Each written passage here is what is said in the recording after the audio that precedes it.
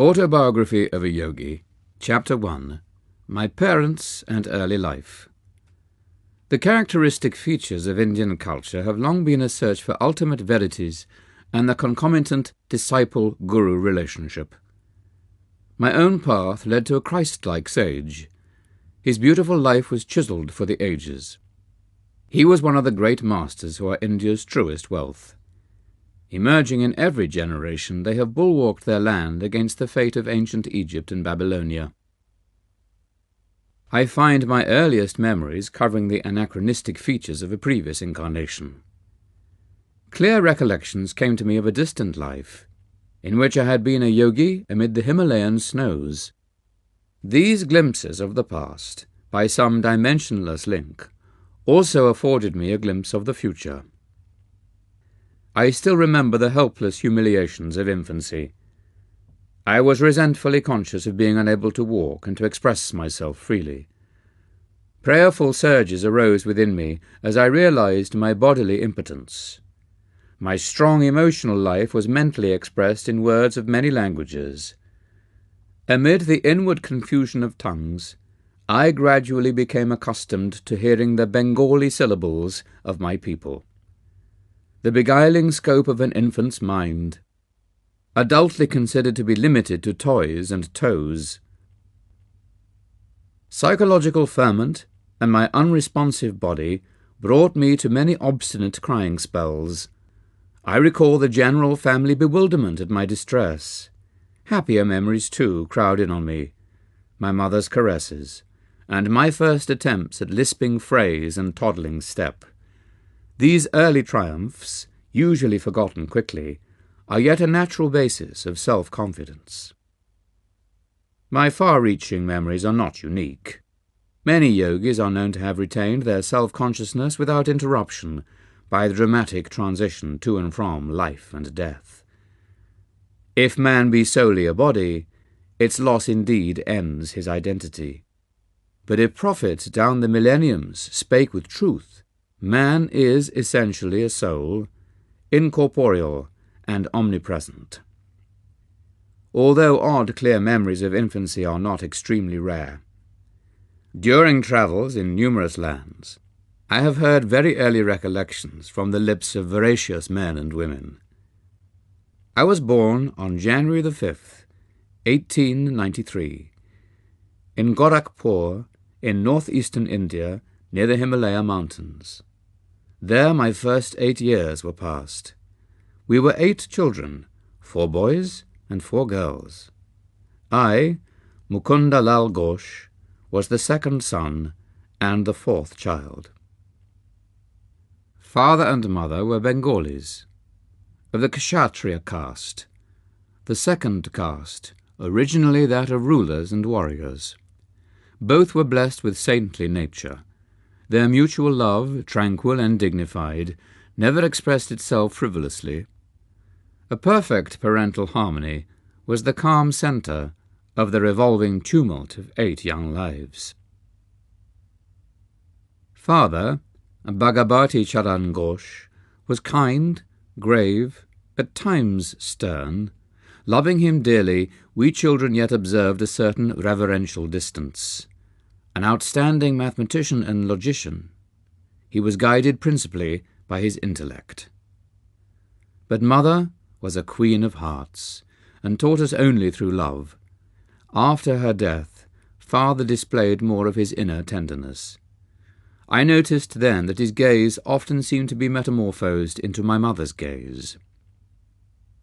In mother's presence, we children made an early bittersweet acquaintance with the scriptures. Mother would resourcefully summon from the Mahabharata and the Ramayana suitable tales to meet the exigencies of discipline. On these occasions, chastisement and instruction went hand in hand. As a gesture of respect for father, in the afternoons mother would dress us children carefully to welcome him home from the office. He held a position similar to that of a vice-president in one of India's large companies, Bengal Nagpur Railway. His work involved travelling. Our family lived in several cities during my childhood. Mother held an open hand toward the needy. Father was also kindly disposed, but his respect for law and order extended to the budget. One fortnight Mother spent in feeding the poor more than Father's monthly income. "All I ask, please," Father said, "is that you keep your charities within a reasonable limit." Even a gentle rebuke from her husband was grievous to Mother. Not hinting to the children at any disagreement, she ordered a hackney carriage. "Goodbye. I'm going away to my mother's home." Ancient ultimatum. We broke into astounded lamentations. Our maternal uncle arrived opportunely. He whispered to Father some sage counsel, garnered no doubt from the ages. After Father had made a few conciliatory remarks, Mother happily dismissed the cab. Thus ended the only trouble I ever noticed between my parents. But I recall a characteristic discussion. "Please give me 10 rupees for a hapless woman who has just arrived at the house." Mother's smile had its own persuasion. "Why 10 rupees? 1 is enough," Father added a justification. "When my father and grandparents died suddenly, I had my first experience of poverty. My only breakfast, before walking miles to my school, was a small banana. Later, at the university, I was in such need that I applied to a wealthy judge for aid of 1 rupee per month. He declined, remarking that even a rupee is important." How bitterly you recall the denial of that rupee. Mother's heart had an instant logic. Do you want this woman also to remember painfully your refusal of 10 rupees, which she needs urgently? You win. With the immemorial gesture of vanquished husbands, he opened his wallet. "Here is a 10-rupee note. Give it to her with my goodwill." Father tended first to say no to any new proposal. His attitude towards the stranger who so readily had won Mother's sympathy was an example of his customary caution. An aversion to instant acceptance is really only honouring the principle of due reflection. I always found Father reasonable and evenly balanced in his judgments. If I could bolster up my numerous requests with 1 or 2 good arguments, he would invariably put within my reach the coveted goal, whether a vacation trip or a new motorcycle. Father was a strict disciplinarian to his children in their early years, but his attitude towards himself was truly Spartan. He never visited the theatre, for instance, but sought his recreation in various spiritual practices and in reading the Bhagavad Gita. Shunning all luxuries, he would cling to 1 old pair of shoes until they were useless. His sons bought automobiles after they came into popular use, but Father was content with the trolley car for his daily ride to the office. Father was not interested in the accumulation of money for the sake of power. On one occasion, after he had organized the Calcutta Urban Bank, he refused to benefit himself by holding any of its shares. He had simply wished to perform a civic duty in his spare time. Several years after Father had retired on a pension, an accountant from England came to India to examine the books of Bengal Nagpur Railway. The amazed investigator discovered that Father had never applied for overdue bonuses. "He did the work of 3 men, the accountant told the company. "He has rupees 125,000, $41,250, owing to him as back compensation." The treasurer sent Father a cheque for that amount. My parent thought so little about the matter that he forgot to mention it to the family. Much later he was questioned by my youngest brother, Vishnu, who had noticed the large deposit on a bank statement. "Why be elated by material profit?" Father replied. "The one who pursues a goal of even-mindedness is neither jubilant with gain nor depressed by loss. He knows that man arrives penniless in this world and departs without a single rupee." Early in their married life, my parents became disciples of a great master, Lahiri Mahashai of Benares. This association strengthened Father's naturally ascetical temperament. Mother once made a remarkable admission to my eldest sister Roma. Your father and I sleep together as man and wife only once a year, for the purpose of having children. Father met Lahiri Mahashaya through Abhinash Babu, an employee of a branch line of Bengal Nagpur Railway. In Gorakhpur, Abhinash Babu instructed my young ears with engrossing tales of many Indian saints. He invariably concluded with a tribute to the superior glories of his own guru. Did you ever hear of the extraordinary circumstances under which your father became a disciple of Lahiri Mahashaya? It was on a lazy summer afternoon, as Abhinash and I sat together in the compound of my home, that he put this intriguing question. I shook my head with a smile of anticipation. Years ago, before you were born, I asked my superior officer, your father, to give me a week's leave from my office duties in order to visit my guru in Benares. Your father ridiculed my plan. "Are you going to become a religious fanatic?" he inquired. "Concentrate on your office work if you want to forge ahead." Sadly walking home along a woodland path that day, I met your father in a palanquin. He dismissed his servants and conveyance, and fell into step beside me. Seeking to console me, he pointed out the advantages of striving for worldly success. But I heard him listlessly. My heart was repeating, "Lahiri Mahashaya, I cannot live without seeing you." Our path took us to the edge of a tranquil field, where the rays of the late afternoon sun were crowning the tall ripple of the wild grass. We paused in admiration. There in the field, only a few yards from us, the form of my great guru suddenly appeared. "Bhagavati, you are too hard on your employee." His voice was resonant in our astounded ears. He vanished as mysteriously as he had come. On my knees I was exclaiming, "Lahiri Mahashaya! Lahiri Mahashaya!" For a few moments your father was motionless with stupefaction. "Avinash, not only do I give you leave, but I give myself leave to start for Benares tomorrow. I must know this great Lahiri Mahashaya, who is able to materialize himself at will in order to intercede for you. I will take my wife and ask this master to initiate us in his spiritual path. Will you guide us to him?" Of course.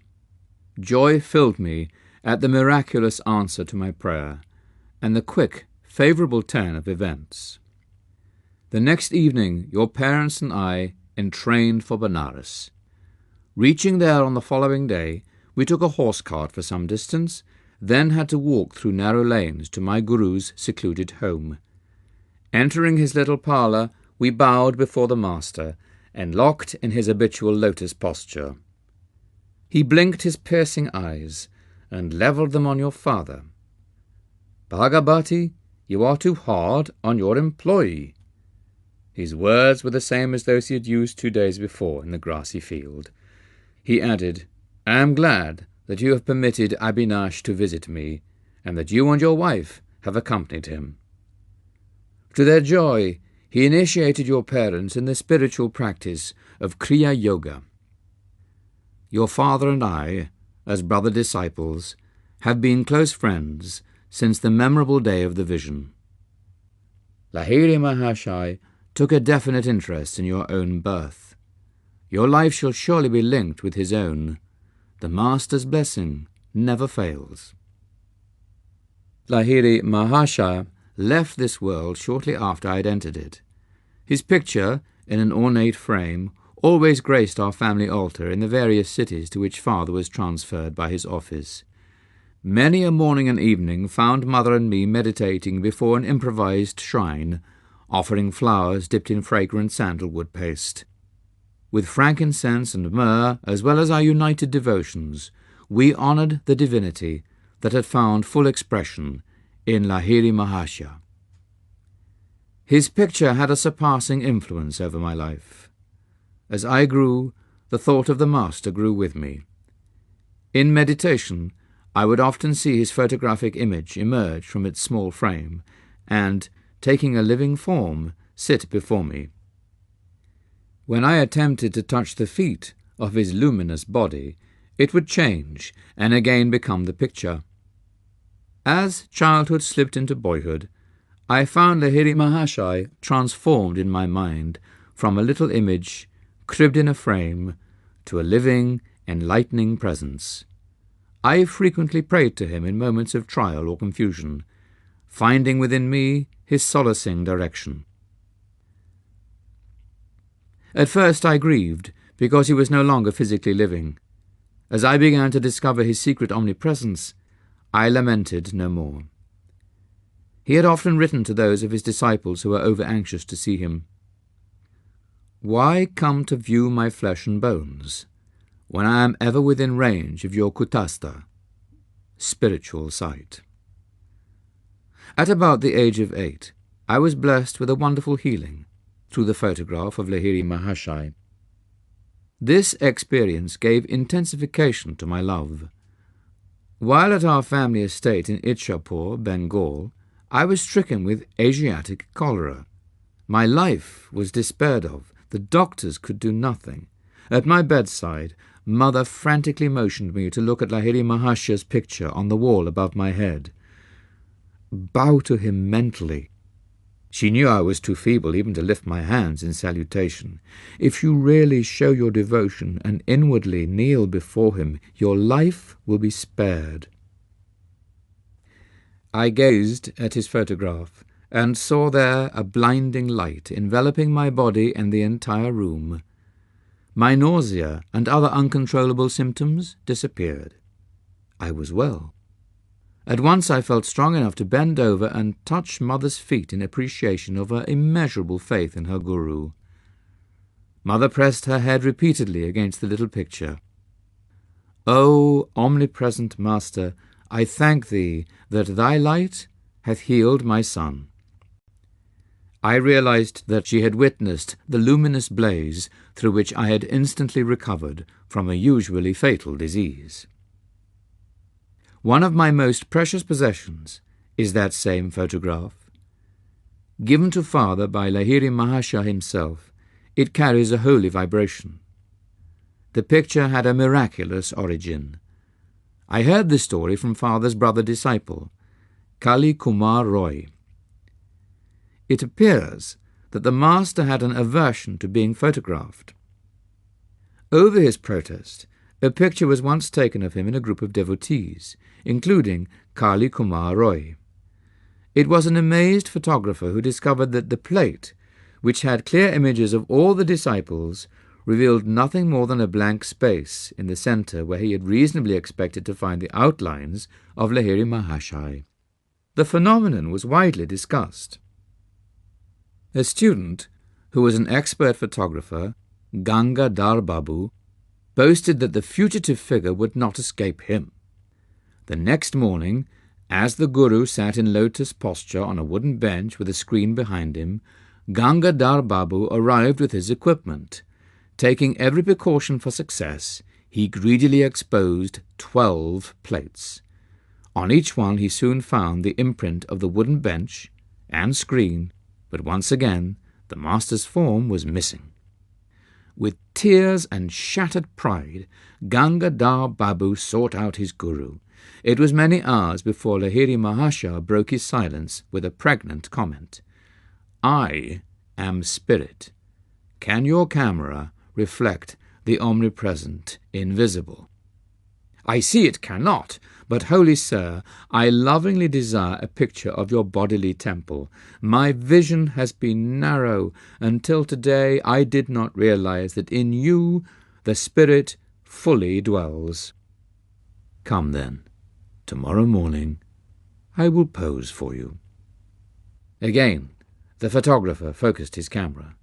This time the sacred figure, not cloaked with mysterious imperceptibility, was sharp on the plate. The Master never posed for another picture. At least I have seen none.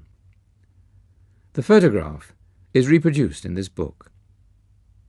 Lahiri Mahashya's fair features, of a universal cast, hardly suggest to what race he belonged. The joy of God communion is slightly revealed in his enigmatic smile. His eyes, half open to denote a nominal interest in the outer world, are also half closed, indicating his absorption in inner bliss. Oblivious of the poor lures of the earth, he was fully awake at all times to the spiritual problems of seekers who approached for his bounty. Shortly after my healing, through the potency of the Guru's picture, I had an influential spiritual vision. Sitting on my bed one morning, I fell into a deep reverie. What is behind the darkness of closed eyes? This probing thought came powerfully into my mind. An immense flash of light at once manifested to my inner gaze. Divine shapes of saints, sitting in meditation posture in mountain caves, formed like miniature cinema pictures on the large screen of radiance within my forehead. "Who are you?" I spoke aloud. "We are the Himalayan yogis." The celestial response is difficult to describe. My heart was thrilled. "Ah, I long to go to the Himalayas and become like you." The vision vanished, but the silvery beams expanded in ever-widening circles to infinity. What is this wondrous glow? I am Ishvara. I am light. The voice was as murmuring clouds. I want to be one with thee. Out of the slow dwindling of my divine ecstasy, I salvaged a permanent legacy of inspiration to seek God. He is eternal, ever new joy. This memory persisted long after the day of rapture. Another early recollection is outstanding, and literally so, for I bear the scar to this day. My elder sister Uma and I were seated in the early morning under a neem tree in our Gorakhpur compound. She was helping me in my study of a Bengali primer, what time I could spare my gaze from the nearby parrots eating ripe margosa fruit. Uma complained of a boil on her leg, and fetched a jar of ointment. I smeared a bit of the salve on my forearm. "Why do you use medicine on a healthy arm?" "Well, sis, I feel I'm going to have a boil tomorrow. I am testing your ointment on the spot where the boil will appear." "You little liar." "Sis, don't call me a liar until you see what happens in the morning." Indignation filled me. Uma, unimpressed, thrice repeated her taunt. An adamant resolution sounded in my voice as I made slow reply. "By the power of will in me, I say that tomorrow I shall have a fairly large boil in this exact place on my arm, and your boil shall swell to twice its present size." Morning found me with a stalwart boil on the indicated spot. The dimensions of Uma's boil had doubled. With a shriek, my sister rushed to mother. "Mukunda has become a necromancer." Gravely, mother instructed me never to use the power of words for doing harm. I have always remembered her counsel and followed it. My boil was surgically treated. A noticeable scar, left by the doctor's incision, is present today. On my right forearm is a constant reminder of the power in man's sheer word. Those simple and apparently harmless phrases to Uma, spoken with deep concentration, had possessed sufficient hidden force to explode like bombs, and to produce definite, though injurious, effects. I understood later that the explosive vibratory power in speech could be wisely directed to free one's life from difficulties and thus operate without scar or rebuke. Our family moved to Lahore in the Punjab. There I acquired a picture of the Divine Mother in the form of the goddess Kali, a symbol of God in the aspect of eternal Mother Nature. It sanctified a small informal shrine on the balcony of our home. An unequivocal conviction came over me that fulfillment would crown any of my prayers uttered in that sacred spot. Standing there with Uma one day, I watched two boys flying kites over the roofs of two buildings that were separated from our house by an extremely narrow lane. "Why are you so quiet?" Uma pushed me playfully. "I am just thinking how wonderful it is that Divine Mother gives me whatever I ask." "I suppose she would give you those two kites," my sister laughed derisively. "Why not?" I began silent prayers for their possession. Matches are played in India with kites whose strings are covered with glue and ground glass. Each player attempts to sever the string held by his opponent. A freed kite sails over the roofs. There is great fun in catching it. As Uma and I were on a roofed, recessed balcony, it seemed impossible that a loosed kite could come into our hands. Its string would naturally dangle over the roof. The players across the lane began their match. One string was cut. Immediately the kite floated in my direction. Owing to a sudden abatement of the breeze, the kite remained stationary for a moment, during which its string became firmly entangled with a cactus plant on top of the opposite house. A long, perfect loop was formed for my seizure. I handed the prize to Uma. "It was just an extraordinary accident and not an answer to your prayer. If the other kite comes to you, then I shall believe." Sister's dark eyes conveyed more amazement than her words. I continued my prayers with intensity. A forcible tug by the other player resulted in the abrupt loss of his kite. It headed toward me, dancing in the wind. My helpful assistant, the cactus plant, again secured the kite string in the necessary loop by which I could grasp it. I presented my second trophy to Uma. "Indeed, Divine Mother listens to you. This is all too uncanny for me." Sister bolted away like a frightened fawn. Chapter 2. My Mother's Death and the Mystic Amulet. My mother's greatest desire was the marriage of my elder brother. "Ah, when I behold the face of Ananta's wife, I shall find heaven on this earth."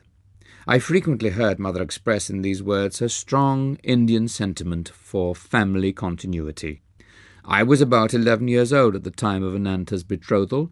Mother was in Calcutta, joyously supervising the wedding preparations. Father and I alone remained at our home in Bareilly in northern India, whence Father had been transferred after 2 years at Lahore.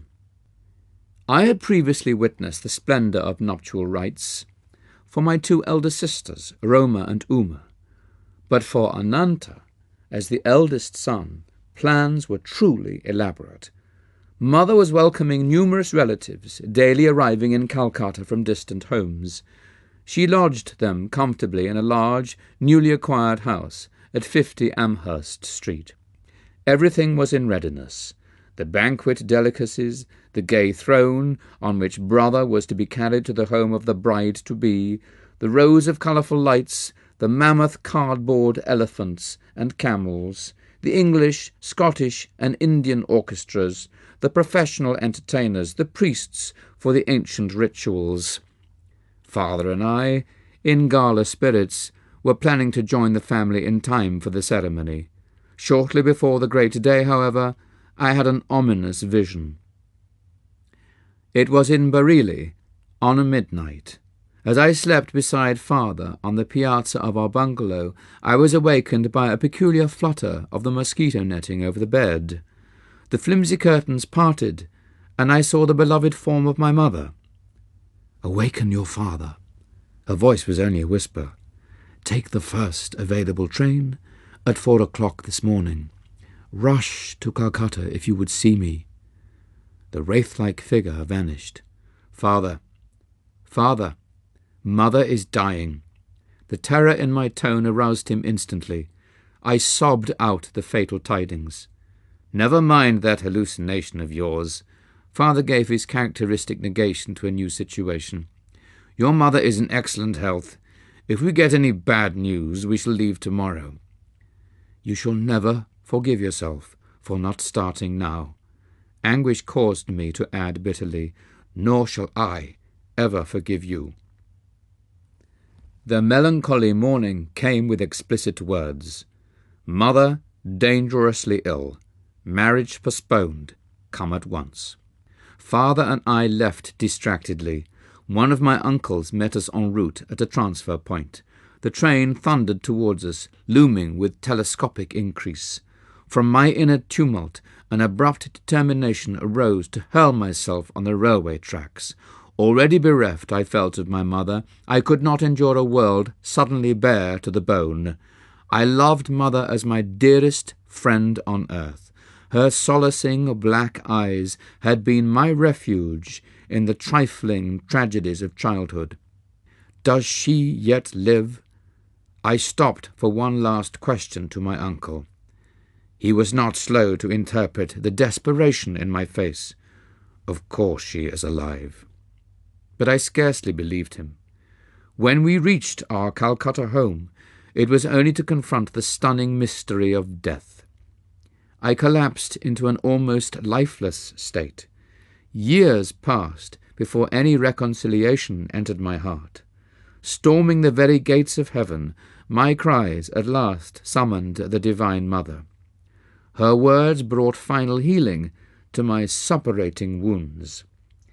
It is I who have watched over thee, life after life, in the tenderness of many mothers. See in my gaze the two black eyes, the lost beautiful eyes thou seekest. Father and I returned to Bareilly soon after the crematory rites for the well-beloved. Early every morning I made a pathetic memorial pilgrimage to a large shioli tree which shaded the smooth green-gold lawn before our bungalow. In poetical moments I thought that the white shioli flowers were strewing themselves with a willing devotion over the grassy altar. Mingling tears with the dew, I often observed a strange, otherworldly light emerging from the dawn. Intense pangs of longing for God assailed me. I felt powerfully drawn to the Himalayas. One of my cousins, fresh from a period of travel in the holy hills, visited us in Bareilly. I listened eagerly to his tales about the high mountain abode of yogis and swamis. Let us run away to the Himalayas. My suggestion one day to Dwarka Prasad, the young son of our landlord in Bareilly, fell on unsympathetic ears. He revealed my plan to my elder brother, who had just arrived to see father. Instead of laughing lightly over this impractical scheme of a small boy, Ananta made it a definite point to ridicule me. "Where is your orange robe? You can't be a Swami without that." But I was inexplicably thrilled by his words. They brought me a clear picture, that of myself as a monk, roaming about India. Perhaps they awakened memories of a past life. In any case, I realized with what natural ease I would wear the garb of the anciently founded monastic order. Chatting one morning with Dwarka, I felt a love for God descending with avalanche-like force. My companion was only partly attentive to the ensuing eloquence, but I was wholeheartedly listening to myself. I fled that afternoon towards Naini Tal in the Himalayan foothills. Ananta gave determined chase. I was forced to return, sadly, to Bareilly. The only pilgrimage permitted me was the customary one at dawn to the shioli tree. My heart wept for my two lost mothers, one human, one divine. The rent left in the family fabric by mother's death was irreparable. Father never remarried during his nearly 40 remaining years. Assuming the difficult role of father-mother to his little flock, he grew noticeably more tender, more approachable. With calmness and insight, he solved the various family problems. After office hours, he retired like a hermit to the cell of his room, practicing Kriya Yoga in a sweet serenity. Long after mother's death, I attempted to engage an English nurse to attend to details that would make my parents' life more comfortable, but father shook his head. "Service to me ended with your mother. His eyes were remote with a lifelong devotion. I will not accept ministrations from any other woman. 14 months after Mother's passing, I learned that she had left me a momentous message. Ananta had been present at her deathbed and had recorded her words. Though she had asked that the disclosure be made to me in 1 year, my brother had delayed. He was soon to leave Bareilly for Calcutta, to marry the girl that Mother had chosen for him. One evening he summoned me to his side. "Mukunda, I have been reluctant to give you strange tidings." Ananta's tone held a note of resignation.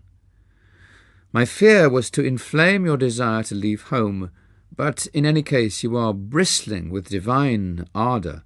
When I captured you recently on your way to the Himalayas, I came to a definite resolve. I must not further postpone the fulfilment of my solemn promise." My brother handed me a small box and delivered Mother's message.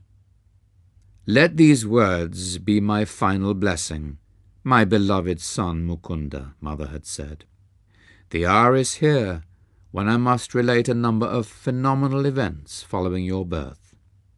I first knew your destined path when you were but a babe in my arms.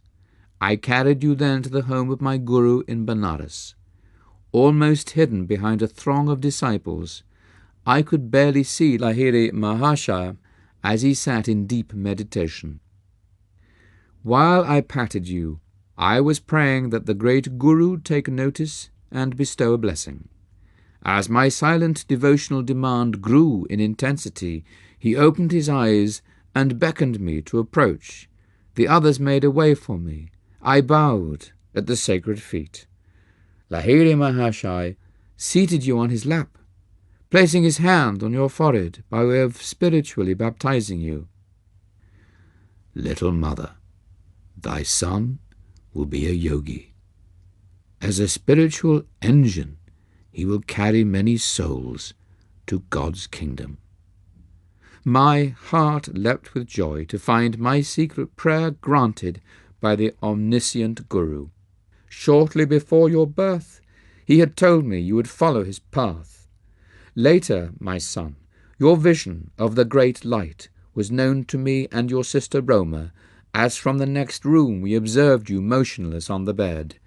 Your little face was illuminated, your voice rang with iron resolve as you spoke of going to the Himalayas in quest of the divine. In these ways, dear son, I came to know that your road lies far from worldly ambitions. The most singular event in my life brought further confirmation, an event which now impels my deathbed message. It was an interview with a sage in the Punjab. While our family was living in Lahore, one morning the servant came into my room. "Mistress, a strange sadhu is here. He insists that he see the mother of Mukunda." These simple words struck a profound chord within me. I went at once to greet the visitor. Bowing at his feet, I sensed that before me was a true man of God. "Mother," he said, "the great masters wish you to know that your stay on earth shall not be long. Your next illness shall prove to be your last." There was a silence, during which I felt no alarm, but only a vibration of great peace. Finally he addressed me again. "You are to be the custodian of a certain silver amulet. I will not give it to you today. To demonstrate the truth in my words, the talisman shall materialize in your hand tomorrow, as you meditate. On your deathbed, you must instruct your eldest son, Ananta, to keep the amulet for 1 year and then to hand it over to your second son. Mukunda will understand the meaning of the talisman from the great ones. He shall receive it about the time he is ready to renounce all worldly hopes and to start his vital search for God. When he has retained the amulet for some years, and when it has served its purpose, it shall vanish. Even if kept in the most secret spot, it shall return whence it came. I proffered alms to the saint and bowed before him in great reverence. Not taking the offering, he departed with a blessing. The next evening, as I sat with folded hands in meditation, a silver amulet materialized between my palms, even as the sadhu had promised. It made itself known by a cold, smooth touch. I have jealously guarded it for more than 2 years, and now leave it in Ananta's keeping. Do not grieve for me, as I shall have been ushered by my great Guru into the arms of the Infinite. Farewell, my child. The Cosmic Mother will protect you. A blaze of illumination came over me with possession of the amulet. Many dormant memories awakened. The talisman, round and anciently quaint, was covered with Sanskrit characters. I understood that it came from teachers of past lives, who were invisibly guiding my steps. A further significance there was, indeed, but one may not fully unveil the heart of an amulet. How the talisman finally vanished amidst deeply unhappy circumstances of my life, and how its loss was a herald of my gain of a guru, may not be told in this chapter. But the small boy, thwarted in his attempts to reach the Himalayas, daily travelled far on the wings of his amulet.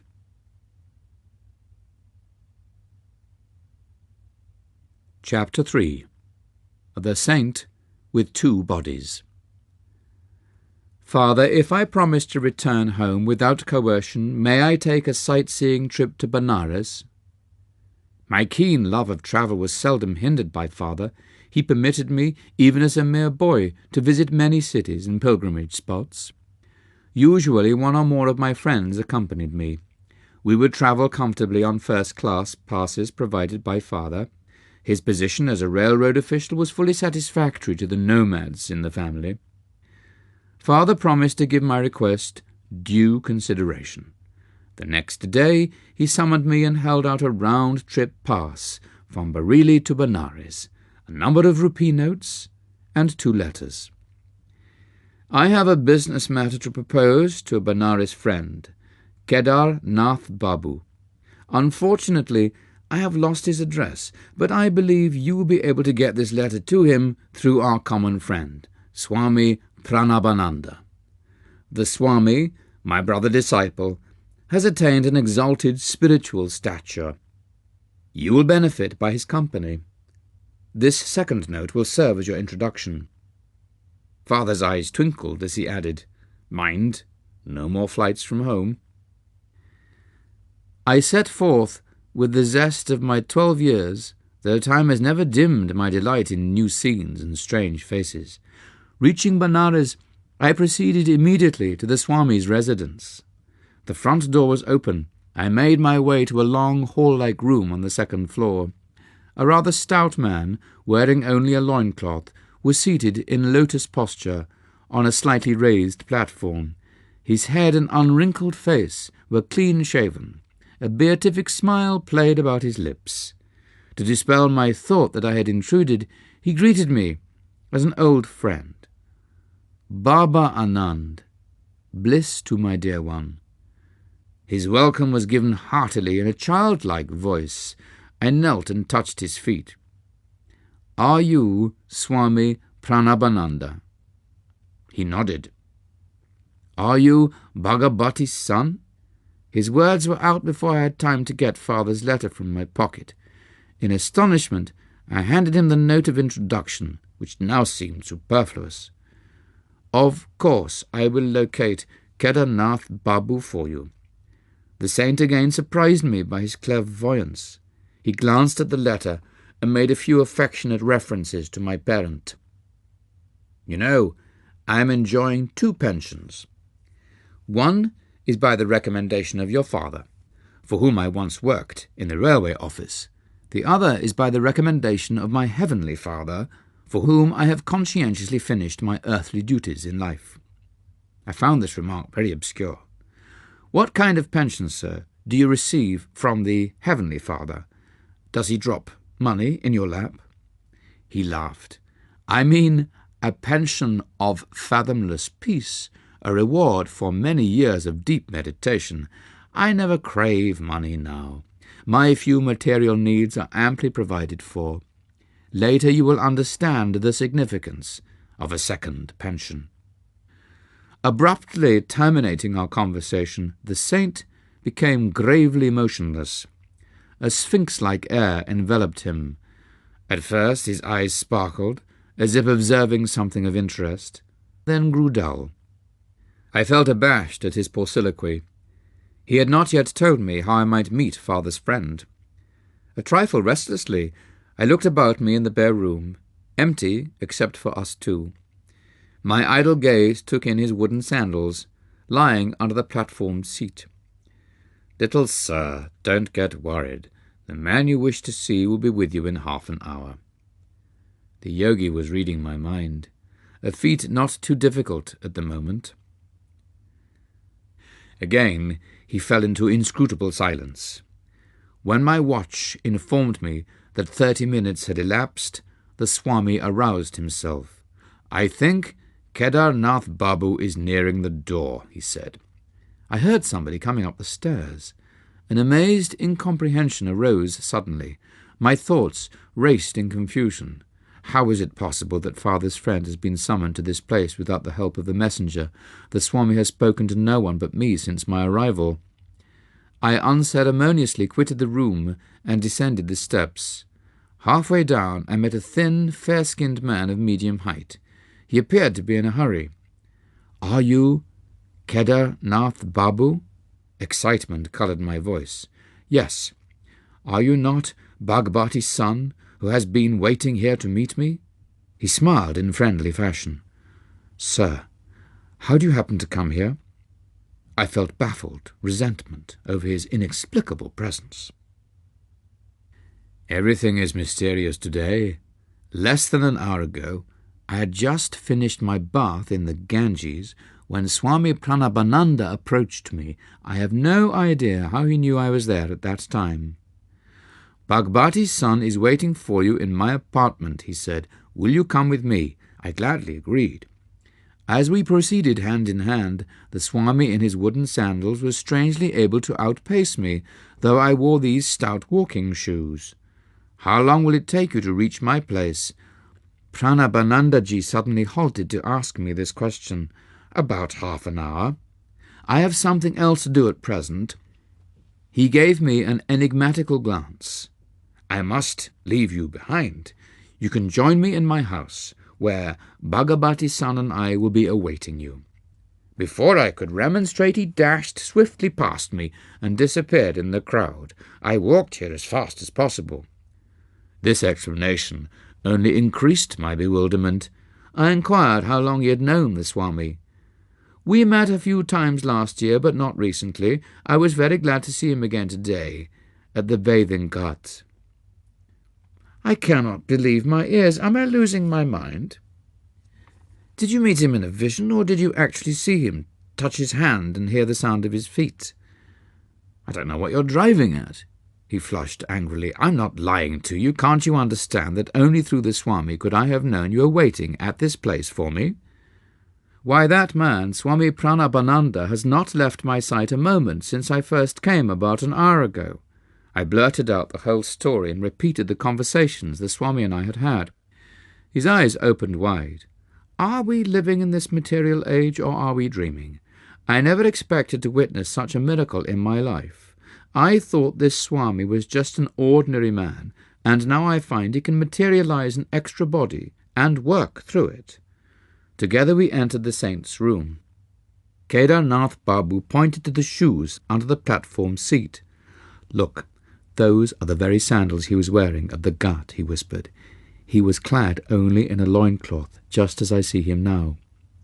As the visitor bowed before him, the saint turned to me with a quizzical smile.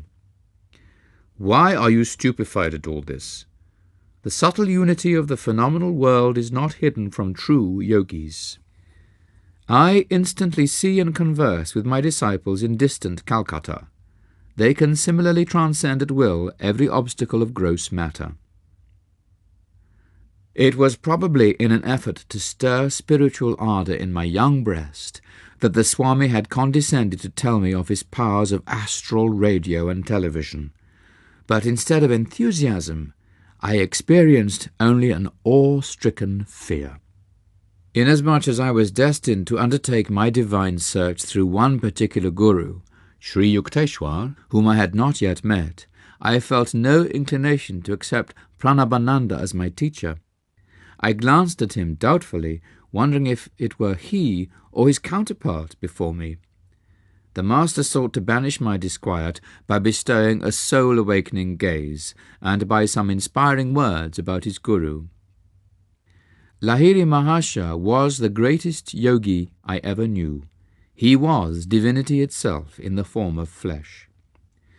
If a disciple, I reflected, could materialize an extra fleshly form at will, what miracles indeed could be barred to his master? I will tell you how priceless is a guru's help. I used to meditate with another disciple for 8 hours every night. We had to work at the railway office during the day. Finding difficulty in carrying on my clerical duties, I desired to devote my whole time to God. For 8 years I persevered, meditating half the night. I had wonderful results. Tremendous spiritual perceptions illuminated my mind. But a little veil always remained between me and the infinite. Even with superhuman earnestness, I found the final irrevocable union to be denied me.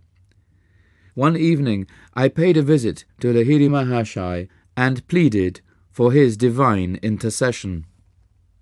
My importunities continued during the entire night. Angelic Guru, my spiritual anguish is such that I can no longer bear my life without meeting the great beloved face to face. What can I do? You must meditate more profoundly. I am appealing to thee, O God, my Master. I see thee materialized before me in a physical body. Bless me that I may perceive thee in thine infinite form. Lahiri Mahasaya extended his hand in a benign gesture. You may go now and meditate. I have interceded for you with Brahma. Immeasurably uplifted, I returned to my home. In meditation that night, the burning goal of my life was achieved. Now I ceaselessly enjoy the spiritual pension. Never from that day has the blissful Creator remained hidden from my eyes behind any screen of delusion. Pranabananda's face was suffused with divine light. The peace of another world entered my heart. All fear had fled. The saint made a further confidence. Some months later I returned to Lahiri Mahasaya and tried to thank him for his bestowal of the infinite gift. Then I mentioned another matter. Divine Guru, I can no longer work in the office. Please release me. Brahma keeps me continuously intoxicated. Apply for a pension from your company. What reason shall I give, so early in my service? Say what you feel. The next day I made my application. The doctor inquired the grounds for my premature request. At work, I find an overpowering sensation rising in my spine. It permeates my whole body, unfitting me for the performance of my duties. Without further questioning, the physician recommended me highly for a pension, which I soon received. I know the divine will of Lahiri Mahasaya worked through the doctor and the railroad officials, including your father. Automatically, they obeyed the great Guru's spiritual direction and freed me for a life of unbroken communion with the Beloved. After this extraordinary revelation, Swami Pranabananda retired into one of his long silences. As I was taking leave, touching his feet reverently, he gave me his blessing. Your life belongs to the path of renunciation and yoga. I shall see you again with your father later on. The years brought fulfillment to both these predictions. Kedarnath Babu walked by my side in the gathering darkness. I delivered father's letter, which my companion read under a street lamp. Your father suggests that I take a position in the Calcutta office of his railway company. How pleasant to look forward to one at least of the pensions that Swami Pranabananda enjoys. But it is impossible. I cannot leave Benares. Alas, 2 bodies are not yet for me. Chapter 4. My interrupted flight toward the Himalayas. Leave your classroom on some trifling pretext and engage a hackney carriage. Stop in the lane where no one in my house can see you. These were my final instructions to Amar Mitra, a high school friend who planned to accompany me to the Himalayas. We had chosen the following day for our flight. Precautions were necessary, as my brother Ananta exercised a vigilant eye. He was determined to foil the plans of escape that he suspected were uppermost in my mind. The amulet, like a spiritual yeast, was silently at work within me. I hoped to find amid the Himalayan snows the master whose face often appeared to me in visions. The family was living now in Calcutta, where father had been permanently transferred. Following the patriarchal Indian custom, Ananta had brought his bride to live in our home. There, in a small attic room, I engaged in daily meditations and prepared my mind for the divine search. The memorable morning arrived, with inauspicious rain. Hearing the wheels of Amar's carriage on the road, I hastily tied together a blanket, a pair of sandals, 2 loincloths, a string of prayer beads, Lahiri Mahasha's picture, and a copy of the Bhagavad Gita. This bundle I threw from my 3rd-story window. I ran down the steps and past my uncle, buying fish at the door. What is the excitement? His gaze roved suspiciously over my person. I gave him a noncommittal smile and walked to the lane. Retrieving my bundle, I joined Amar with conspiratorial caution. We drove to Chandi Chowk, a merchandise centre. For months we had been saving our tiffin money to buy English clothes. Knowing that my clever brother could easily play the part of a detective, we thought to outwit him by wearing European garb. On the way to the station, we stopped for my cousin, Jotin Ghosh, whom I called Jatinda. He was a new convert, longing for a guru in the Himalayas. He donned the new suit we had in readiness, well camouflaged, we hoped. A deep elation possessed our hearts. All we need now are canvas shoes. I led my companions to a shop displaying rubber-soled footwear. Articles of leather, got only through the slaughter of animals, should be absent on this holy trip. I halted on the street to remove the leather cover from my Bhagavad Gita and the leather straps from my English-made solar topi helmet. At the station, we bought tickets to Burdwan, where we planned to transfer for Hardwar in the Himalayan foothills. As soon as the train, like ourselves, was in flight, I gave utterance to a few of my glorious anticipations. "Just imagine," I ejaculated, "we shall be initiated by the masters and experience the trance of cosmic consciousness. Our flesh will be charged with such magnetism that wild animals of the Himalayas will come tamely near us. Tigers will be no more than meek house cats, awaiting our caresses." This remark, picturing a prospect I considered entrancing, both metaphorically and literally, brought an enthusiastic smile from Amar. But Jatinda averted his gaze, directing it through the window at the scampering landscape. "Let the money be divided in 3 portions," Jatinda broke a long silence with this suggestion. "Each of us should buy his own ticket at Burdwan. Thus, no one at the station will surmise that we are running away together." I unsuspectingly agreed. At dusk, our train stopped at Burdwan. Jatinda entered the ticket office. Amar and I sat on the platform. We waited 15 minutes, then made unavailing inquiries. Searching in all directions, we shouted Jitinder's name with the urgency of fright, but he'd faded into the dark unknown surrounding the little station. I was completely unnerved, shocked to a peculiar numbness, that God would countenance this depressing episode.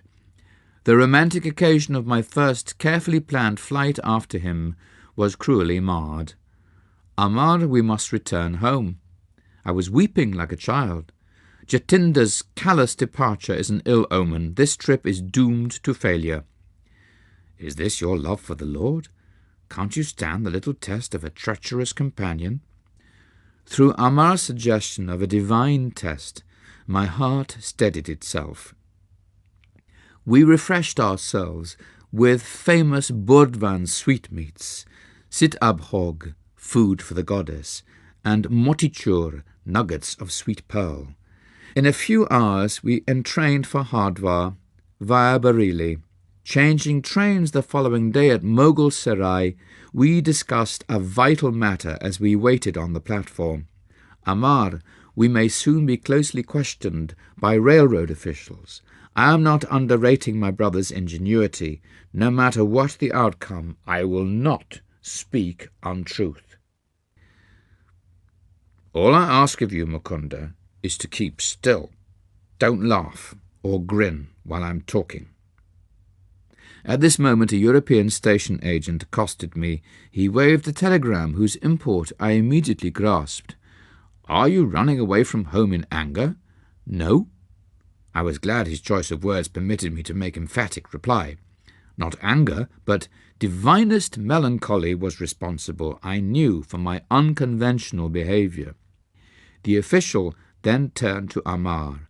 The duel of wits that followed hardly permitted me to maintain the counselled stoic gravity. Where is the third boy? The man injected a full ring of authority into his voice. Come now, speak the truth. Sir, I notice you are wearing eyeglasses. Can't you see that we are only two? Amar smiled impudently. I'm not a magician. I can't conjure up a third boy. The official, noticeably disconcerted by this impertinence, sought a new field of attack. What is your name? I am called Thomas. I am the son of an English mother and a converted Christian Indian father. What is your friend's name? I call him Thompson. By this time my inward mirth had reached a zenith. I unceremoniously made for the train, which was providentially whistling for departure. Amar followed with the official, who was credulous and obliging enough to put us into a European compartment. It evidently pained him to think of two half-English boys travelling in the section allotted to natives. After his polite exit, I lay back on the seat and laughed uproariously. Amar wore an expression of blithe satisfaction at having outwitted a veteran European official. On the platform, I had contrived to read the telegram. From my brother Ananta it went thus. 3 Bengali boys in English clothes running away from home towards Hardwar via Mughal Sarai. Please detain them until my arrival. Ample reward for your services. Amar, I told you not to leave marked timetables in your home. My glance was reproachful. Brother must have found one there. My friend sheepishly acknowledged the thrust. We halted briefly in Bareilly, where Dwarka Prasad awaited us with a telegram from Ananta. Dwarka tried valiantly to detain us. I convinced him that our flight had not been undertaken lightly. As on a previous occasion, Dwarka refused my invitation to set out for the Himalayas. While our train stood in the station that night, and I was half asleep, Amar was awakened by another questioning official. He too fell a victim to the hybrid charms of Thomas and Thompson. The train bore us triumphantly into a dawn arrival at Hardwar. The majestic mountains loomed invitingly in the distance. We dashed through the station and entered the freedom of city crowds. Our first act was to change into native costume, as Ananta had somehow penetrated our European disguise. A premonition of capture weighed on my mind. Deeming it advisable to leave Hardwar at once, we bought tickets to proceed north to Rishikesh, a soil long hallowed by the feet of many masters. I had already boarded the train, while Amar lagged on the platform. He was brought to an abrupt halt by a shout from a policeman. An unwelcome guardian, the officer escorted Amar and me to a police station bungalow and took charge of our money. He explained courteously that it was his duty to hold us until my elder brother arrived. Learning that the truant's destination had been the Himalayas, the officer related a strange story. "I see you are crazy about saints. You will never meet a greater man of God than the one I saw only yesterday. My brother officer and I first encountered him 5 days ago. We were patrolling by the Ganges, on a sharp lookout for a certain murderer. Our instructions were to capture him, dead or alive. He was known to be masquerading as a sadhu in order to rob pilgrims. A short way before us we spied a figure which resembled the description of the criminal. He ignored our command to stop. We ran to overpower him. Approaching his back, I wielded my axe with tremendous force. The man's right arm was severed almost completely from his body. Without outcry or glance at the ghastly wound, the stranger astonishingly continued his swift pace. As we jumped in front of him, he spoke quietly. 'I am not the murderer you are seeking.' I was deeply mortified to see that I had injured the person of a divine-looking sage.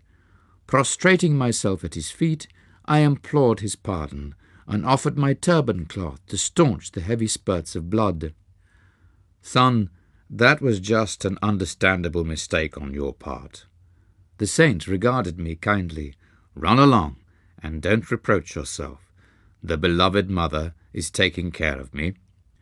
He pushed his dangling arm into its stump, and lo, it adhered. The blood inexplicably ceased to flow. 'Come to me under yonder tree in 3 days, and you will find me fully healed. Thus you will feel no remorse.' Yesterday my brother officer and I went eagerly to the designated spot. The sadhu was there and allowed us to examine his arm. It bore no scar nor trace of hurt. I am going via Rishikesh to the Himalayan solitudes. The sadhu blessed us as he departed quickly. I feel that my life has been uplifted through his sanctity." The officer concluded with a pious ejaculation. His experience had obviously moved him beyond his usual depths. With an impressive gesture, he handed me a printed clipping about the miracle. In the usual garbled manner of the sensational type of newspaper, not missing, alas, even in India, the reporter's version was slightly exaggerated. It indicated that the sadhu had been almost decapitated. Amar and I lamented that we had missed the great yogi who could forgive his persecutor in such a Christ-like way. India, materially poor for the last 2 centuries, yet has an inexhaustible fund of divine wealth. Spiritual skyscrapers may occasionally be encountered by the wayside, even by worldly men like this policeman. We thanked the officer for relieving our tedium with his marvellous story. He was probably intimating that he was more fortunate than we. He had met an illuminated saint without effort.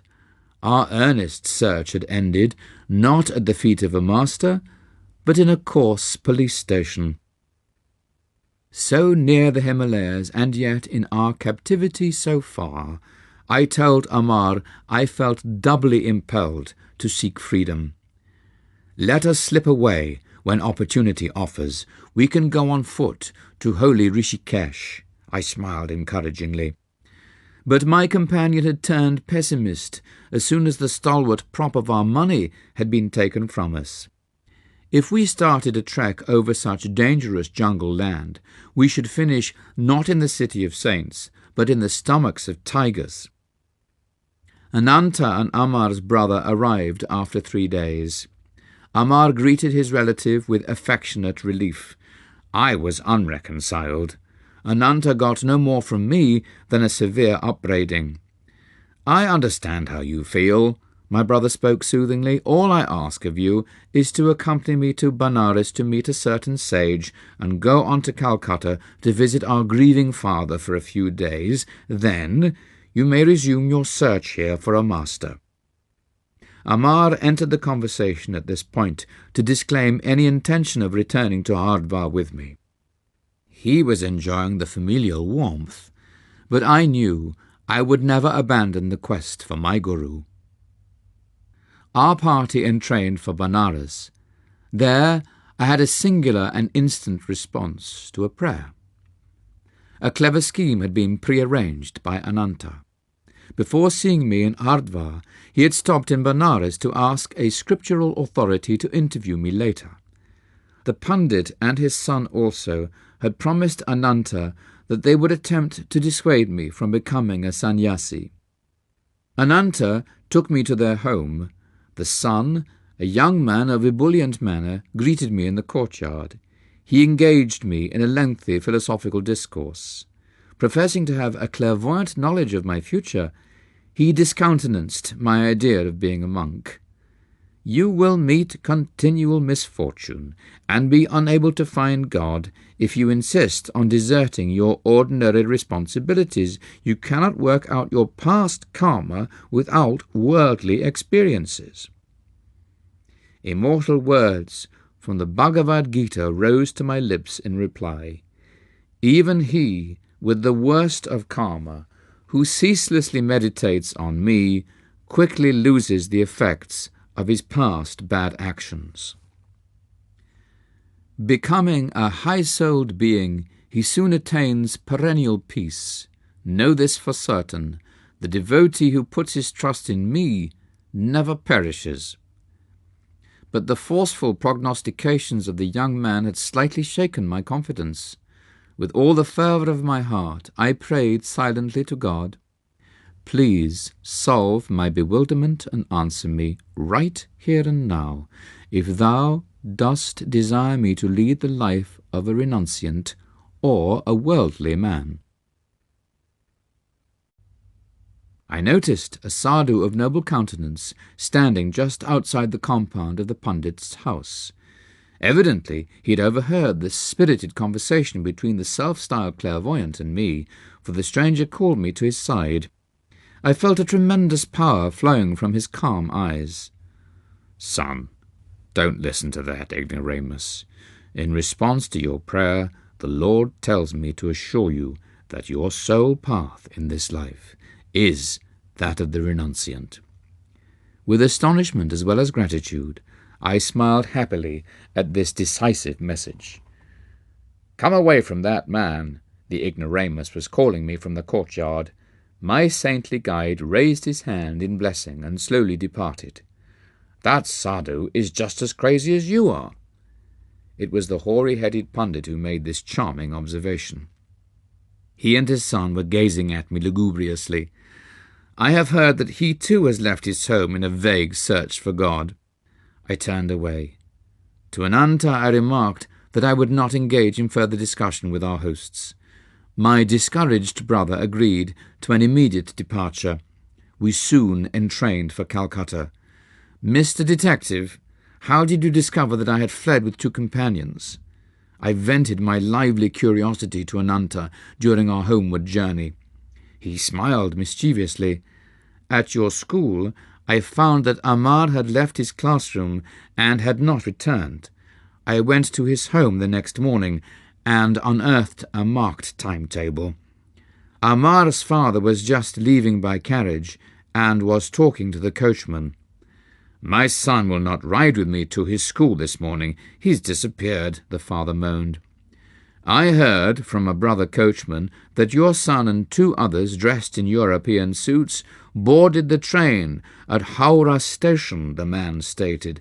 'They made a present of their leather shoes to the cab driver.' Thus I had 3 clues: the timetable, the trio of boys, and the English clothing." I was listening to Ananta's disclosures with mingled mirth and vexation. Our generosity to the coachman had been slightly misplaced.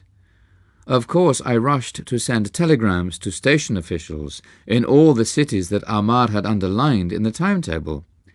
He had checked Bareilly, so I wired your friend Dwarka there. After inquiries in our Calcutta neighbourhood, I learned that cousin Jatinder had been absent one night, but had arrived home the following morning in European garb. I sought him out and invited him to dinner. He accepted, quite disarmed by my friendly manner. On the way, I led him unsuspectingly to a police station. He was surrounded by several officers whom I had previously selected for their ferocious appearance.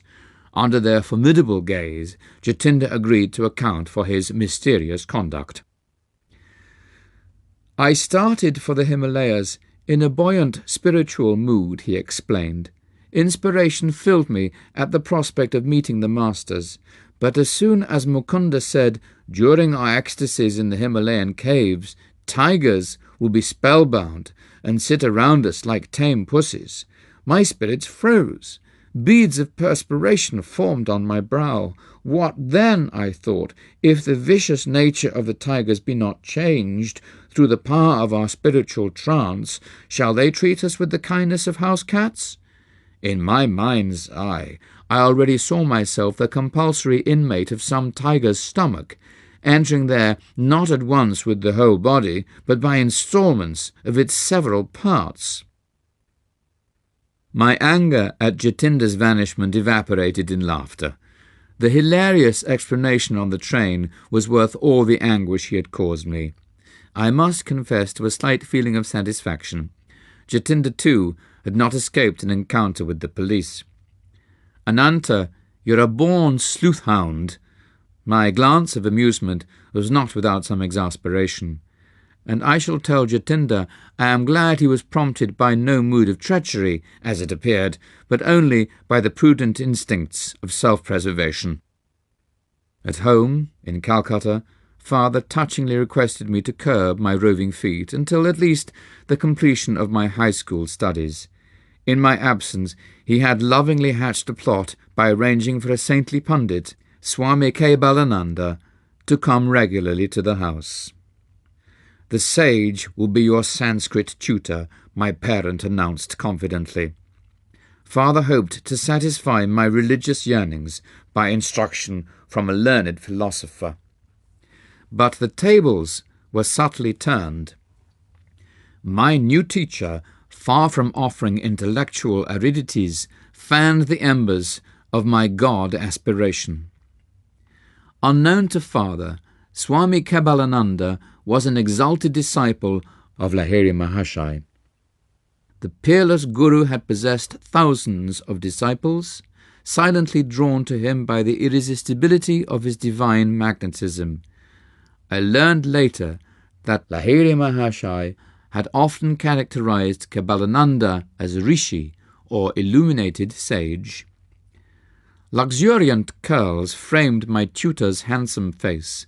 His dark eyes were guileless with the transparency of a child's. All the movements of his slight body were marked by a restful deliberation. Ever gentle and loving, he was firmly established in the infinite consciousness. Many of our happy hours together were spent in deep Kriya meditation. Kebalananda was a noted authority on the ancient Shastras, or sacred books. His erudition had earned him the title of Shastri Mahashai, by which he was usually addressed, but my progress in Sanskrit scholarship was unnoteworthy. I sought every opportunity to forsake prosaic grammar and to talk of yoga and Lahiri Mahashai. My tutor obliged me one day by telling me something of his own life with the master.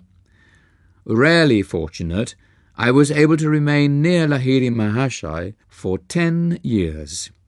His Banaras home was my nightly goal of pilgrimage. The Guru was always present in a small front parlour on the first floor. As he sat in lotus posture on a backless wooden seat, his disciples garlanded him in a semicircle. His eyes sparkled and danced with the joy of the divine. They were ever half-closed, peering through the inner telescopic orb into a sphere of eternal bliss. He seldom spoke at length. Occasionally his gaze would focus on a student in need of help. Healing words poured then like an avalanche of light. An indescribable peace blossomed within me at the Master's glance. I was permeated with his fragrance, as though from a lotus of infinity. To be with him, even without exchanging a word for days, was experience which changed my entire being. If any invisible barrier rose in the path of my concentration, I would meditate at the Guru's feet. There, the most tenuous states came easily within my grasp. Such perceptions eluded me in the presence of lesser teachers. The Master was a living temple of God, whose secret doors were open to all disciples through devotion. Lahiri Mahashai was no bookish interpreter of the scriptures. Effortlessly he dipped into the divine library. Foam of words and spray of thoughts gushed from the fountain of his omniscience. He had the wondrous clavis that unlocked the profound philosophical science hidden ages ago in the Vedas. If asked to explain the different planes of consciousness mentioned in the ancient texts, he would smilingly assent. I will undergo those states, and presently tell you what I perceive. He was thus diametrically unlike the teachers who commit scripture to memory and then give forth unrealized abstractions. Please expound the holy stanzas as the meaning occurs to you. The taciturn Guru often gave this instruction to a nearby disciple. I will guide your thoughts, that the right interpretation be uttered. In this way, many of Lahiri Mahashai's perceptions came to be recorded with voluminous commentaries by various students. The Master never counselled slavish belief. Words are only shells, he said. Win conviction of God's presence through your own joyous contact in meditation. No matter what the disciple's problem, the Guru advised Kriya Yoga for its solution. The yogic key will not lose its efficiency when I am no longer present in the body to guide you. This technique cannot be bound, filed, and forgotten in the manner of theoretical inspirations. Continue ceaselessly on your path to liberation through Kriya, whose power lies in practice. I myself consider Kriya the most effective device of salvation through self-effort ever to be evolved in man's search for the infinite. Kabbalananda concluded with this earnest testimony. Through its use, the omnipotent God, hidden in all men, became visibly incarnated in the flesh of Lahiri Mahashai and of a number of his disciples. A Christ-like miracle by Lahiri Mahashai took place in Kabbalananda's presence. My saintly tutor recounted the story one day, his eyes remote from the Sanskrit texts on the table before us. A blind disciple, Ramu, aroused my active pity. Should he have no light in his eyes when he faithfully served our Master, in whom the divine was fully blazing? One morning I sought to speak to Ramu, but he sat for patient hours, fanning the Guru with a handmade palm-leaf punkah. When the devotee finally left the room, I followed him. Ramu, how long have you been blind? From my birth, sir. Never have my eyes been blessed with a glimpse of the sun. Our omnipotent Guru can help you.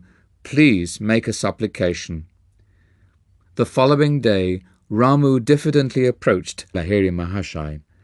The disciple felt almost ashamed to ask that physical wealth be added to his spiritual superabundance. Master, the illuminator of the cosmos is in you. I pray you to bring his light into my eyes, that I perceive the sun's lesser glow. Ramu, someone has connived to put me in a difficult position. I have no healing power.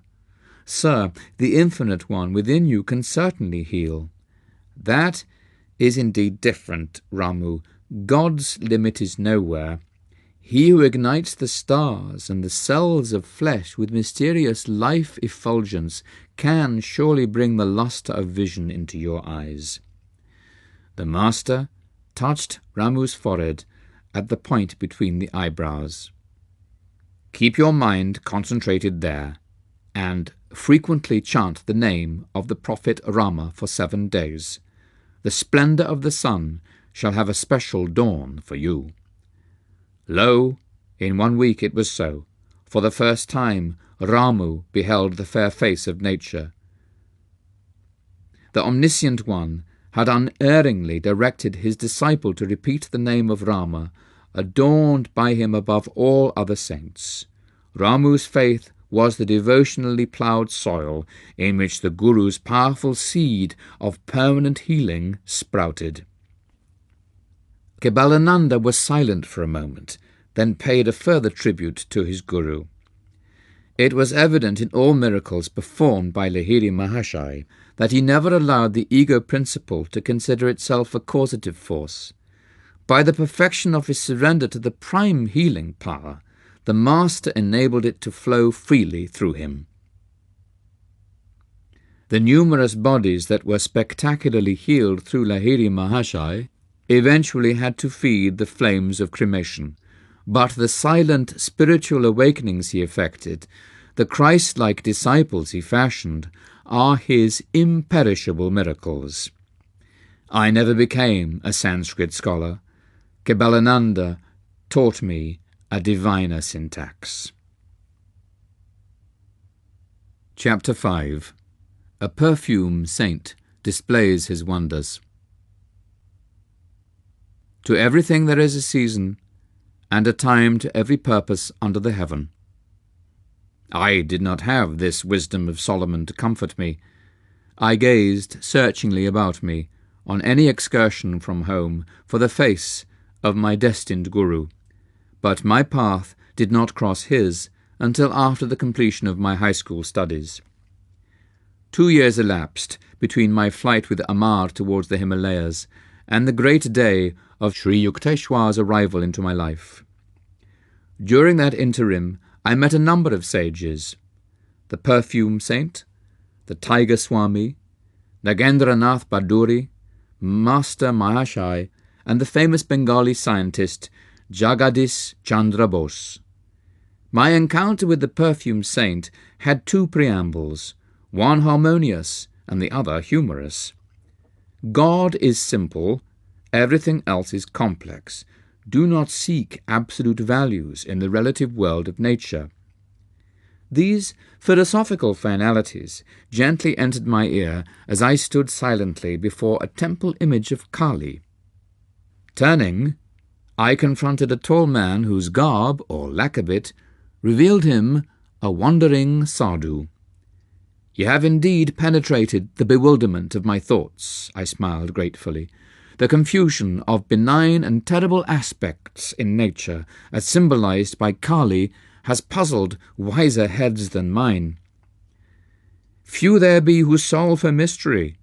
Good and evil is the challenging riddle which life places sphinx-like before every intelligence.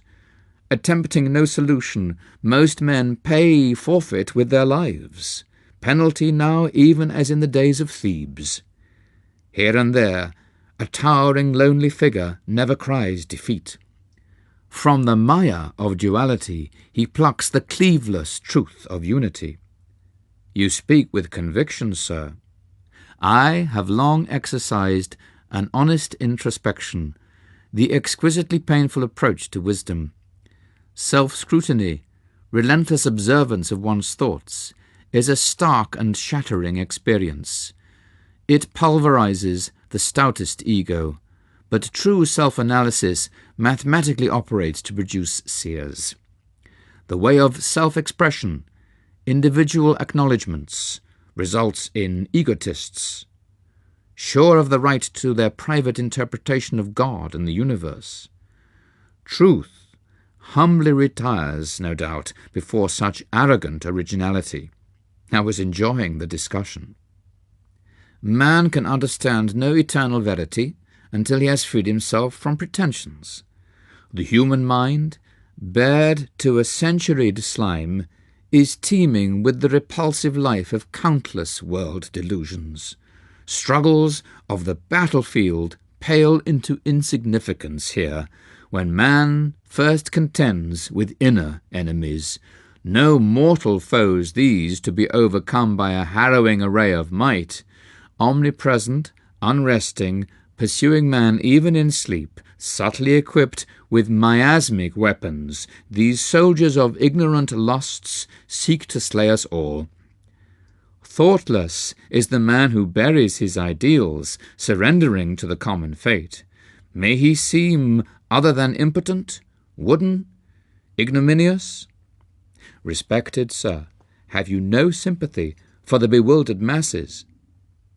The sage was silent for a moment, then answered obliquely, To love both the invisible God, repository of all virtues, and visible man, apparently possessed of none, is often baffling, but ingenuity is equal to the maze.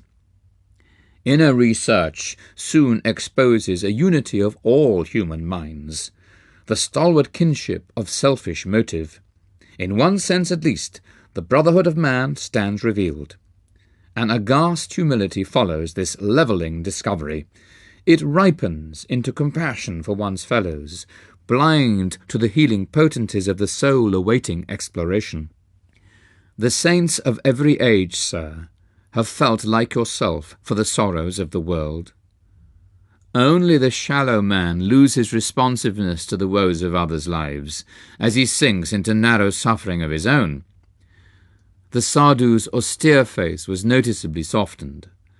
The one who practices a scalpel self-dissection will know an expansion of universal pity. Release is given him from the deafening demands of his ego. The love of God flowers on such soil. The creature finally turns to his Creator, if for no other reason than to ask in anguish, Why, Lord, why? By ignoble whips of pain, man is driven at last into the infinite presence, whose beauty alone should lure him. The sage and I were present in the Calcutta Kalighat temple, whither I had gone to view its famed magnificence. With a sweeping gesture, my chance companion dismissed the ornate dignity. Bricks and mortar sing us no audible tune. The heart opens only to the human chant of being. We strolled to the inviting sunshine at the entrance, where throngs of devotees were passing to and fro. You are young, the sage surveyed me thoughtfully. India, too, is young. The ancient rishis laid down ineradicable patterns of spiritual living. Their hoary dictums suffice for this day and land, not outmoded, not unsophisticated against the guiles of materialism. The disciplinary precepts mould India still. By millenniums, more than embarrassed scholars care to compute, the skeptic time has validated Vedic worth. Take it for your heritage. As I was reverently bidding farewell to the eloquent sadhu, he revealed a clairvoyant perception. After you leave here today, an unusual experience will come your way. I quitted the temple precincts and wandered along aimlessly. Turning a corner, I ran into an old acquaintance, one of those fellows whose conversational powers ignore time and embrace eternity. I shall let you go in a very short while, he promised, if you will tell me all that has happened during the years of our separation. What a paradox! I must leave you now. But he held me by the hand, forcing out tidbits of information. He was like a ravenous wolf, I thought in amusement. The longer I spoke, the more hungrily he sniffed for news. Inwardly I petitioned the goddess Kali to devise a graceful means of escape. My companion left me abruptly. I sighed with relief and doubled my pace, dreading any relapse into the garrulous fever. Hearing rapid footsteps behind me, I quickened my speed. I dared not look back, but with a bound the youth rejoined me, jovially clasping my shoulder. "I forgot to tell you of Ganda Baba, perfume saint, who is gracing yonder house." He pointed to a dwelling a few yards distant. "Do meet him. He's interesting. You may have an unusual experience. Goodbye." And he actually left me. The similarly worded prediction of the sadhu at Kalighat temple flashed through my mind. Intrigued, I entered the house and was ushered into a commodious parlour. A crowd of people were sitting, orient-wise, here and there on a thick orange-coloured carpet. An awed whisper reached my ear. "Behold, Ganda Baba, on the leopard skin. He can give the natural perfume of any flower to a scentless one, or revive a wilted blossom, or make a person's skin exude delightful fragrance." I looked directly at the saint. His quick gaze rested on mine. He was plump and bearded, with dark skin and large gleaming eyes. "Son, I am glad to see you. Say what you want. Would you like some perfume?" "What for?" I thought his remark rather childish. "To experience the miraculous way of enjoying perfumes." Harnessing God to make odours? What of it? God makes perfumes anyway. Yes, but he fashions frail bottles of petals for fresh use and discard. Can you materialize flowers? Yes, but usually I produce perfumes, little friend. Then scent factories will go out of business. I will permit them to keep their trade. My own purpose is to demonstrate the power of God. Sir, is it necessary to prove God? Isn't he performing miracles in everything, everywhere? Yes, but we too should manifest some of his infinite creative variety. How long did it take you to master your art? 12 years. For manufacturing scents by astral means, it seems, my honoured saint, you've been wasting a dozen years for fragrances which you can obtain with a few rupees from a florist's shop. Perfumes fade with flowers. Perfumes fade with death. Why should I desire that which pleases the body only? Mr. Philosopher, you please my mind. Now, stretch forth your right hand. He made a gesture of blessing. I was a few feet away from Ganda Baba. No one else was near enough to contact my body. I extended my hand, which the yogi did not touch. What perfume do you want? Rose. Be it so.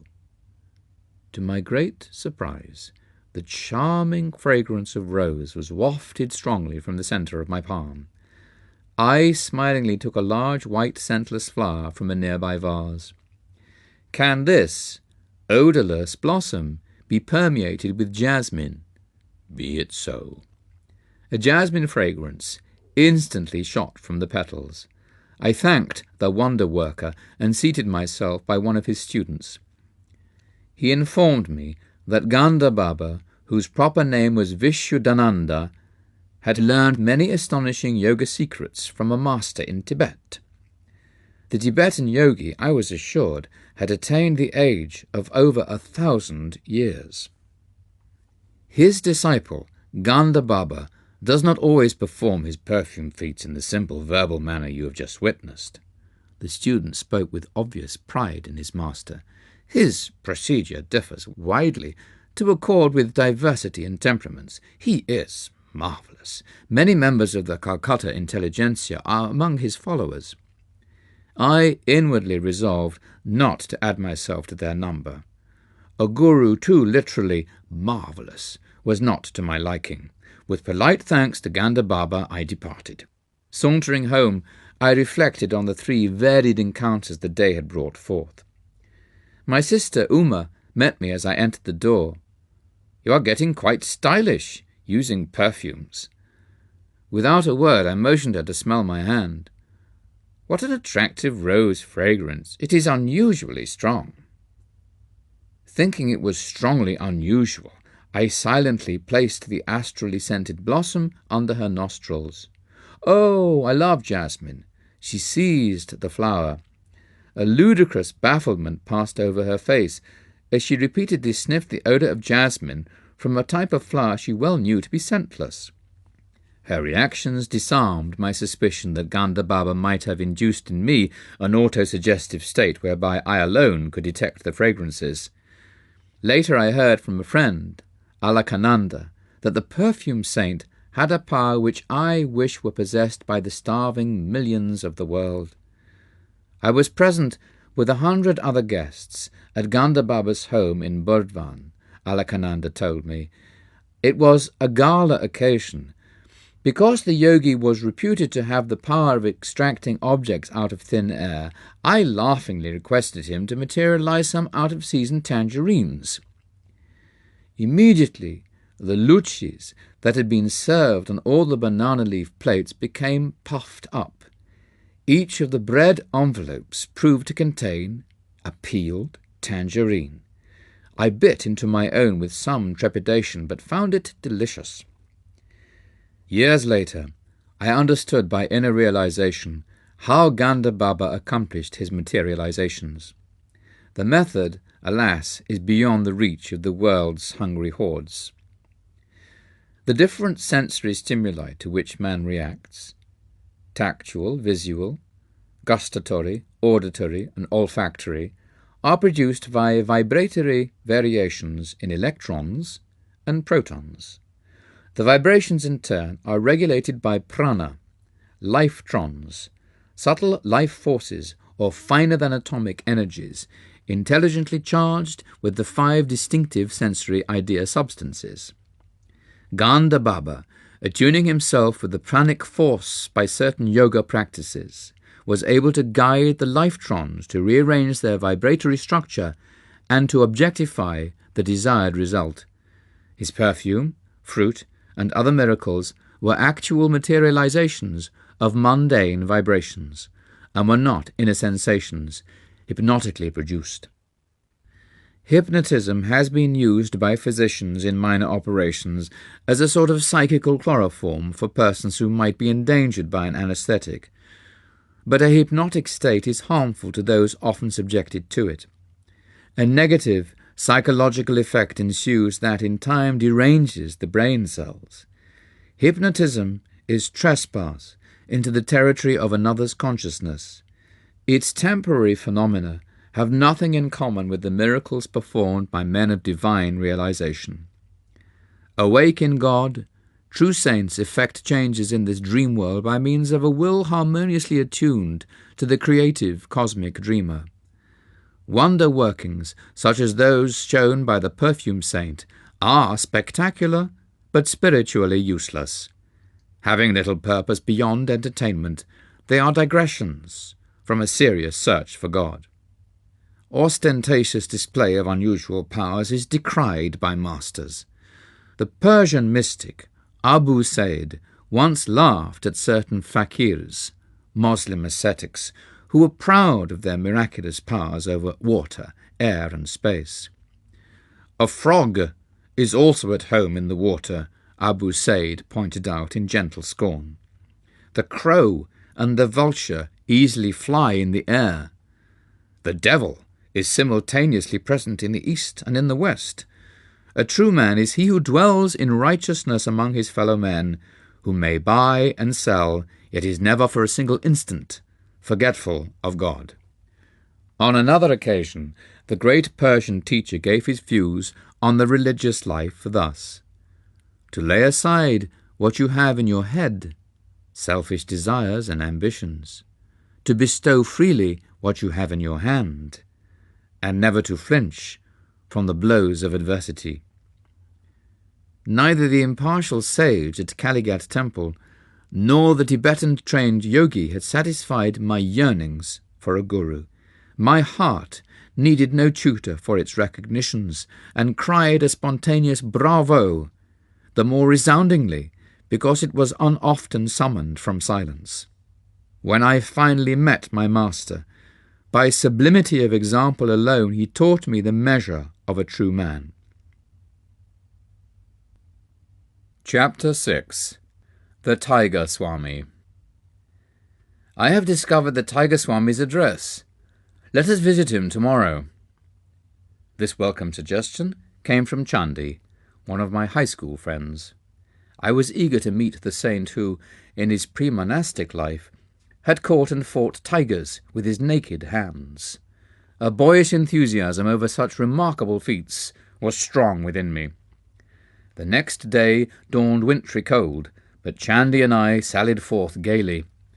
After much vain hunting in Bhawanipur, outside Calcutta, we arrived at the right house.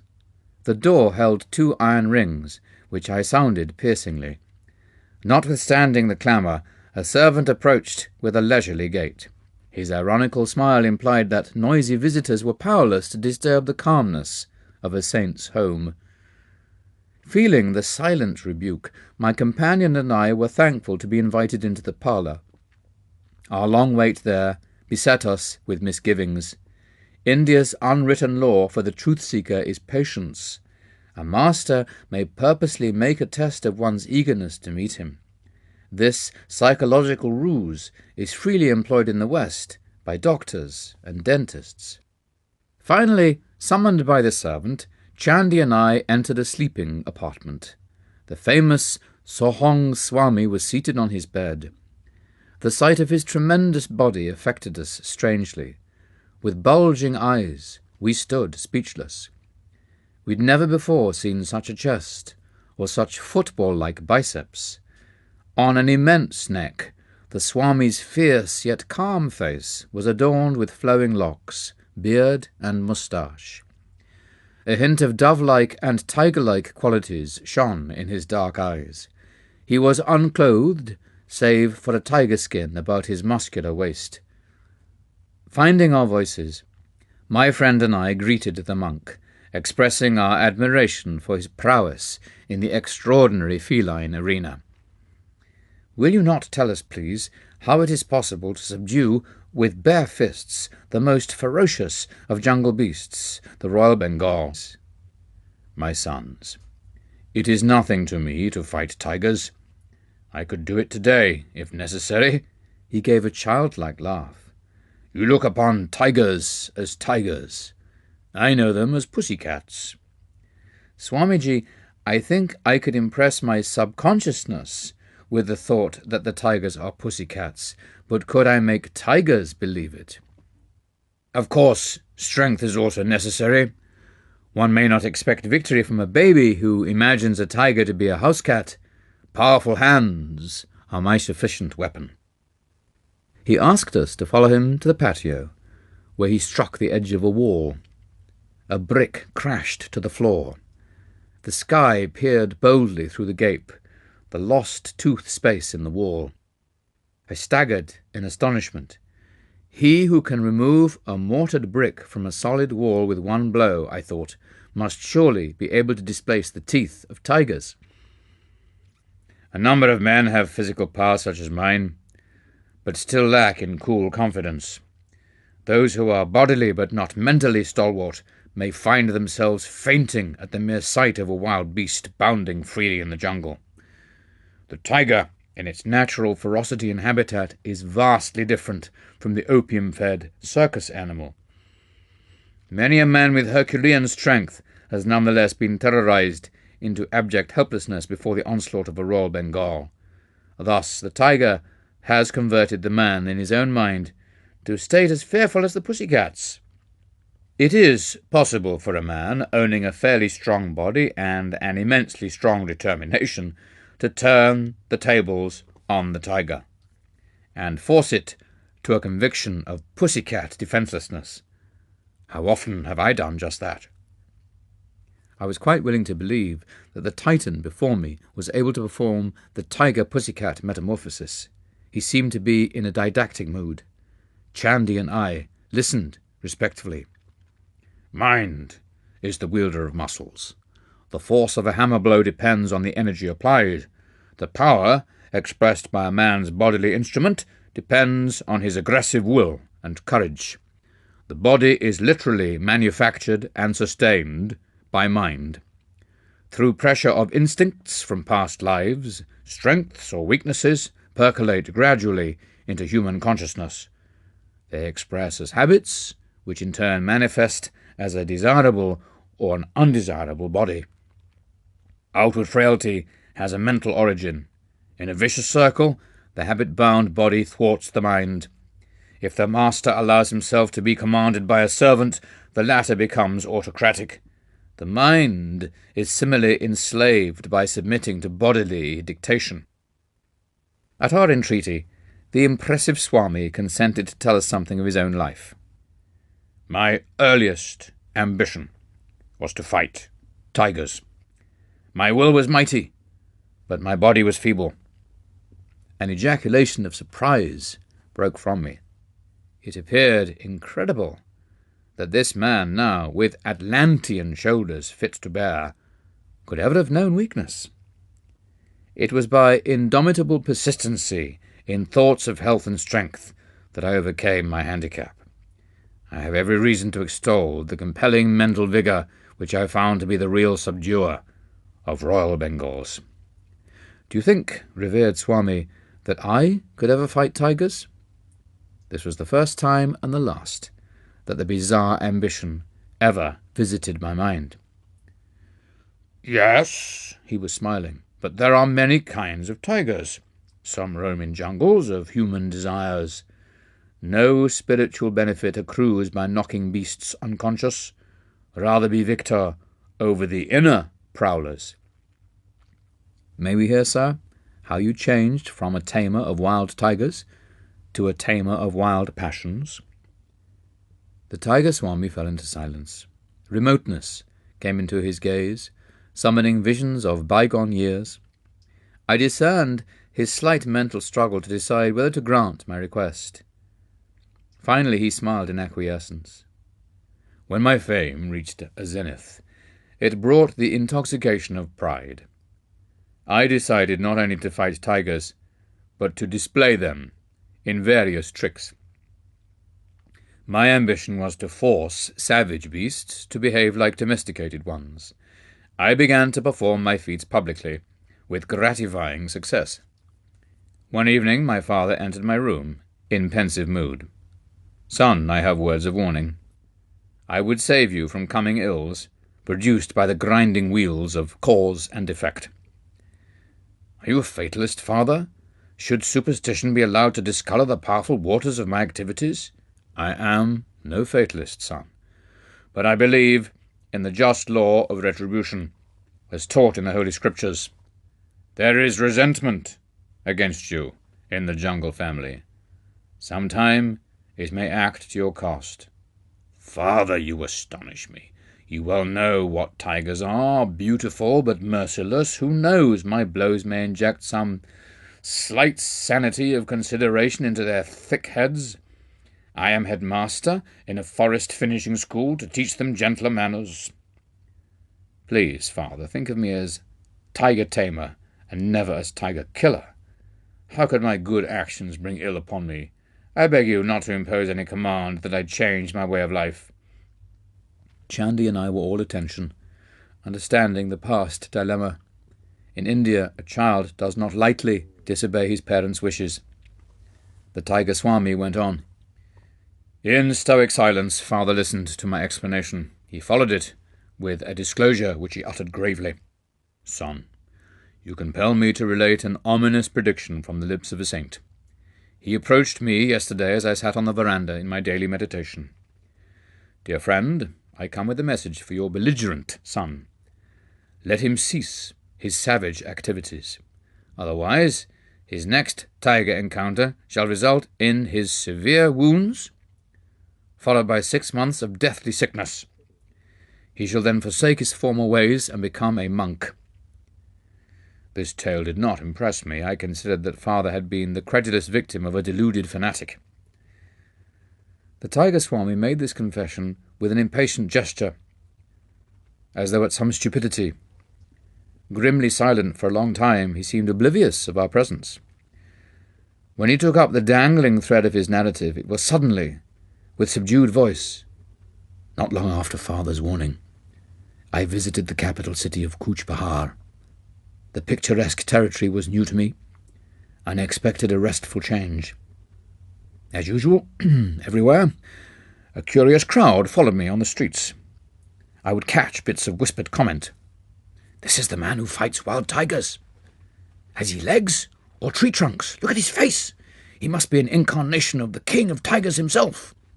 You know how village urchins function like final editions of a newspaper.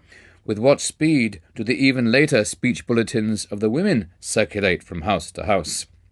Within a few hours, the whole city was in a state of excitement over my presence.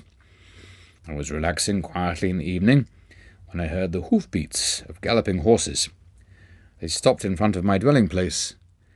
In came a number of tall, turbaned policemen. I was taken aback.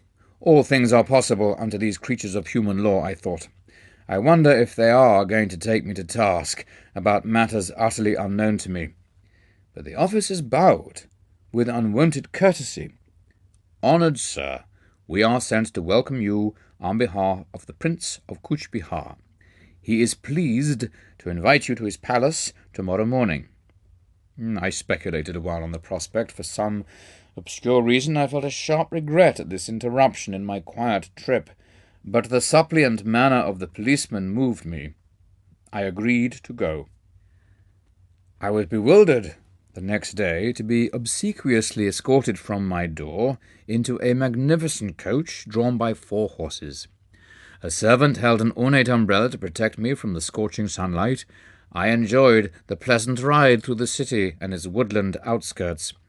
The royal scion himself was at the palace door to welcome me. He proffered his own gold-brocaded seat, smilingly placing himself in a chair of simpler design.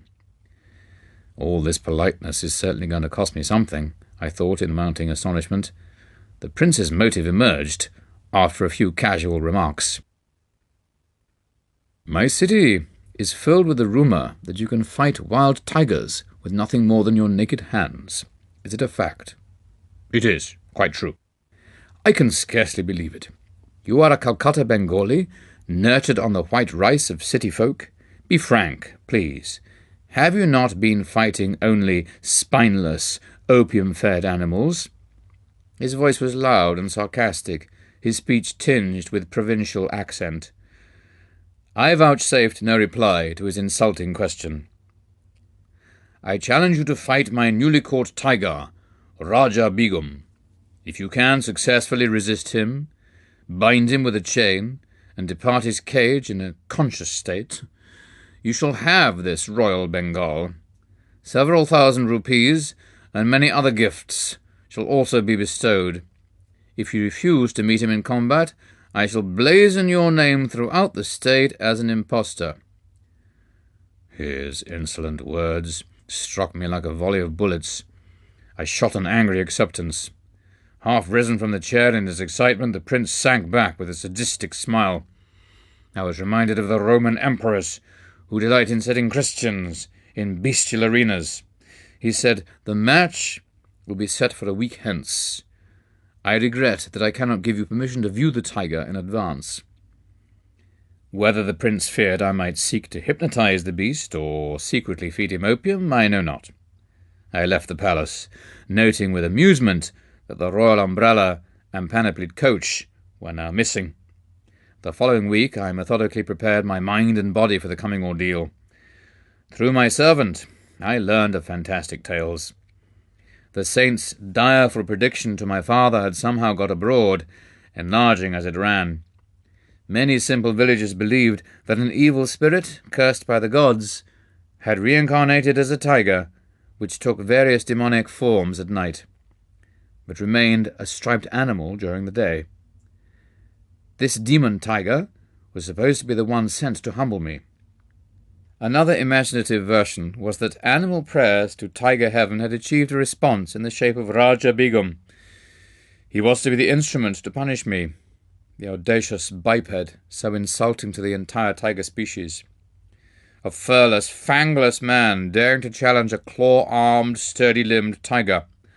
The force of concentrated venom of all humiliated tigers, the villagers declared, had gathered momentum sufficient to operate hidden laws and bring about the fall of the proud tiger-tamer. My servant further appraised me that the prince was in his element, As manager of the bout between man and beast, he had supervised the erection of a storm-proof pavilion designed to accommodate thousands. Its centre held Raja Begum in an enormous iron cage surrounded by an outer safety room. The captive emitted a ceaseless series of blood-curdling roars. He was fed sparingly to kindle a wrathful appetite. Perhaps the prince expected me to be the meal of reward. Crowds from the city and suburbs bought tickets eagerly in response to the beat of drums announcing the unique contest. The day of battle saw hundreds turned away for lack of seats. Many men broke through the tent openings or crowded any space below the galleries. As the Tiger Swami's story approached a climax, my excitement mounted with it. Chandi was also raptly mute. Amidst piercing sound explosions from Raja Begum and the hubbub of the terrified crowd, I quietly made my appearance. Scantily clad around the waist, I was otherwise unprotected by clothing. I opened the bolt on the door of the safety room and calmly locked it behind me. The tiger sensed blood. Leaping with a thunderous crash on the bars, he sent forth a ferocious welcome. The audience was hushed with a pitiful fear. I seemed a meek lamb before the raging beast. In a trice I was within the cage, but as I slammed the door, Raja Begum was headlong upon me. My right hand was desperately torn. Human blood, the greatest treat a tiger can know, fell in appalling streams. The prophecy of the saint seemed about to be fulfilled. I rallied instantly from the shock of the first serious injury I had ever received. Banishing the sight of my gory fingers by thrusting them beneath my waistcloth, I swung my left arm in a bone-cracking blow. The beast reeled back, swirled around the rear of the cage, and sprang forward convulsively. My famous fistic punishment rained on his head. But Raja Begum's taste of blood had acted like the maddening first sip of wine to a dipsomaniac long deprived. Punctuated by deafening roars, the brute's assaults grew in fury. My inadequate defence of only one hand left me vulnerable before claws and fangs, but I dealt out dazing retribution. Mutually ensanguined, we struggled as to the death. The cage was pandemonium, as blood splashed in all directions, and blasts of pain and lethal lust came from the bestial throat. "Shoot him! Kill the tiger!" Shrieks arose from the audience. So fast did man and beast move that a guard's bullet went amiss. I mustered all my will force, bellowed fiercely, and landed a final concussive blow. The tiger collapsed and lay quietly. "Like a pussycat," I interjected. The Swami laughed in hearty appreciation, then continued the engrossing tale. Raja Begum was vanquished at last. His royal pride was further humbled. With my lacerated hands, I audaciously forced open his jaws. For a dramatic moment, I held my head within the yawning death trap. I looked around for a chain. Pulling one from a pile on the floor, I bound the tiger by his neck to the cage bars. In triumph, I moved toward the door. But that fiend incarnate, Raja Begum, had stamina worthy of his supposed demoniac origin. With an incredible lunge, he snapped the chain and leapt on my back. My shoulder fast in his jaws, I fell violently. But in a trice I had him pinned beneath me. Under merciless blows, the treacherous animal sank into semi-consciousness. This time I secured him more carefully. Slowly I left the cage. I found myself in a new uproar, this time one of delight. The crowd's cheer broke as though from a single gigantic throat. Disastrously mauled, I had yet fulfilled the three conditions of the fight: stunning the tiger, binding him with a chain, and leaving him without requiring assistance for myself. In addition, I had so drastically injured and frightened the aggressive beast that he had been content to overlook the opportune prize of my head in his mouth. After my wounds had been treated, I was honoured and garlanded. Many gold pieces were showered at my feet. The whole city entered a holiday period. Endless discussions were heard on all sides about my victory over one of the largest and most savage tigers ever seen. Raja Begum was presented to me as promised, but I felt no elation. A spiritual change had entered my heart. It seemed that, with my final exit from the cage, I had also closed the door on my worldly ambitions. A woeful period followed. For 6 months I lay near death from blood poisoning. As soon as I was well enough to leave Kuch Bihar, I returned to my native town. I know now that my teacher is the holy man who gave the wise warning. I humbly made this confession to my father. Oh, if only I could find him! My longing was sincere, for one day the saint arrived, unheralded. Enough of tiger taming, he spoke with calm assurance. Come with me. I will teach you to subdue the beasts of ignorance roaming in jungles of the human mind. You are used to an audience. Let it be a galaxy of angels, entertained by your thrilling mastery of yoga. I was initiated into the spiritual path by my saintly guru. He opened my soul doors, rusty and resistant with long disuse. Hand in hand, we soon set out for my training in the Himalayas. Chandi and I bowed at the Swami's feet, grateful for his outline of a cyclonic life. My friend and I felt amply repaid for the long probationary wait in the cold parlour. Chapter 7. The Levitating Saint. I saw a yogi remain in the air several feet above the ground last night at a group meeting. My friend, Upendra Mohan Chowdhury, spoke impressively. I gave him an enthusiastic smile. Perhaps I can guess his name. Was it Baudry Mahashai of Upper Circular Road? Upendra nodded, a little crestfallen not to be a news-bearer.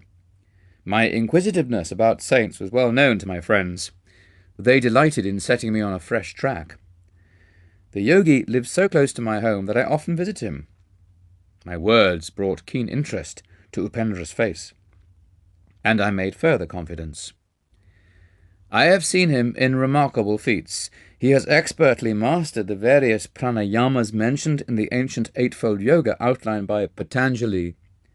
Once Baduri Mahashai performed the Bastrika pranayama before me with such amazing force that it seemed an actual storm had arisen in the room. Then he extinguished the thundering breath and remained motionless in a high state of superconsciousness. The aura of peace after the storm was vivid beyond forgetting. I have heard that the saint never leaves his home.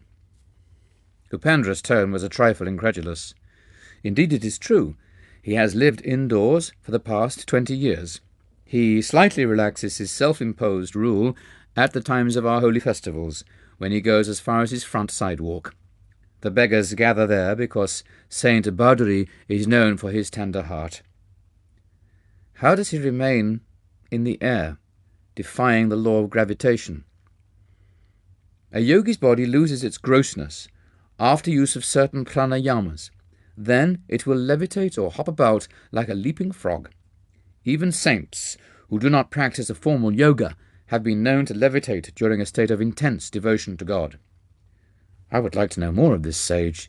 Do you attend his evening meetings? Upendra's eyes were sparkling with curiosity. Yes, I go often. I am vastly entertained by the wit in his wisdom. Occasionally, my prolonged laughter mars the solemnity of his gatherings. The saint is not displeased, but his disciples look daggers.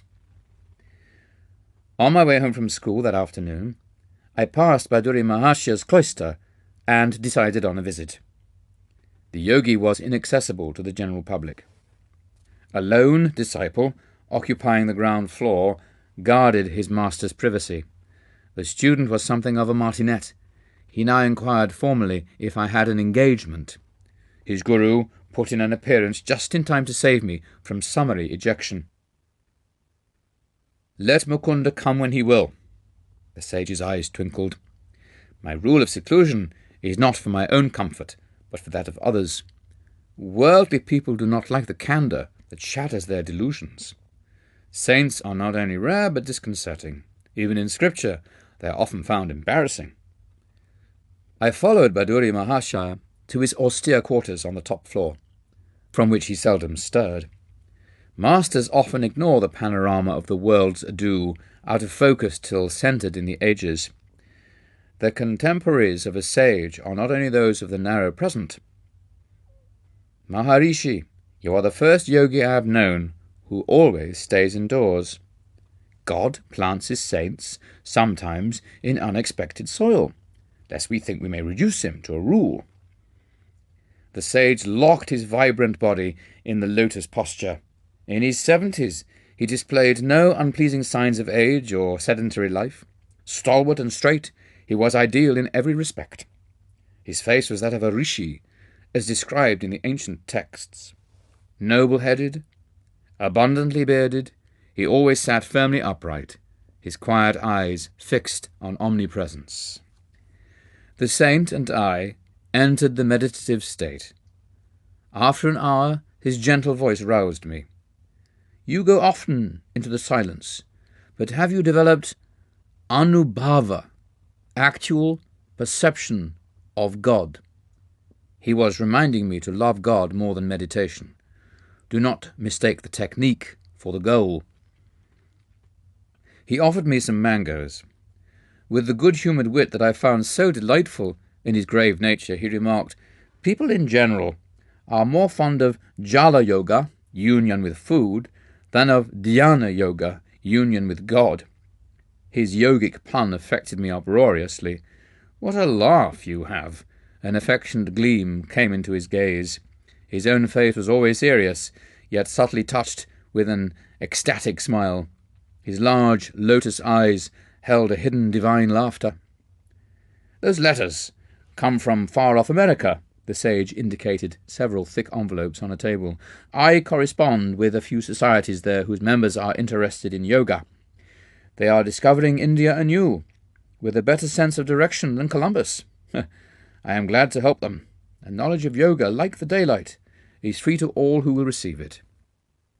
What rishis perceive as essential for human salvation need not be diluted for the West.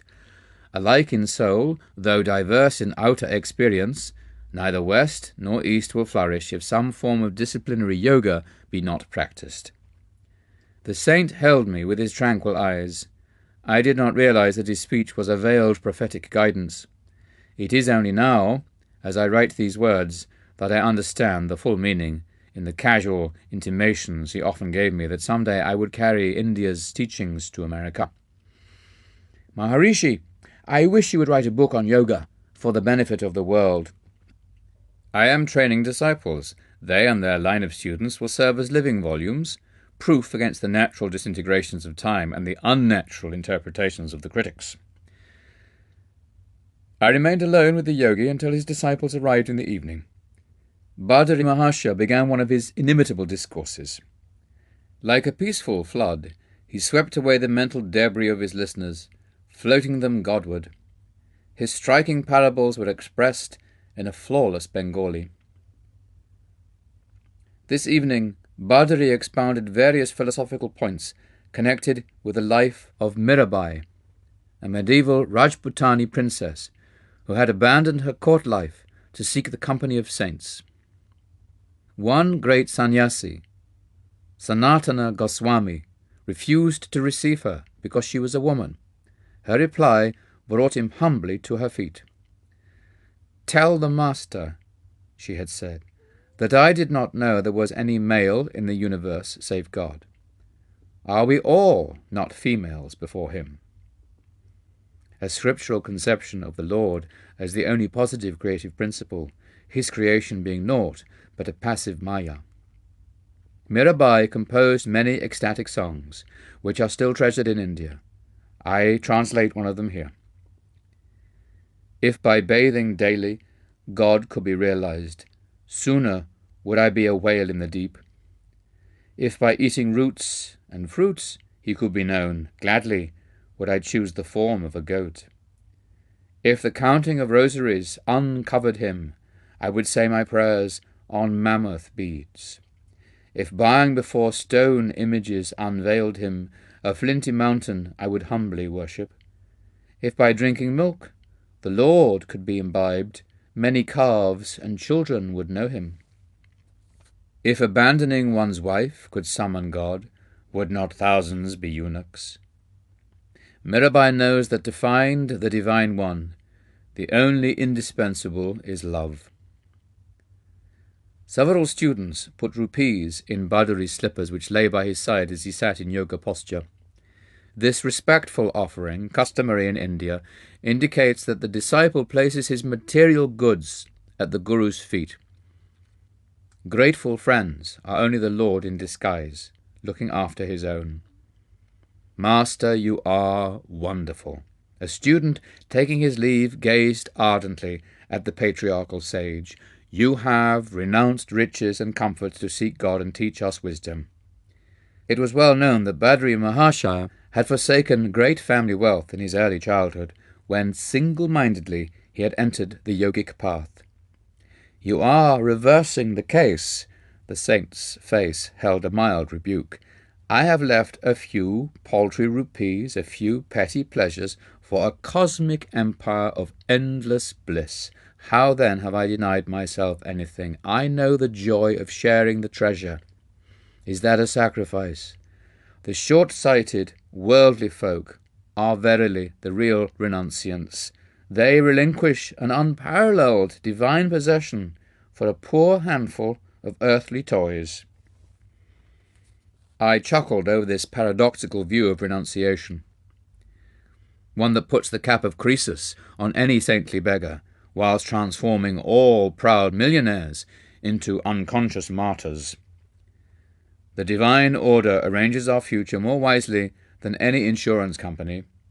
The Master's concluding words were the realized creed of his faith. The world is full of uneasy believers in an outward security. Their bitter thoughts are like scars on their foreheads. The one who gave us air and milk from our first breath knows how to provide day by day for his devotees. I continued my after-school pilgrimages to the saint's door. With silent zeal he aided me to attain Anubhava. One day he moved to Ram Mohan Roy Road, away from the neighbourhood of my home. His loving disciples had built him a new hermitage, known as Nagendra Math. Although it throws me ahead of my story by a number of years, I will recount here the last words given to me by Baduri Mahashaya. Shortly before I embarked for the West, I sought him out and humbly knelt for his farewell blessing. Son, go to America. Take the dignity of hoary India for your shield. Victory is written on your brow. The noble, distant people will well receive you. Chapter 8. India's Great Scientist, J.C. Bose. Jagadish Chandra Bose's wireless inventions antedated those of Marconi. Overhearing this provocative remark, I walked closer to a sidewalk group of professors engaged in scientific discussion. If my motive in joining them was racial pride, I regretted. I cannot deny my keen interest in evidence that India can play a leading part in physics, and not metaphysics alone. What do you mean, sir? The professor obligingly explained. Bose was the first one to invent a wireless coherer and an instrument for indicating the refraction of electric waves. But the Indian scientist did not exploit his inventions commercially. He soon turned his attention from the inorganic to the organic world. His revolutionary discoveries as a plant physiologist are outpacing even his radical achievements as a physicist. I politely thanked my mentor. He added, "The great scientist is one of my brother professors at Presidency College." I paid a visit the next day to the sage at his home, which was close to mine. I had long admired him from a respectful distance. The grave and retiring botanist greeted me graciously. He was a handsome, robust man in his 50s, with thick hair, a broad forehead, and the abstracted eyes of a dreamer. The precision in his tones revealed the lifelong scientific habit. I have recently returned from an expedition to scientific societies of the West. Their members exhibited intense interest in delicate instruments of my invention which demonstrate the indivisible unity of all life. The Bose crescograph has the enormousness of 10 million magnifications. The microscope enlarges only a few thousand times, yet it brought vital impetus to biological science. The crescograph opens incalculable vistas. You have done much, sir, to hasten the embrace of East and West with the impersonal arms of science. I was educated at Cambridge. How admirable is the Western method of submitting all theory to scrupulous experimental verification. That empirical procedure has gone hand in hand with the gift for introspection that is my Eastern heritage. Together they have enabled me to sunder the silences of natural realms long uncommunicative. The telltale charts of my crescograph are evidence for the most skeptical that plants have a sensitive nervous system and a varied emotional life. Love, hate, joy, fear, pleasure, pain, excitability, stupor, and countless other appropriate responses to stimuli are as universal in plants as in animals. The unique throb of life in all creation could seem only poetic imagery before your advent, Professor. A saint I once knew would never pluck flowers. Shall I rob the rose-bush of its pride in beauty? Shall I affront its dignity by my rude divestment? His sympathetic words are verified literally to your discoveries. The poet is intimate with truth, while the scientist approaches awkwardly. Come some day to my laboratory and see the unequivocal testimony of the crescograph. Gratefully I accepted the invitation and took my departure. I heard later that the botanist had left Presidency College and was planning a research centre in Calcutta. When the Bose Institute was opened, I attended the dedicatory services. Enthusiastic hundreds strolled over the premises. I was charmed with the artistry and spiritual symbolism of the new home of science. Its front gate is a centuried relic from a distant shrine. Behind a lotus pool, a sculptured female figure with a torch conveys the Indian respect for woman as the immortal light-bearer. A small temple in a garden is consecrated to the noumenon, beyond phenomena. Thought of the divine incorporeity is suggested by the absence of any altar image. Bose's speech on this great occasion might have issued from the lips of one of the inspired ancient rishis. I dedicate today this institute as not merely a laboratory, but a temple. His reverent solemnity stole like an unseen cloak over the crowded auditorium. In the pursuit of my investigations, I was unconsciously led into the border region of physics and physiology. To my amazement, I found boundary lines vanishing and points of contact emerging between the realms of the living and the non-living. Inorganic matter was perceived as anything but inert. It was a thrill under the action of multitudinous forces. A universal reaction seemed to bring metal, plant, and animal under a common law. They all exhibited essentially the same phenomena of fatigue and depression, with possibilities of recovery and of exaltation, as well as the permanent unresponsiveness associated with death. Filled with awe at this stupendous generalization, it was with great hope that I announced my results before the Royal Society, results demonstrated by experiments. But the physiologists present advised me to confine myself to investigations in physics, in which my success had been assured, rather than to encroach on their preserves. I had unwittingly strayed into the domain of an unfamiliar caste system, and had offended its etiquette. An unconscious theological bias was also present, which confounds ignorance with faith.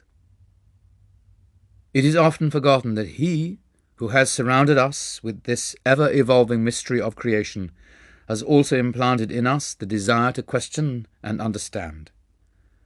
Through many years of miscomprehension from others, I came to know that the life of a devotee of science is inevitably filled with unending struggle.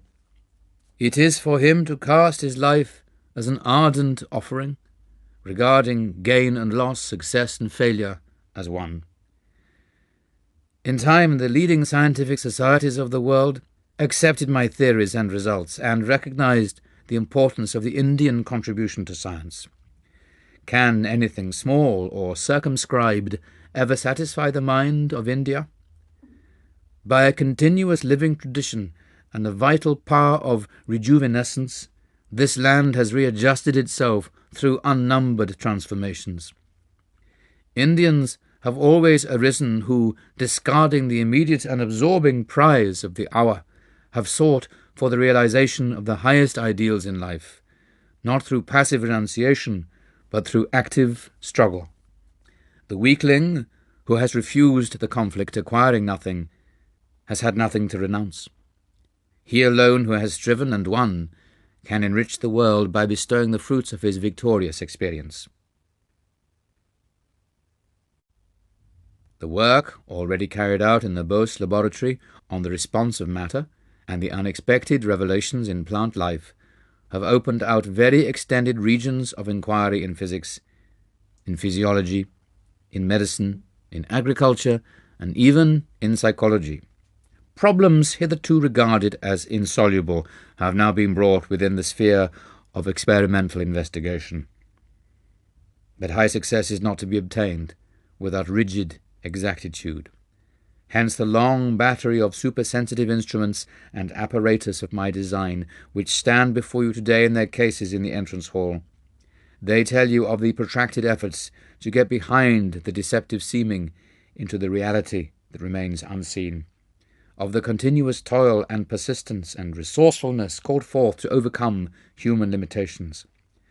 All creative scientists know that the true laboratory is the mind, where behind illusions they uncover the laws of truth.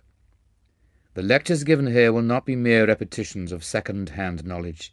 They will announce new discoveries demonstrated for the first time in these halls.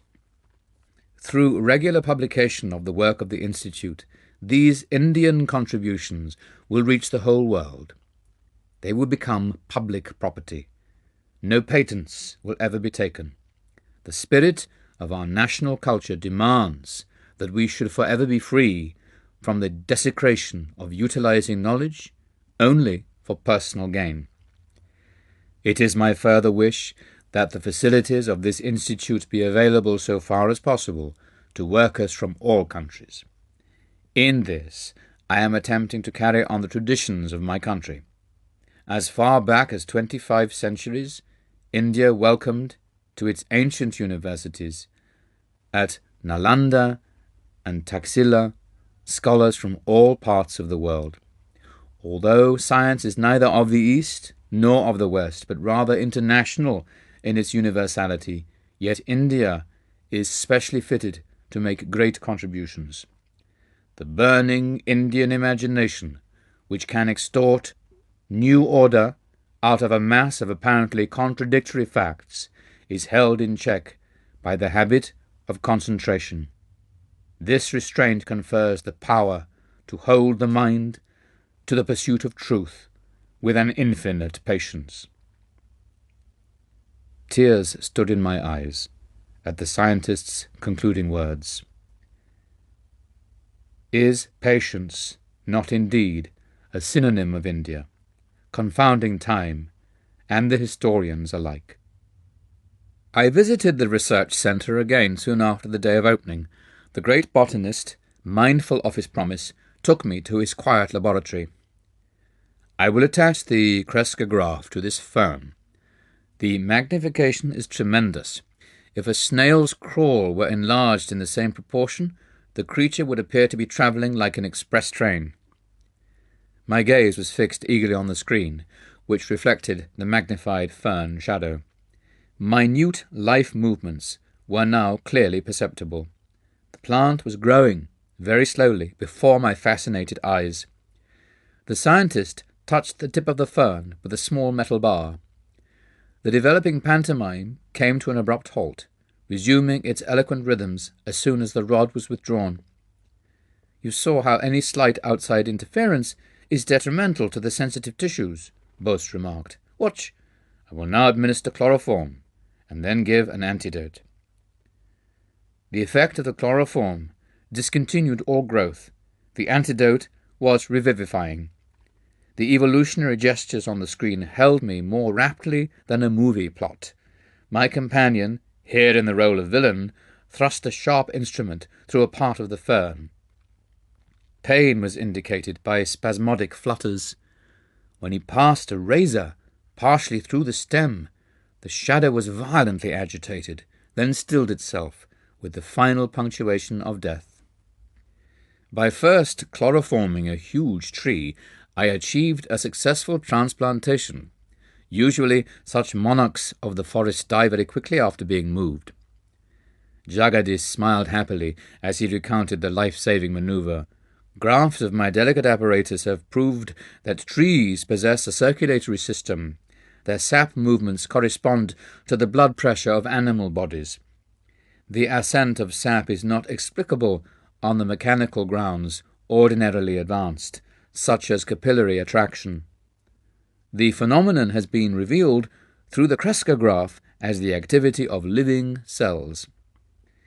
Peristaltic waves issue from a cylindrical tube which extends down a tree and serves as an actual heart. The more deeply we perceive, the more striking becomes the evidence that a uniform plan links every form in manifold nature." The great scientist pointed to another Bose instrument. "I will show you experiments on a piece of tin. The life force in metals responds adversely or beneficially to stimuli. Ink markings will register the various reactions." Deeply engrossed, I watched the graph which recorded the characteristic waves of atomic structure. When the professor applied chloroform to the tin, the vibratory writings stopped. They recommenced as the metal slowly regained its normal state. My companion dispensed a poisonous chemical. Simultaneously, with the quivering end of the tin, the needle dramatically wrote on the chart a death notice. The scientist said, "Bose instruments have demonstrated that metals, such as the steel used in scissors and machinery, are subject to fatigue and regain efficiency by periodic rest. The life pulse in metals is seriously harmed or even extinguished through the application of electric currents or heavy pressure." I looked around the room at the numerous inventions, eloquent testimony of a tireless ingenuity. "Sir, it is lamentable that mass agricultural development is not speeded by a fuller use of your marvellous mechanisms. Would it not be easily possible to employ some of them in quick laboratory experiments to indicate the influence of various types of fertilizers on plant growth?" "You are right. Countless uses of Bose instruments will be made by future generations. The scientist seldom knows contemporaneous reward. It is enough to possess the joy of creative service." With expressions of unreserved gratitude to the indefatigable sage, I took my leave. Can the astonishing fertility of his genius ever be exhausted, I thought. No diminution came with the years. Inventing an intricate instrument, the resonant cardiograph, Bose then pursued extensive researches on innumerable Indian plants. An enormous unsuspected pharmacopoeia of useful drugs was revealed. The cardiograph is constructed with unerring accuracy by which a 100th part of a second is indicated on a graph. Resonant records measure infinitesimal pulsations in plant, animal, and human structure. The great botanist predicted that use of his cardiograph will lead to vivisection on plants instead of animals. Side-by-side recordings of the effects of a medicine given simultaneously to a plant and an animal have shown astounding unanimity in result, he pointed out. Everything in man has been foreshadowed in the plant. Experimentation on vegetation will contribute to the lessening of animal and human suffering. Years later, Bose's pioneer plant findings were substantiated by other scientists. Work done in 1938 at Columbia University was reported by the New York Times as follows. It has been determined within the past few years that when the nerves transmit messages between the brain and other parts of the body, tiny electrical impulses are being generated. These impulses have been measured by delicate galvanometers and magnified millions of times by modern amplifying apparatus. Until now, no satisfactory method has been found to study the passage of the impulses along the nerve fibers in living animals or man because of the great speed with which these impulses travel. Doctors K.S. Cole and H.J. Curtis reported having discovered that the long, single cells of the freshwater plant Nitella, used frequently in goldfish bowls, are virtually identical with those of single nerve fibers. Furthermore, they found that Nitella fibers, on being excited, propagate electrical waves that are similar in every way, except velocity, to those of the nerve fibers in animals and man. The electrical nerve impulses in the plant were found to be much slower than those in animals. This discovery was therefore seized upon by the Columbia workers as a means for taking slow-motion pictures of the passage of the electrical impulses in nerves. The Nitella plant thus may become a sort of Rosetta Stone for deciphering the closely guarded secrets close to the very borderland of mind and matter. The poet Rabindranath Tagore was a stalwart friend of India's idealistic scientist. To him, the sweet Bengali singer addressed the following lines. O hermit, call thou, in the authentic words of that old hymn called Sama, rise, awake, call to the man who boasts his shastric lore, from vain pedantic wranglings, profitless, call to that foolish braggart to come forth, out on the face of nature, this broad earth, send forth this call unto thy scholar band. Together, round thy sacrifice of fire, let them all gather. So may our India, our ancient land, unto herself return, oh, once again return to steadfast work, to duty and devotion, to her trance of earnest meditation. Let her sit once more, unruffled, greedless, strifeless, pure. Oh, once again, upon her lofty seat and platform, teacher of all lands. Chapter 9. The Blissful Devotee and His Cosmic Romance. Little sir, please be seated. I am talking to my Divine Mother. Silently, I had entered the room in great awe. The angelic appearance of Master Mahashaya fairly dazzled me. With silky white beard and large lustrous eyes, he seemed an incarnation of purity. His upraised chin and folded hands apprised me that my first visit had disturbed him in the midst of his devotions. His simple words of greeting produced the most violent effect my nature had so far experienced. The bitterness of separation at my mother's death I had thought the measure of all anguish. Now a consciousness of separation from my Divine Mother was an indescribable torture of the spirit. I fell moaning to the floor. Little sir, quiet yourself. The saint was sympathetically distressed. Abandoned in some oceanic desolation, I clutched his feet as the cell raft of my rescue. Holy Sir, thine intercession, ask Divine Mother if I find any favour in her sight. The sacred promise of intercession is one not easily bestowed. The Master was constrained to silence. Beyond reach of doubt, I was convinced that Master Mahashaya was in intimate converse with the Universal Mother. It was deep humiliation to realize that my eyes were blind to her, who even at this moment was perceptible to the faultless gaze of the saint. shamelessly gripping his feet, deaf to his gentle remonstrances. I besought him again and again for his intervening grace. "I will make your plea to the beloved." The master's capitulation came with a slow, compassionate smile. What power in those few words, that my being should now release from its stormy exile. "Sir, remember your pledge. I shall return soon for her message."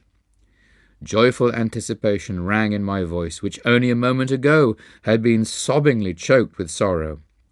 Descending the long stairway, I was overwhelmed by memories. This house, in Calcutta, at 50 Amherst Street, now the residence of Master Mahashaya, had once been my family home, the scene of my mother's death. Here my human heart had broken for the vanished mother, and here, today, my spirit had been as though crucified by the absence of the Divine Mother.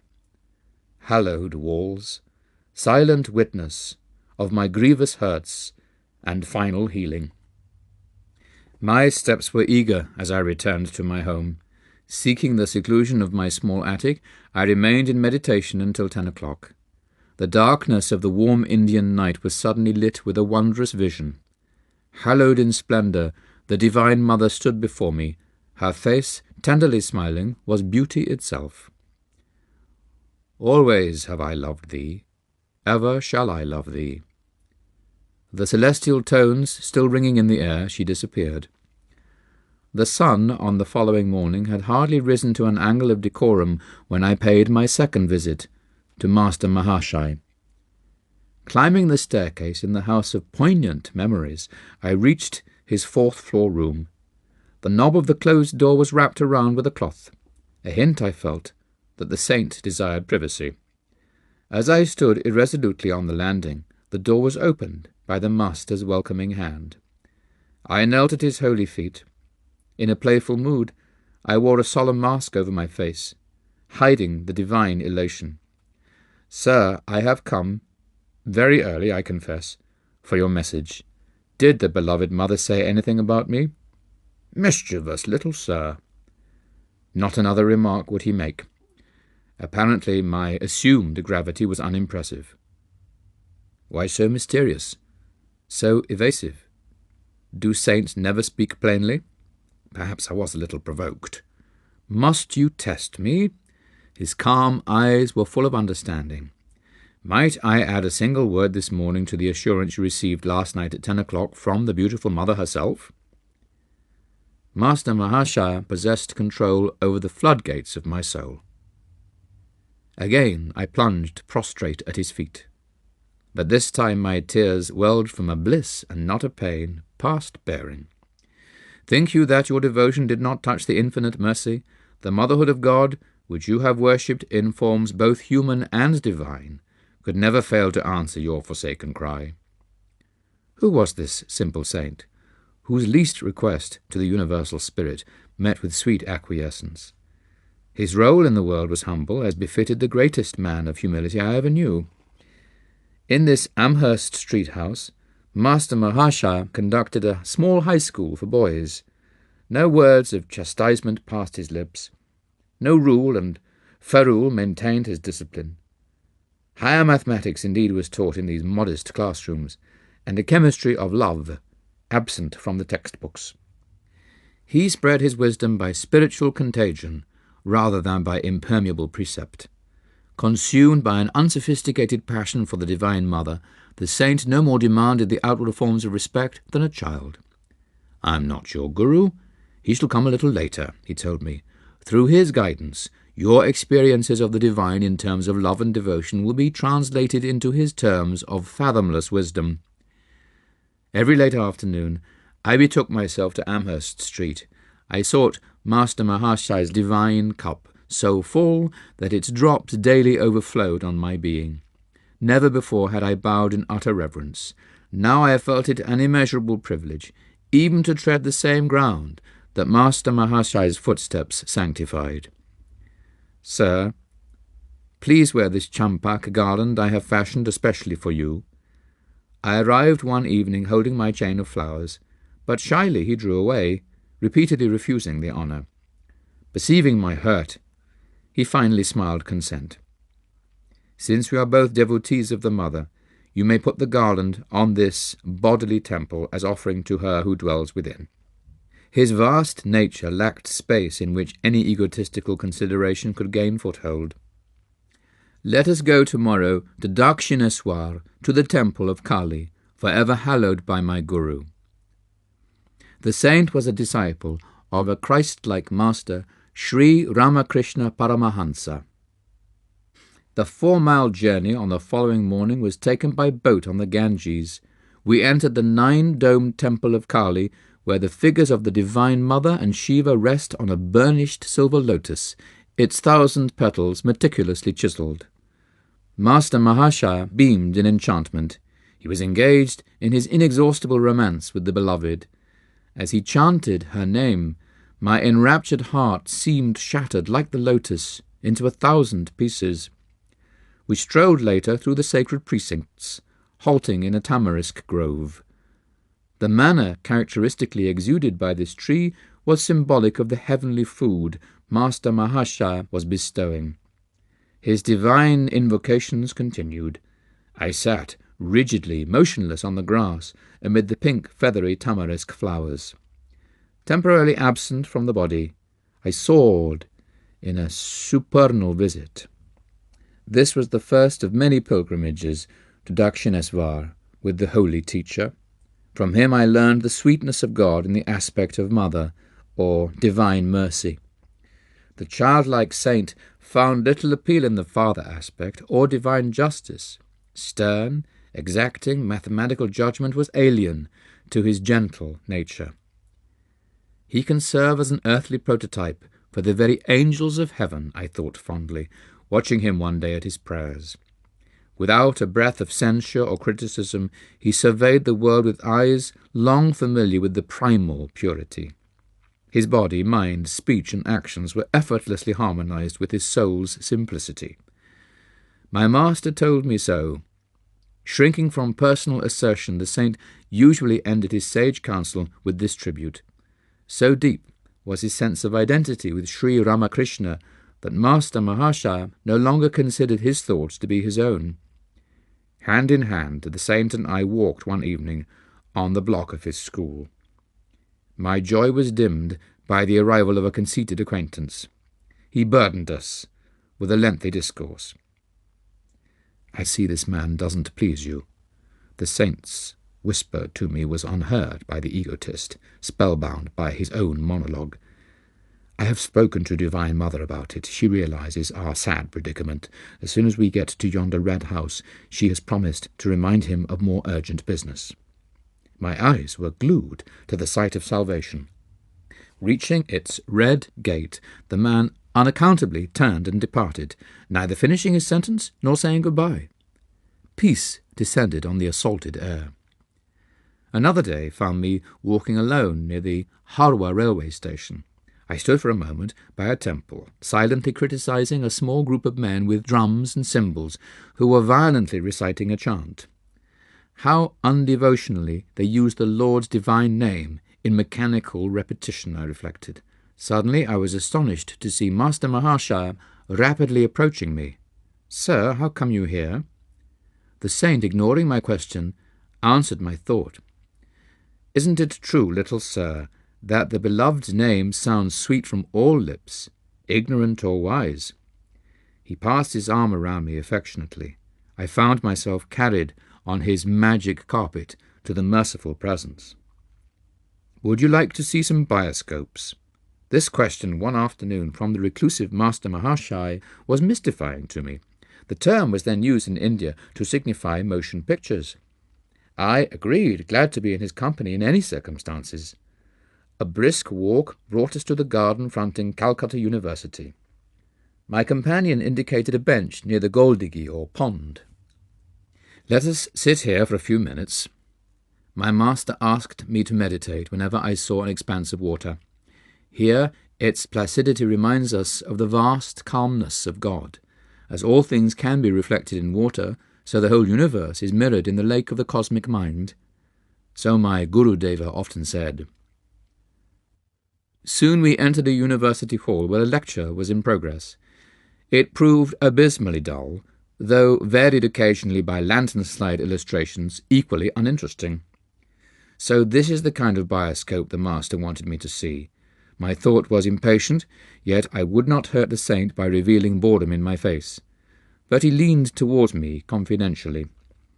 "I see, little sir, that you don't like this bioscope. I have mentioned it to Divine Mother. She is in full sympathy with us both. She tells me that the electric lights will now go out and won't be relit until we have a chance to leave the room." As his whisper ended, the hall was plunged into darkness. The professor, whose strident voice had been stilled for a moment in astonishment, said, "The electrical system of this hall appears to be defective." By this time, Master Mahashai and I were already across the threshold. Glancing back from the corridor, I saw that the hall was again illuminated. "Little sir, you were disappointed in that bioscope, but I think you will like a different one." The saint and I were standing on the sidewalk in front of the university building. He gently slapped my chest over the heart.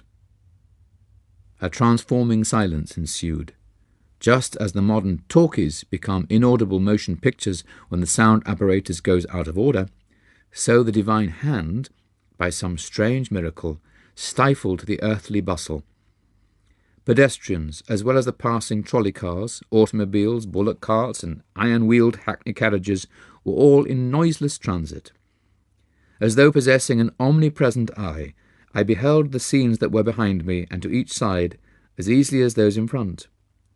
The whole spectacle of activity in that small section of Calcutta passed before me without a sound. Like a glow of fire dimly seen beneath a thin coat of ashes, a mellow luminescence permeated the panoramic view. My own body seemed nothing more than one of the many shadows, though it was motionless, while the others flitted mutely to and fro. Several boys, friends of mine, approached and passed on. Though they had looked directly at me, it was without recognition. The unique pantomime brought me an inexpressible ecstasy. I drank deep from some blissful fount. Suddenly my chest received another soft blow from Master Mahashai. The pandemonium of the world burst upon my unwilling ears. I staggered, as though harshly awakened from a gossamer dream. The transcendental wine was removed beyond my reach. "Little sir, I see you've found the second bioscope to your liking." The saint was smiling. I started to kneel in gratitude on the ground before him. "You can't do that to me now," he said. "You know God is in your temple also. I won't let Divine Mother touch my feet through your hands." If anyone observed the unpretentious master and me as we slowly walked away from the crowded pavement, the onlooker surely suspected us of intoxication. I felt that the falling shades of evening were sympathetically drunk with God. Trying with poor words to do justice to his benignity, I wondered if Master Mahashaya and others among the saints whose paths crossed mine knew that years later, in a Western land, I would be writing about their lives as divine devotees. Their foreknowledge would not surprise me, nor I hope my readers, who have come thus far with me. Saints of all religions have attained God-realization through the simple concept of the cosmic beloved. Because the Absolute is nirguna, without qualities, and asintya, inconceivable, human thought and yearning have ever personalized it as the universal mother. A combination of personal theism and the philosophy of the Absolute is an ancient achievement of Hindu thought, expounded in the Vedas and the Bhagavad Gita. This reconciliation of opposites satisfies heart and head. Bhakti, devotion, and jnana, wisdom, are essentially one. Prapati, taking refuge in God, and Sharanagati, flinging oneself on the divine compassion, are really paths of the highest knowledge. The humility of Master Mahashai and of all other saints springs from a recognition of their total dependence, seshatva, on the Lord as the sole life and judge. Because the very nature of God is bliss, the man in attunement with him experiences a native boundless joy. The first of the passions of the soul and the will is joy. Devotees of all the ages approaching the mother in a childlike spirit testify that they find her ever at play with them. In Master Mahashai's life, the manifestations of divine play occurred on occasions important and unimportant. In God's eyes, nothing is large or small. Were it not for his perfect nicety in constructing the tiny atom, could the skies wear the proud structures of Vega, Arcturus? Distinctions of important and unimportant are surely unknown to the Lord, lest, for want of a pin, the cosmos collapse. Chapter 10. I Meet My Master, Sri Yukteswar. Faith in God can produce any miracle, except one: passing an examination without study. Distastefully, I closed the inspirational book I had picked up in an idle moment. The writer's exception shows his complete lack of faith, I thought. Poor chap, he has great respect for the midnight oil. My promise to father had been that I would complete my high school studies. I cannot pretend to diligence. The passing months found me less frequently in the classroom than in secluded spots along the Calcutta bathing ghats. The adjoining crematory grounds, especially gruesome at night, are considered highly attractive by the yogi. He who would find the deathless essence must not be dismayed by a few unadorned skulls. Human inadequacy becomes clear in the gloomy abode of miscellaneous bones. My midnight vigils were thus of a different nature from the scholars. The week of final examinations at the Hindu high school was fast approaching. This interrogatory period, like the sepulchral haunts, inspires a well-known terror. My mind was nevertheless at peace. Braving the ghouls, I was exhuming a knowledge not found in lecture halls. But I lacked the art of Swami Pranabananda, who easily appeared in two places at one time. My reasoning, though to many, alas, it seems illogic, was that the Lord would notice my dilemma and would extricate me from it. The devotee's irrationality springs from 1,000 inexplicable demonstrations of God's instancy in trouble. "Hello, Mukunda, I catch hardly a glimpse of you these days." A classmate accosted me one afternoon on Garpa Road. "Hello, Nantu. My invisibility at school seems to have placed me there in a decidedly awkward position." I unburdened myself under his friendly gaze. Nantu, who was a brilliant student, laughed heartily. My predicament was not without a comic aspect. "You are utterly unprepared for the finals," he said. "I suppose it's up to me to help you." The simple words conveyed divine promise to my ears. With alacrity I visited my friend's home. He kindly outlined the solutions to various problems he considered likely to be set by the instructors. "These questions are the bait that will catch many trusting boys in the examination trap. Remember my answers, and you will escape without injury." The night was far gone when I departed. Bursting with unseasoned erudition, I devoutly prayed it would remain for the next few critical days. Nantu had coached me in my various subjects, but under press of time had forgotten my course in Sanskrit. Fervently I reminded God of the oversight. I set out for a walk the next morning, assimilating my new knowledge to the rhythm of swinging footsteps. As I took a shortcut through the weeds of a corner lot, my eye fell on a few loose printed sheets. A triumphant pounce. In my hand were Sanskrit verses. I sought out a pundit for aid in my stumbling interpretation. His rich voice filled the air with the edgeless, honeyed beauty of the ancient tongue. "These exceptional stanzas cannot possibly be of aid in your Sanskrit test." The scholar dismissed them sceptically. But familiarity with that particular poem enabled me on the following day to pass the Sanskrit examination.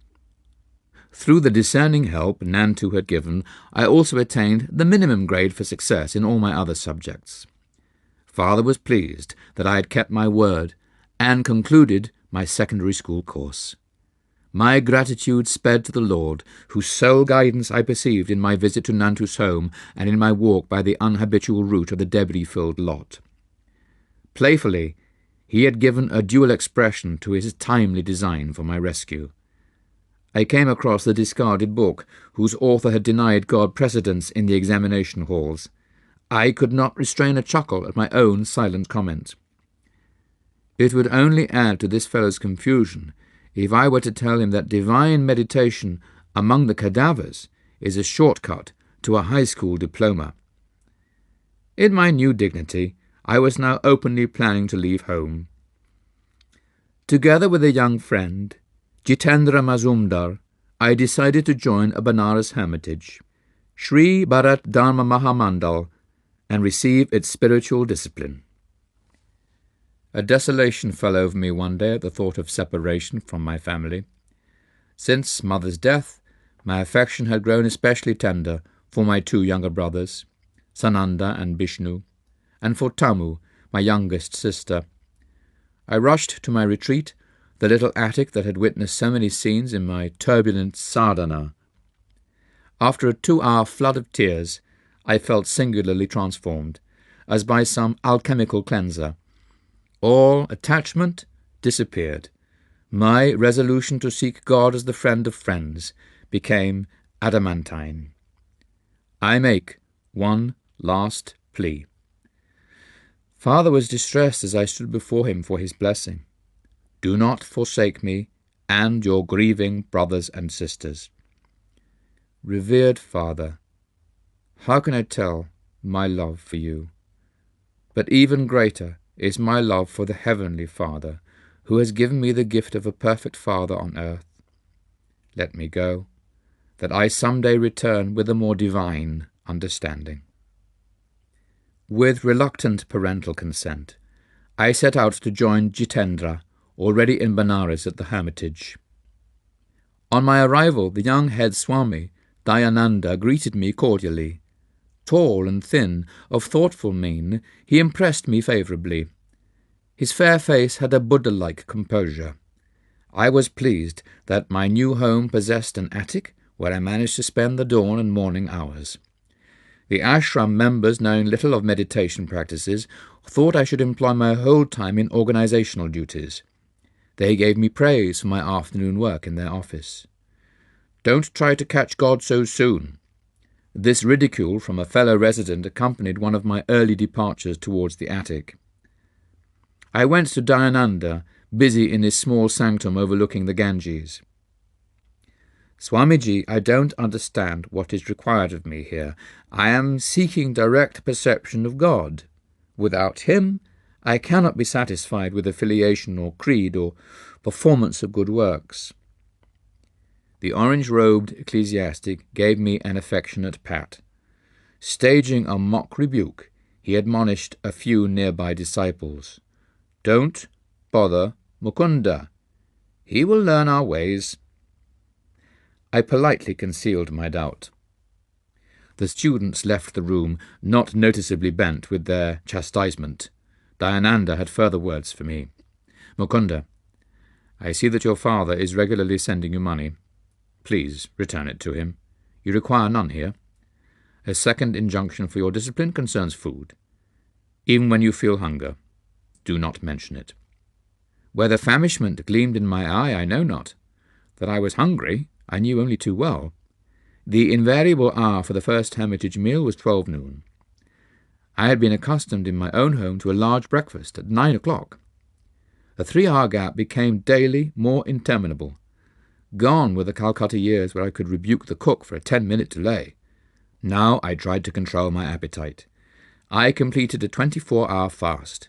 With double zest, I awaited the following midday. Dayanandaji's train is late. We're not going to eat until he arrives. Jitendra brought me this devastating news. As a gesture of welcome to the Swami, who had been absent for 2 weeks, many delicacies were in readiness.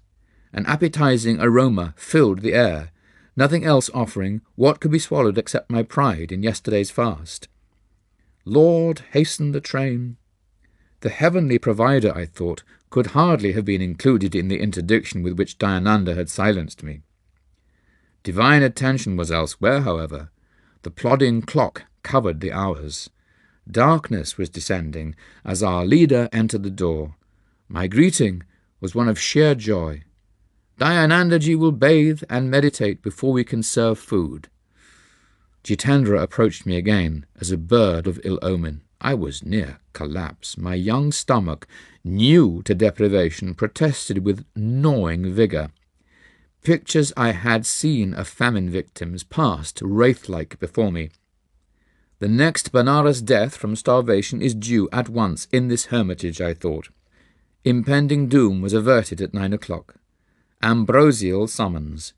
In memory, that evening meal is vivid as one of life's perfect hours. Intense absorption had not prevented me from observing that Dayananda ate absent-mindedly. He was apparently above my gross pleasures. "Swamiji, weren't you hungry?" Happily surfeited, I was alone with the leader in his study. "Oh, yes," he said. "I spent the last 4 days without food or drink. I never eat on trains, filled with the heterogeneous vibrations of worldly people. Strictly, I observe the Shastric rules for monks of my particular order. Certain problems of our organizational work lie on my mind. Tonight at home I neglected my dinner.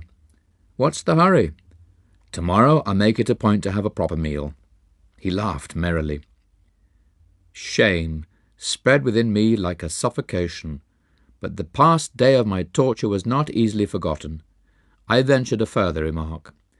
"Swamiji, I am puzzled about following your instruction. Suppose I never ask for food, and nobody gives me any. I should starve to death." "Die, then." This alarming counsel split the air. "Die, if you must, Mukunda. Never believe that you live by the power of food and not by the power of God. He who has created every form of nourishment, he who has bestowed appetite, will inevitably see that his devotee is maintained. Do not imagine that rice sustains you, nor that money or men support you. Could they aid if the Lord withdraws your life-breath? They are his instruments merely. Is it by any skill of yours that food digests in your stomach? Use the sword of your discrimination, Mukunda. Cut through the chains of agency and perceive the single cause." I found his incisive words entering some deep marrow. Gone was an age-old delusion by which bodily imperatives outwit the soul. Then and there I tasted the Spirit's all-sufficiency. In how many strange cities in my later life of ceaseless travel did occasion arise to prove the serviceability of this lesson in a Benares hermitage. The sole treasure which had accompanied me from Calcutta was the sadhu's silver amulet, bequeathed to me by mother. Guarding it for years, I now had it carefully hidden in my ashram room.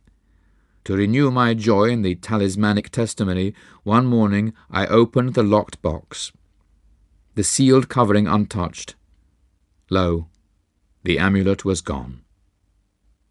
Mournfully I tore open the envelope, and made unmistakably sure. It had vanished, in accordance with the sadhu's prediction, into the ether whence he had summoned it. My relationship with Dayananda's followers grew steadily worse. The household was alienated, hurt by my determined aloofness. My strict adherence to meditation on the very ideal for which I had left home and all worldly ambitions called forth shallow criticism from all sides. Torn by spiritual anguish, I entered the attic one dawn, resolved to pray until an answer was vouchsafed. Merciful Mother of the universe, teach me thyself through visions, or through a guru sent by thee. The passing hours found my sobbing pleas without response. Suddenly, I felt lifted, as though bodily to a sphere uncircumscribed. Thy master cometh today. A divine womanly voice came from everywhere and nowhere. The supernal experience was shattered by a shout from a definite locale. A young priest, nicknamed Habu, was calling me from the downstairs kitchen. Mukunda, enough of meditation, you're needed for an errand. Another day I might have replied impatiently. Now I wiped my tear-swollen face and meekly obeyed the summons. Together, Habu and I set out for a distant marketplace in the Bengali section of Benares. The ungentle Indian sun was not yet at zenith as we made our purchases in the bazaars. We pushed our way through the colourful medley of housewives, guides, priests, simply clad widows, dignified Brahmins, and ubiquitous holy bulls. As Habu and I moved on, I turned my head to survey a narrow, inconspicuous lane. A Christ-like man, in the ochre robes of a Swami, stood motionless at the end of the lane. Instantly and anciently familiar he seemed. For a trice my gaze fed hungrily. Then doubt assailed me. You are confusing this wandering monk with someone known to you, I thought. Dreamer. Walk on. After 10 minutes, I felt heavy numbness in my feet. As though turned to stone, they were unable to carry me farther. Laboriously I turned around. My feet regained normality. I faced the opposite direction. Again, the curious weight oppressed me. The saint is magnetically drawing me to him. With this thought, I heaped my parcels into the arms of Habu. He had been observing my erratic footwork with amazement, and now burst into laughter.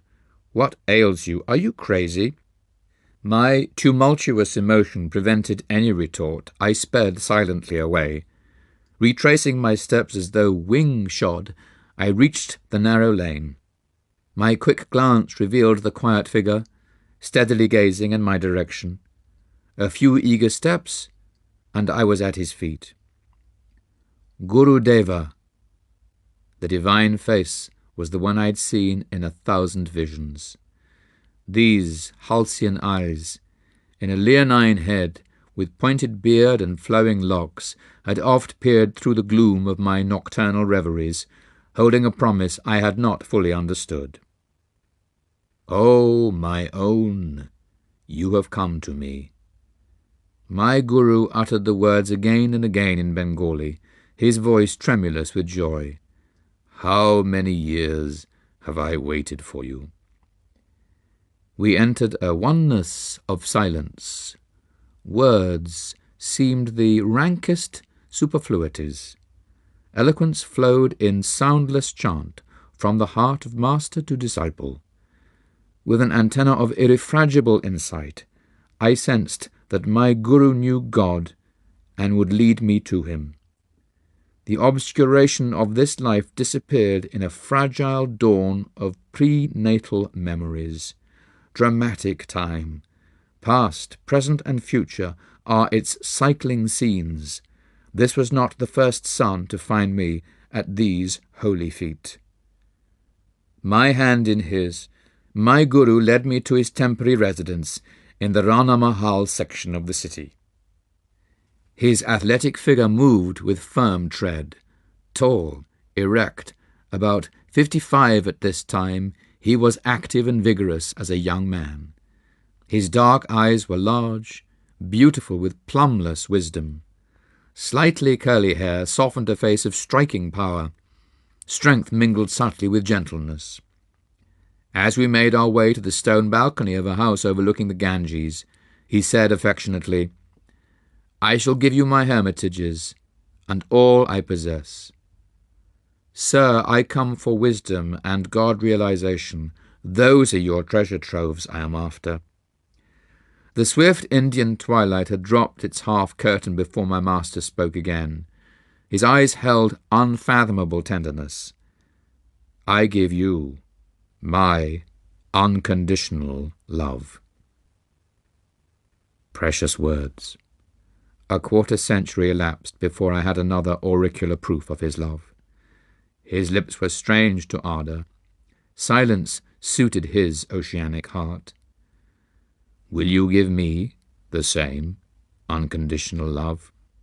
He gazed at me with childlike trust. "I will love you eternally, Guru Deva."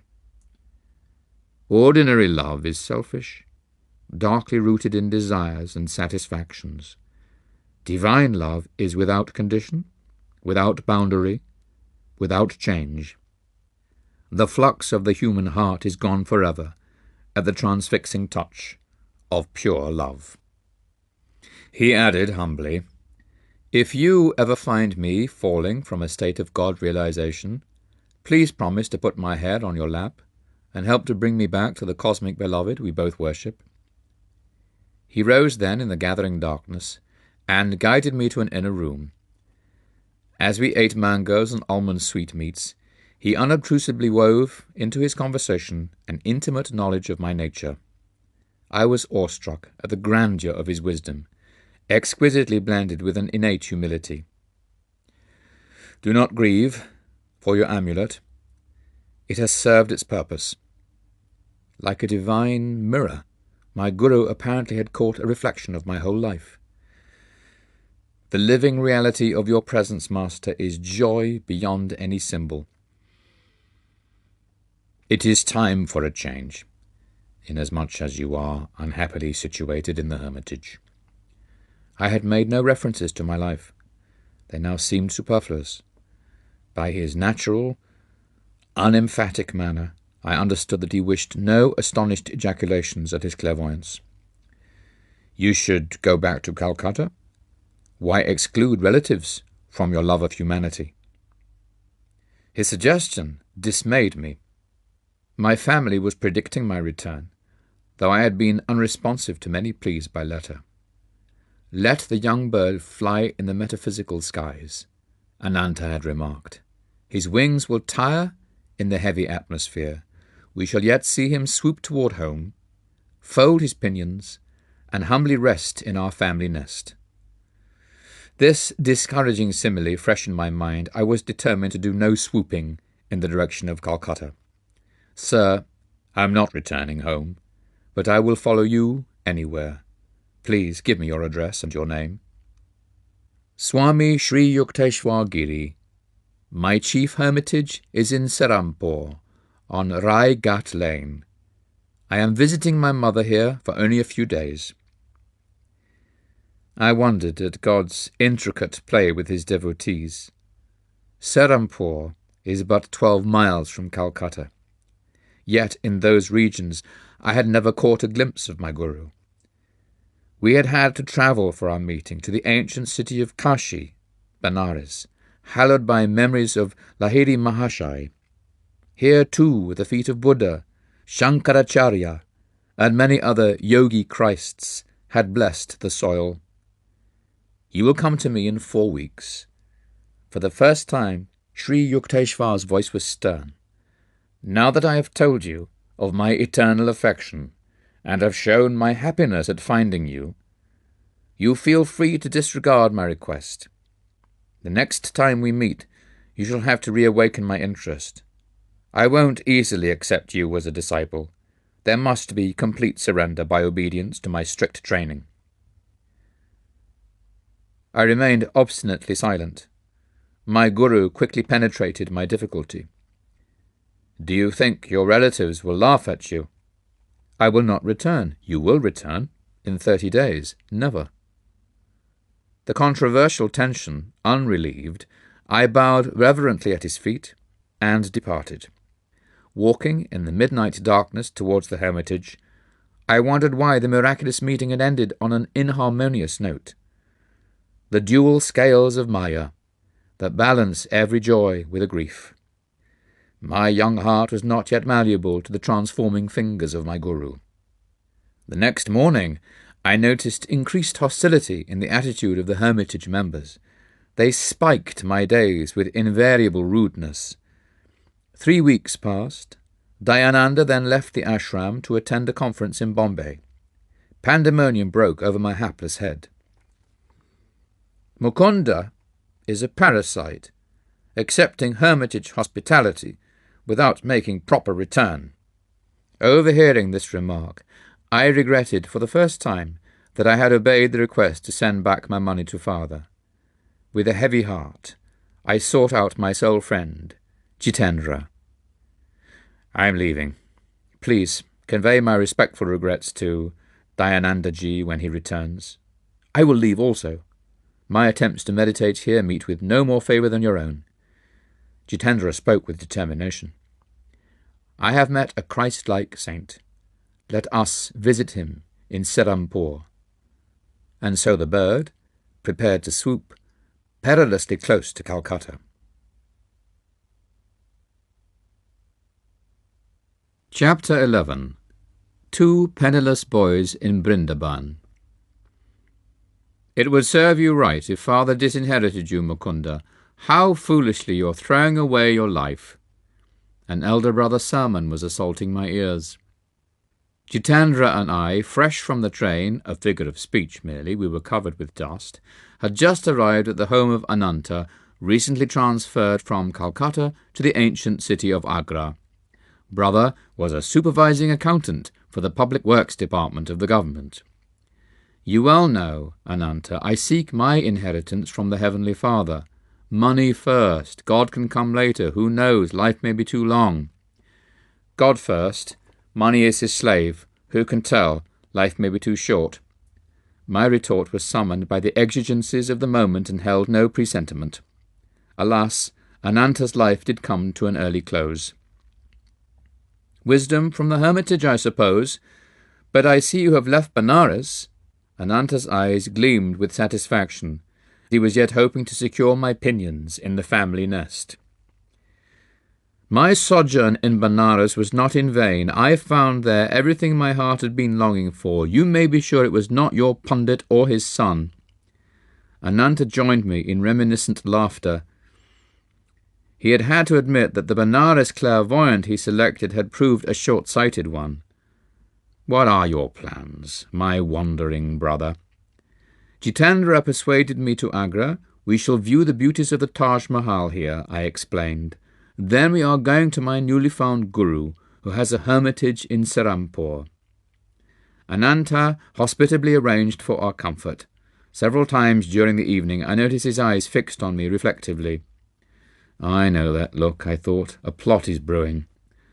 The denouement took place during our early breakfast. "So, you feel quite independent of father's wealth?" Ananta's gaze was innocent as he resumed the barbs of yesterday's conversation. "I am conscious of my dependence on God." "Words are cheap. Life has shielded you thus far. What a plight if you were forced to look to the invisible hand for your food and shelter. You would soon be begging on the streets." "Never. I would not put faith in passers-by rather than in God. He can devise for his devotee 1,000 resources besides the begging bowl." "More rhetoric. Suppose I suggest that your vaunted philosophy be put to a test in this tangible world." "I would agree." "Do you confine God to a speculative world?" "We shall see. Today you shall have opportunity either to enlarge or to confirm my own views." Ananta paused for a dramatic moment, then spoke slowly and seriously. "I propose that I send you and your fellow disciple Jitendra this morning to the nearby city of Brindaban. You must not take a single rupee. You must not beg, either for food or money. You must not reveal your predicament to anyone. You must not go without your meals. And you must not be stranded in Brindaban. If you return to my bungalow here before 12 o'clock tonight, without having broken any rule of the test, I shall be the most astonished man in Agra. I accept the challenge." No hesitation was in my words or in my heart. Grateful memories flashed of the instant beneficence, my healing of deadly cholera through an appeal to Lahiri Mahashai's picture, the playful gift of the 2 kites on the Lahore roof, the opportune amulet amidst my discouragement in Bareilly, the decisive message through the sadhu outside the courtyard of the pundit's house in Benares, the vision of Divine Mother and her majestic words of love, her swift heed through Master Mahashai to my trifling embarrassments, the last-minute guidance that had materialized my high school diploma, and the ultimate boon, my living master from the mist of my lifelong dreams. Never would I admit my philosophy unequal to any tussle on the world's harsh proving grounds. Your willingness does you credit. I'll escort you to the train at once, Ananta said. He turned to the open-mouthed Jitendra. You must go along, as a witness and very likely a fellow victim. Half an hour later, Jitendra and I were in possession of one-way tickets for the trip. We submitted, in a secluded corner of the station, to a search of our persons. Ananta was quickly satisfied that we were carrying no hidden hoard. Our simple dhotis concealed nothing more than was necessary. As faith invaded the serious realms of finance, my friend spoke protestingly. Ananta, give me 1 or 2 rupees as a safeguard, then I can telegraph you in case of misfortune. Jitendra! My ejaculation was sharply reproachful. I will not proceed with the test if you take any money as final security. There is something reassuring about the chink of coins, Jitendra said no more, as I regarded him sternly. Mukunda, I am not heartless. A hint of humility had crept into Ananta's voice. It may be that his conscience was smiting him, perhaps for sending 2 penniless boys to a strange city, perhaps for his own religious scepticism. If by any chance or grace you pass successfully through the Brindaban ordeal, I shall ask you to initiate me as your disciple. This promise had a certain irregularity, in keeping with the unconventional occasion. The eldest brother in an Indian family seldom bows before his juniors. He receives respect and obedience second only to a father. But no time remained for my comment. Our train was at point of departure. Jitendra maintained a lugubrious silence as the train covered the miles. Finally he bestirred himself. Leaning over, he pinched me painfully on a tender spot. I see no sign that God is going to supply our next meal. Be quiet, doubting Thomas. The Lord is working with us.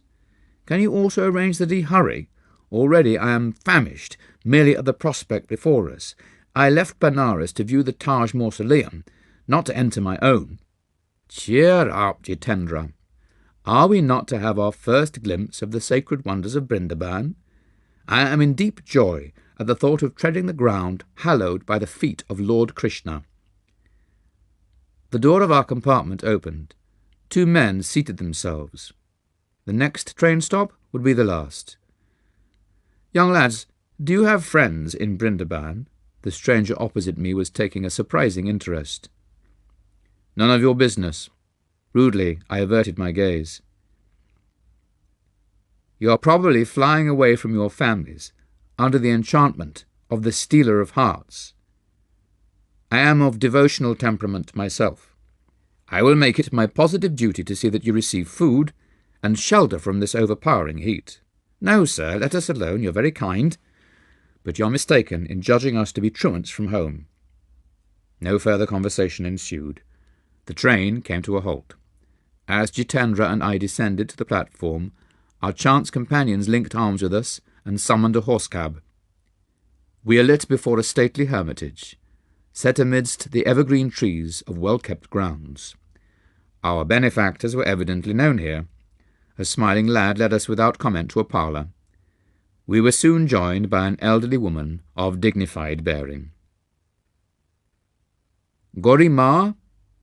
The princess could not come, one of the men addressed the ashram hostess. At the last moment, their plans went awry. They send deep regrets. But we have brought 2 other guests. As soon as we met them on the train, I felt drawn to them as devotees of Lord Krishna. Goodbye, young friends. Our 2 acquaintances walked to the door. We shall meet again, if God be willing. You're welcome here. Gauri Ma smiled in motherly fashion. You could not have come on a better day. I was expecting 2 royal patrons of this hermitage. What a shame if my cooking had found none to appreciate it. The pleasant words had a surprising effect on Jitendra. He burst into tears. The prospect he had feared in Brindaban was turning out as royal entertainment. His sudden mental adjustment proved too much for him. Our hostess looked at him with curiosity, but without remark. Perhaps she was familiar with adolescent quirks. Lunch was announced. Gauri Ma led the way to a dining patio, spicy with savoury odours. She vanished into an adjoining kitchen. I had been premeditating this moment. Selecting the appropriate spot on Jitendra's body, I gave him a pinch as painful as the one he'd given me on the train. Doubting Thomas? The Lord works in a hurry, too. The hostess re-entered with a punkah.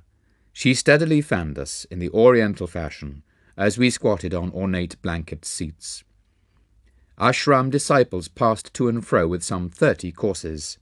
Rather than meal, the description may only be sumptuous repast. Since arriving on this planet, Jitendra and I had never before tasted such delicacies. Dishes fit for princes indeed, honoured mother. What your royal patrons could have found more urgent than attending this banquet, I cannot imagine.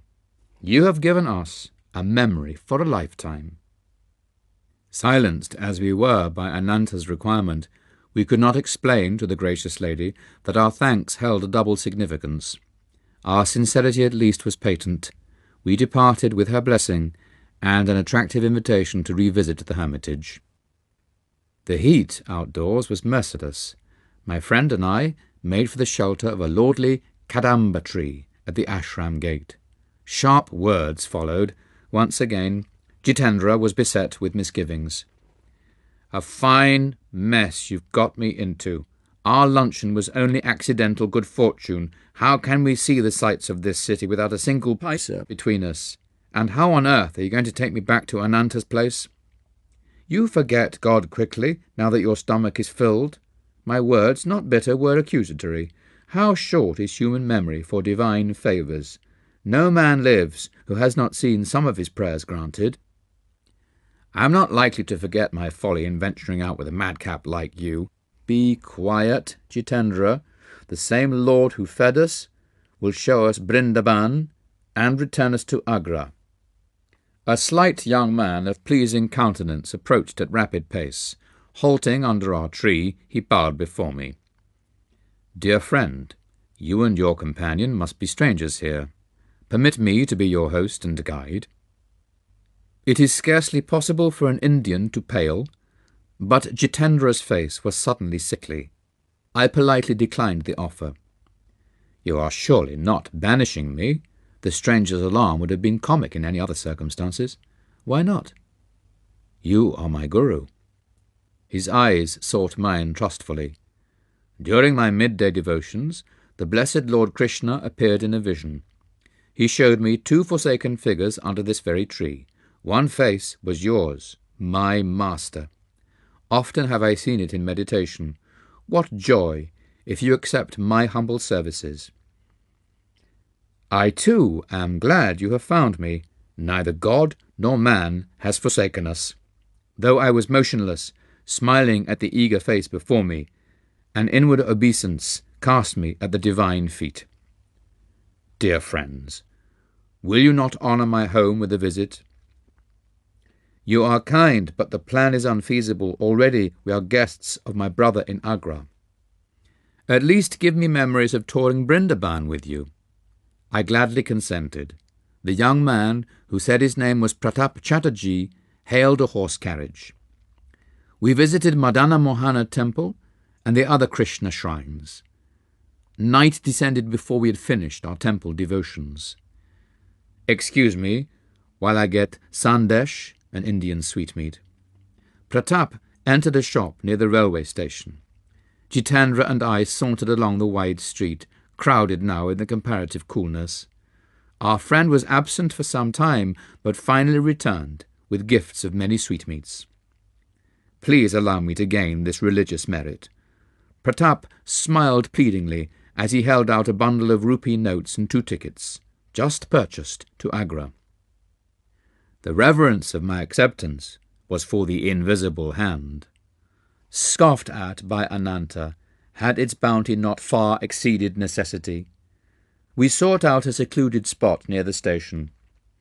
Pratap, I will instruct you in the Kriya of Lahiri Mahashai, the greatest yogi of modern times. His technique will be your guru. The initiation was concluded in half an hour. Kriya is your Chintamani, I told the new student. The technique, which, as you see, is simple, embodies the art of quickening man's spiritual evolution. Hindu scriptures teach that the incarnating ego requires 1,000,000 years to obtain liberation from Maya. This natural period is greatly shortened through Kriya Yoga. Just as plant growth can be accelerated far beyond its normal rate, as Jagadish Chandra Bose has demonstrated, so man's psychological development also can be speeded by scientific means. Be faithful in your practice. You will approach the Guru of all gurus. I am transported to find this yogic key long sought, Pratap spoke thoughtfully. Its unshackling effect on my sensory bonds will free me for higher spheres. The vision today of Lord Krishna could only mean my highest good. We sat a while in silent understanding, then walked slowly to the station. Joy was within me as I boarded the train, but this was Jitendra's day for tears. My affectionate farewell to Pratap had been punctuated by stifled sobs from both my companions. The journey once more found Jitendra in a welter of grief. Not for himself this time, but against himself. How shallow my trust! My heart has been stone. Never in future shall I doubt God's protection. Midnight was approaching. The two Cinderellas, sent forth penniless, entered Ananta's bedroom. Just as he had lightly predicted, his face was a study in astonishment. Silently, I showered a table with rupee notes. Jitendra, the truth. Ananta's tone was jocular. Has not this youngster been staging a hold-up? But as the tale was unfolded, my brother turned sober, then solemn. The law of demand and supply reaches into subtler realms than I had supposed. Ananta spoke with a spiritual enthusiasm never before noticeable. I understand for the first time your indifference to the vaults and vulgar accumulations of the world. Late as it was, my brother insisted that he receive Diksha into Kriya Yoga.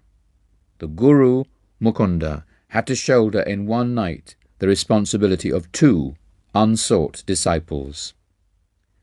Breakfast on the following day was eaten in a harmony that had been absent on the preceding morning. I smiled at Jitendra. You shall not be cheated of the Taj. Let us view it before starting for Serampore. Bidding farewell to Ananta, my friend and I were soon before the glory of Agra, the Taj Mahal.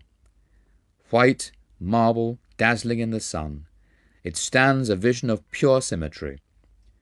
The perfect setting is dark cypress, glossy lawn, and tranquil lagoon.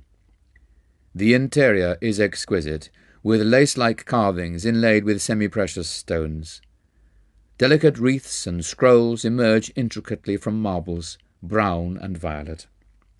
Illumination from the dome falls on the cenotaphs of Emperor Shah Jahan and Mumtaz-e-Mahal, queen of his realm and his heart. Enough of sightseeing. I was longing for my Guru. Jitendra and I were shortly travelling south by train, toward Bengal. Mukunda, I've not seen my family for months. I've changed my mind. Perhaps later I shall visit your master in Serampore. My friend, who may mildly be described as vacillating in temperament, left me in Calcutta. By local train, I soon reached Serampore, 12 miles to the north. A throb of wonderment stole over me as I realized that 28 days had elapsed since the Banaras meeting with my Guru. You will come to me in 4 weeks. Here I was, heart pounding, standing within his courtyard on quiet Raigat Lane. I entered for the first time the hermitage where I was to spend the best part of the next 10 years, with India's Gyan Avatar, incarnation of wisdom. Chapter 12. Years in my Master's Hermitage. You have come. Sri Yukteswar greeted me from a tiger skin on the floor of a balconied sitting-room. His voice was cold, his manner unemotional. Yes, dear Master, I am here to follow you. Kneeling, I touched his feet. How can that be? You ignore my wishes. No longer, Guruji. Your wish shall be my law. That's better. Now I can assume responsibility for your life. I willingly transfer the burden, Master. My first request, then, is that you return home to your family. I want you to enter college in Calcutta. Your education should be continued. Very well, sir. I hid my consternation. Would importunate books pursue me down the years? First father, now Sri Yukteswar. Some day you will go to the West. Its people will be more receptive to India's ancient wisdom if the strange Hindu teacher has a university degree. You know best, Guruji. My gloom departed. The reference to the West I found puzzling, remote, but my opportunity to please Master by obedience was vitally immediate. You'll be near in Calcutta. Come here whenever you find time. Every day if possible, Master. Gratefully, I accept your authority in every detail of my life. On one condition. Yes? That you promise to reveal God to me. An hour-long verbal tussle ensued. A master's word cannot be falsified. It is not lightly given. The implications in the pledge open out vast metaphysical vistas. A guru must be on intimate terms, indeed, with the Creator before he can obligate him to appear. I sensed Sri Yukteswar's divine unity and was determined, as his disciple, to press my advantage. You are of exacting disposition. Then Master's consent rang out with compassionate finality. Let your wish be my wish. A lifelong shadow lifted from my heart. The vague search hither and yon was over. I had found eternal shelter in a true guru. Come, I will show you the hermitage. Master rose from his tiger mat. In glancing about, I noticed on a wall a picture that was garlanded with a spray of jasmine. Lahiri Mahashai, I said in astonishment. Yes, my divine guru. Sri Yukteswar's tone was reverently vibrant. Greater he was, as man and yogi, than any other teacher whose life came within the range of my investigations. Silently I bowed before the familiar picture. Soul homage sped to the peerless master who, blessing my infancy, had guided my steps to this hour. Led by my guru, I strolled about the house and its grounds. Large, ancient, and well-built, the massive pillared hermitage surrounded a courtyard. Outer walls were moss-covered. Pigeons fluttered over the flat grey roof, unceremoniously sharing the ashram quarters. A rear garden was pleasant with jackfruit, mango, and plantain trees. Balustraded balconies of upper rooms in the two-storied building faced the courtyard from three sides. A spacious ground-floor hall, with high ceilings supported by colonnades, was used, Master said, chiefly during the annual festivities of Durga Puja. A narrow stairway led to Sri Yukteswar's sitting room, whose small balcony overlooked the street. The ashram was plainly furnished. Everything was simple, clean, and utilitarian. Several Western-style chairs, benches, and tables were in evidence. Master invited me to stay overnight. A supper of vegetable curry was served by two young disciples who were receiving hermitage training. Guruji, please tell me something of your life. I was squatting on a straw mat near his tiger skin. The friendly stars were very close, it seemed, beyond the balcony. My family name was Priya Nath Karar. I was born here in Serampore, where father was a wealthy businessman. He left me this ancestral mansion, now my hermitage. My formal schooling was little. I found it slow and shallow. In early manhood, I undertook the responsibilities of a householder and have one daughter, now married. My middle life was blessed with the guidance of Lahiri Mahashai.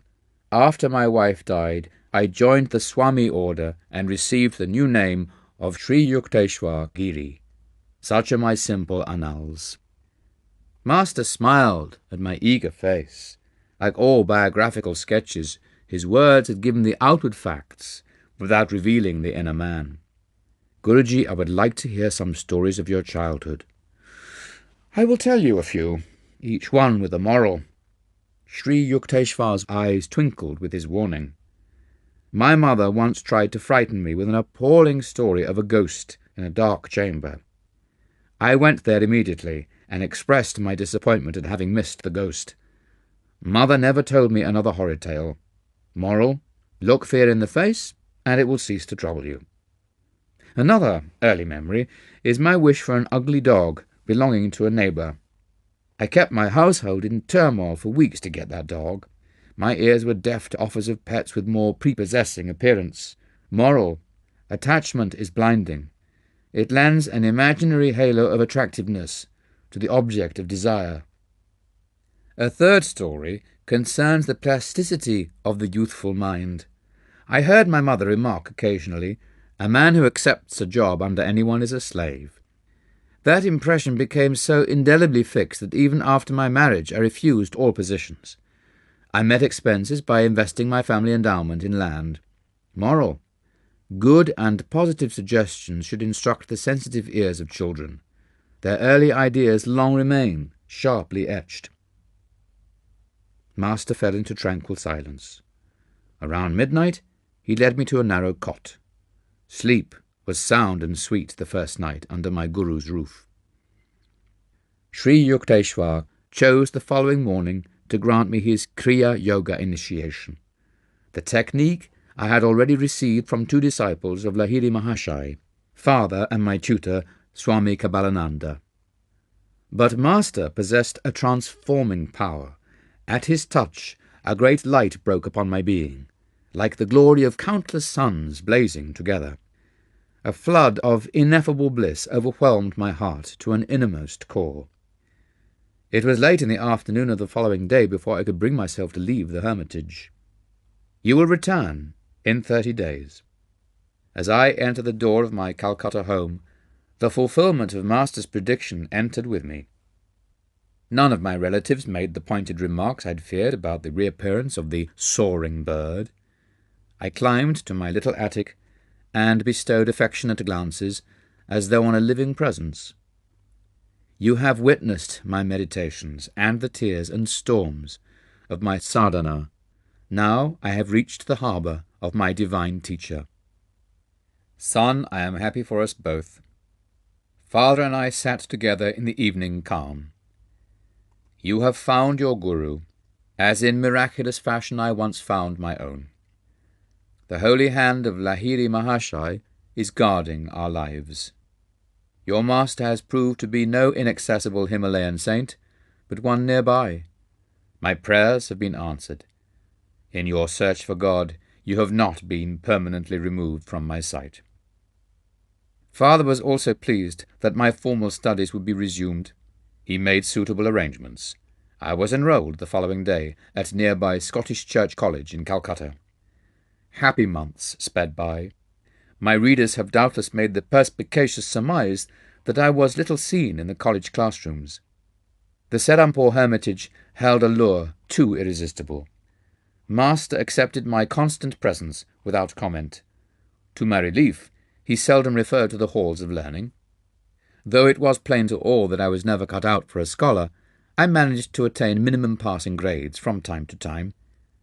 Daily life at the ashram flowed smoothly, infrequently varied. My guru awoke before dawn. Lying down or sometimes sitting on the bed, he entered a state of samadhi. It was simplicity itself to discover when Master had awakened. Abrupt halt of stupendous snores. A sigh or two, perhaps a bodily movement. Then a soundless state of breathlessness. He was in deep yogic joy. Breakfast did not follow. First came a long walk by the Ganges. Those morning strolls with my Guru, how real and vivid still!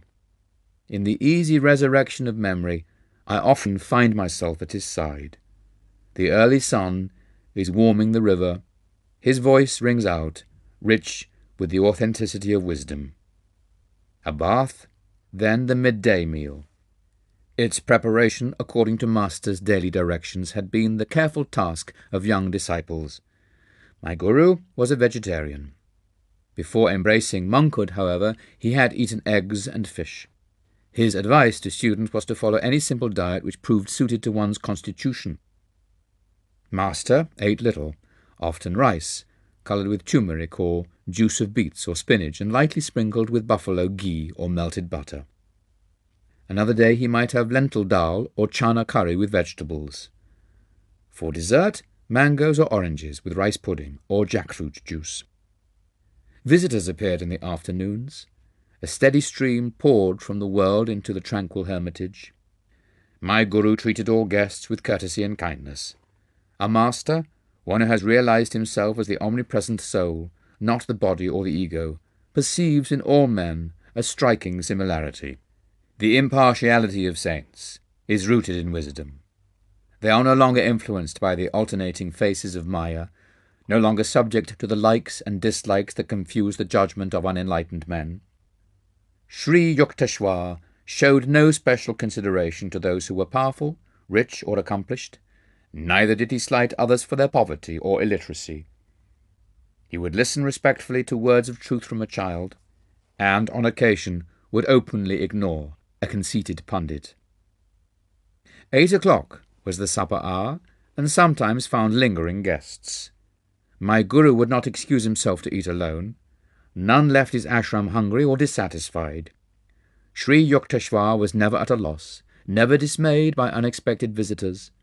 Under his resourceful directions to the disciples, scanty food would emerge a banquet. Yet he was economical. His modest funds went far. "Be comfortable within your purse," he often said. "Extravagance will bring you discomfort."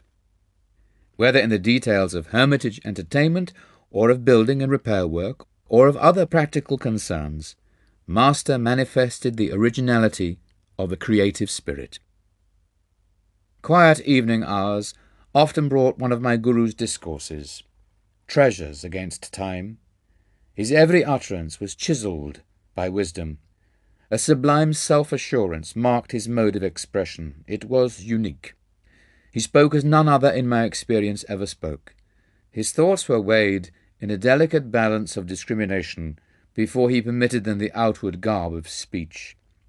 The essence of truth, all-pervasive, even with a physiological aspect, came from him like a fragrant exudation of the soul. I was conscious always that I was in the presence of a living manifestation of God. The weight of his divinity automatically bowed my head before him. If guests detected that Sri Yukteswar was becoming engrossed with the infinite, he quickly engaged them in conversation.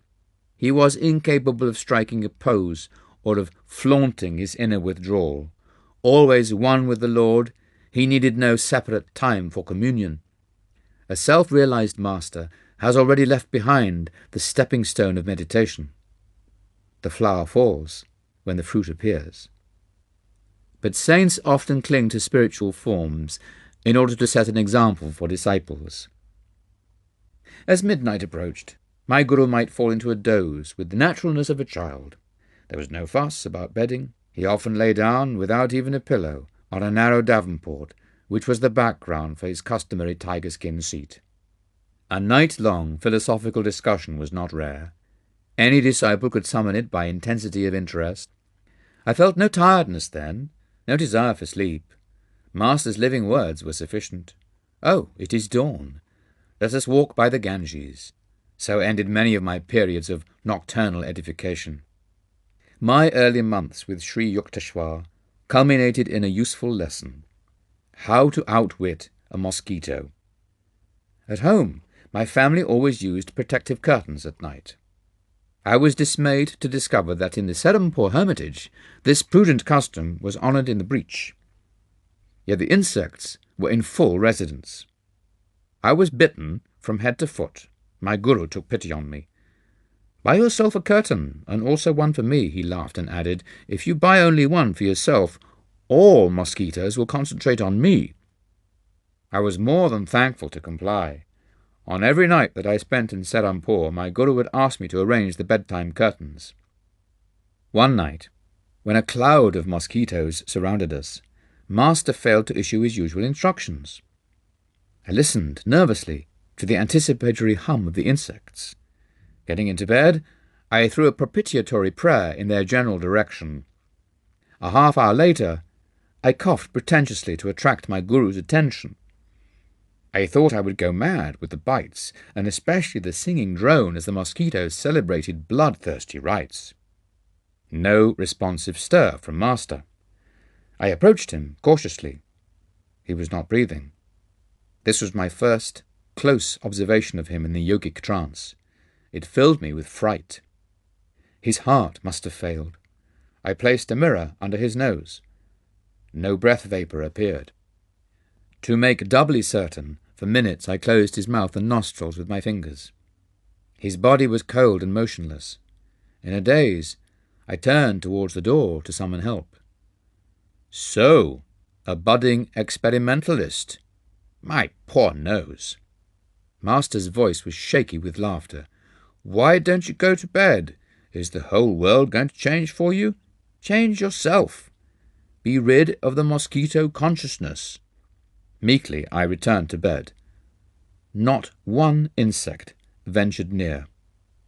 I realized that my guru had previously agreed to the curtains only to please me. He had had no fear of mosquitoes. By yogic power he could prevent them from biting him, or, if he chose, he could escape to an inner invulnerability. He was giving me a demonstration, I thought. That is the yogic state I must strive to attain. A true yogi is able to pass into and maintain the superconscious state, regardless of multitudinous distractions never absent from this earth, the buzz of insects, the pervasive glare of daylight. In the first state of samadhi, sabikalpa, the devotee shuts off all sensory testimony of the outer world. He is rewarded then by sounds and scenes of inner realms fairer than the pristine Eden. The instructive mosquitoes served for another early lesson in the ashram. It was the gentle hour of dusk. My guru was matchlessly interpreting the ancient texts. At his feet, I was in perfect peace. A rude mosquito entered the idyll and competed for my attention. As it dug a poisonous hypodermic needle into my thigh, I automatically raised an avenging hand. Reprieve from impending execution. An opportune memory had come to me of Patanjali's aphorism on ahimsa, harmlessness. In the presence of a man perfected in ahimsa, non-violence, enmity in any creature does not arise. "Why didn't you finish the job?" "Master, do you advocate taking life?" "No, but in your mind you had already struck the death blow." "I don't understand." By ahimsa, Patanjali meant removal of the desire to kill. Sri Yukteswar had found my mental processes an open book. This world is inconveniently arranged for a literal practice of ahimsa. Man may be compelled to exterminate harmful creatures. He is not under a similar compulsion to feel anger or animosity. All forms of life have an equal right to the air of Maya. The saint who uncovers the secret of creation will be in harmony with nature's countless bewildering expressions. All men may understand this truth by overcoming the passion for destruction. Guruji, should one offer himself a sacrifice, rather than kill a wild beast? No. Man's body is precious. It has the highest evolutionary value because of unique brain and spinal centers. These enable the advanced devotee fully to grasp and express the loftiest aspects of divinity. No lower form is so equipped. It is true that a man incurs the debt of a minor sin if he is forced to kill an animal or any other living thing. But the holy Shastras teach that wanton loss of a human body is a serious transgression against the karmic law. I sighed in relief. Scriptural reinforcement of one's natural instincts is not always forthcoming. Master, so far as I know, was never at close quarters with a leopard or a tiger. But a deadly cobra once confronted him, only to be conquered by his love. The encounter took place in Puri, where my guru had a seaside hermitage. Prafulla, a young disciple of Sri Yukteswar's later years, was with Master on this occasion. We were seated outdoors near the ashram, Prafulla told me. A cobra appeared nearby, a 4-foot length of sheer terror. Its hood was angrily expanded as it raced towards us. Master gave a welcoming chuckle, as though to a child. I was filled with consternation to see Sri Yukteswarji engage in a rhythmical clapping of hands. He was entertaining the dread visitor. I remained completely quiet, inwardly ejaculating fervent prayers. The serpent, very close to Master, was now motionless, seemingly magnetized by his caressing attitude. The frightful hood gradually contracted. The snake slithered between Sri Yukteswarji's feet and disappeared into the bushes. Why Master would move his hands, and why the cobra would not strike them, were inexplicable to me then, Prafulla concluded. I have since come to realize that our divine Guru is beyond fear of hurt from any creature. One afternoon, during my early months at the ashram, I found Sri Yukteswar's eyes fixed on me piercingly.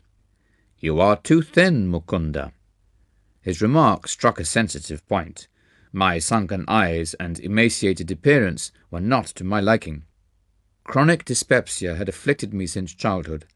Many bottles of tonic stood on a shelf in my room at home. None had helped me. Occasionally, I would sadly ask myself if life were worthwhile with a body so unsound.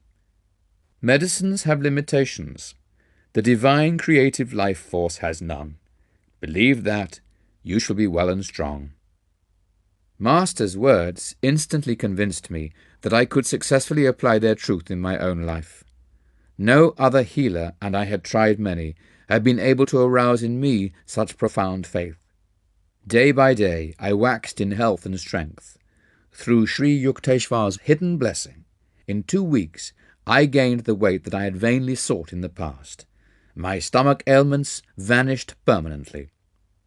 On later occasions, I was privileged to witness my Guru's divine healings of persons suffering from diabetes, epilepsy, tuberculosis, or paralysis. Years ago, I too was anxious to put on weight. Master told me shortly after he'd healed me. During convalescence, after a severe illness, I visited Lahiri Mahashai in Benares. "Sir," I said, "I've been very sick and have lost many pounds." "I see, Yukteswar, you made yourself unwell, and now you think you are thin." This reply was far from the one I had expected. My Guru, however, added encouragingly, "Let me see. I am sure you ought to feel better tomorrow." My receptive mind accepted his words as a hint that he was secretly healing me. The next morning I sought him out and exclaimed exultingly, "Sir, I feel much better today." "Indeed, today you invigorate yourself." "No, Master," I protested, "it is you who've helped me. This is the first time in weeks that I've had any energy." "Oh yes, your malady has been quite serious. Your body is frail yet. Who can say how it will be tomorrow?" The thought of a possible return of my weakness brought me a shudder of cold fear. The following morning I could hardly drag myself to Lahiri Mahashya's home. "Sir, I'm ailing again." My Guru's glance was quizzical. "So? Once more you indispose yourself." My patience was exhausted.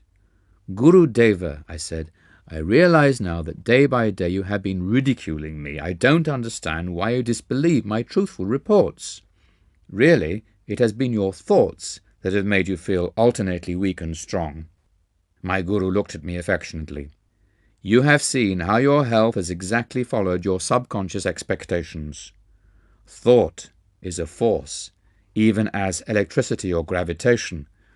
The human mind is a spark of the almighty consciousness of God. I could show you that whatever your powerful mind believes very intensely would instantly come to pass." Knowing that Lahiri Mahashai never spoke idly, I addressed him with great awe and gratitude. "Master, if I think that I am well, and that I have regained my former weight, shall those things come to pass. It is so, even at this moment. My Guru spoke gravely. His gaze concentrated on my eyes. I instantly felt an increase not only of strength, but of weight. Lahiri Mahasaya retreated into silence. After a few hours at his feet, I returned to my mother's house, where I stayed during my visit to Benares. "My son, what is the matter? Are you swelling with dropsy?" Mother could hardly believe her eyes. My body was now as full and robust as it had been before my illness. I weighed myself and found that in one day I had gained 50 pounds. They have remained permanently. Friends and acquaintances who had seen my thin figure were overcome with amazement. A number of them changed their mode of life and became disciples of Lahiri Mahasaya as a result of this miracle. My Guru, awake in God, knew this world to be nothing but an objectivized dream of the Creator. Because he was completely aware of his unity with the Divine Dreamer, Lahiri Mahasaya could materialize or dematerialize, or make any other change he wished in the dream atoms of the phenomenal world. All creation is governed by law, Sri Yukteswar concluded. The principles that operate in the outer universe, discoverable by scientists, are called natural laws, but there are subtler laws that rule the hidden spiritual planes and the inner realm of consciousness. These principles are knowable through the science of yoga. It is not the physicist, but the self-realized master who comprehends the true nature of matter. By such knowledge, Christ was able to restore the servant's ear after it had been severed by one of the disciples. My Guru was a peerless interpreter of the scriptures. Many of my happiest memories are centered in his discourses, but his jeweled thoughts were not cast into the ashes of heedlessness or stupidity. One restless movement of my body, or my slight lapse into absent-mindedness, would suffice to put an abrupt period to my master's exposition. "You are not here." Sri Yukteswar interrupted himself one afternoon with this observation. As usual, he was keeping relentless track of my attention. "Guruji," my tone was a protest, "I have not stirred. My eyelids have not moved. I can repeat each word you have uttered. Nevertheless, you are not fully with me. Your objection forces me to remark that in your mental background you were creating 3 institutions. One was a sylvan retreat on a plain, another on a hilltop, still another by the ocean. Those vaguely formulated thoughts had indeed been present almost subconsciously. I glanced at him apologetically. What can I do with such a master, one who penetrates my random musings? You have given me that right. The subtle truths I am expounding cannot be grasped without your complete concentration. Unless necessary, I do not invade the seclusion of others' minds. Man has the natural privilege of roaming secretly among his thoughts. The unbidden Lord does not enter there, neither do I venture intrusion. You are ever welcome, Master. Your architectural dreams will materialize later. Now is the time for study. Thus, incidentally, in his simple way, my Guru revealed his knowledge of the coming of 3 important events in my life. Since early youth, I had had enigmatic glimpses of 3 buildings, each in a different setting. In the exact sequence Sri Yukteswar had indicated, these visions took ultimate form. First came my founding of a boys' yoga school on a plain in Ranchi, then an American headquarters on a Los Angeles hilltop, and then a hermitage in Encinitas, California, overlooking the vast Pacific.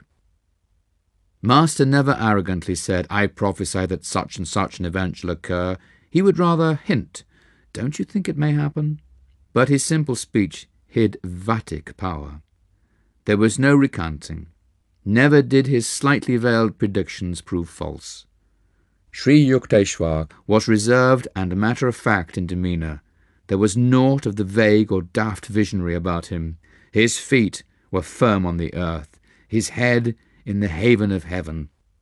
Practical people aroused his admiration. Saintliness is not dumbness. Divine perceptions are not incapacitating, he would say. The active expression of virtue gives rise to the keenest intelligence. My guru was reluctant to discuss the superphysical realms. His only marvellous aura was that of perfect simplicity. In conversation he avoided startling references. In action he was freely expressive. Many teachers talked of miracles, but could manifest nothing. Sri Yukteswar seldom mentioned the subtle laws, but secretly operated them at will. A man of realization does not perform any miracle until he receives an inward sanction, Master explained. God does not wish the secrets of his creation revealed promiscuously. Also, every individual in the world has an inalienable right to his free will. A saint will not encroach on that independence. The silence, habitual to Sri Yukteswar, was caused by his deep perceptions of the infinite. No time remained for the interminable revelations that occupy the days of teachers without self-realization. A saying from the Hindu scriptures is, "In shallow men, the fish of little thoughts cause much commotion. In oceanic minds, the whales of inspiration hardly make a ruffle." Because of my guru's unspectacular guise, only a few of his contemporaries recognized him as a superman.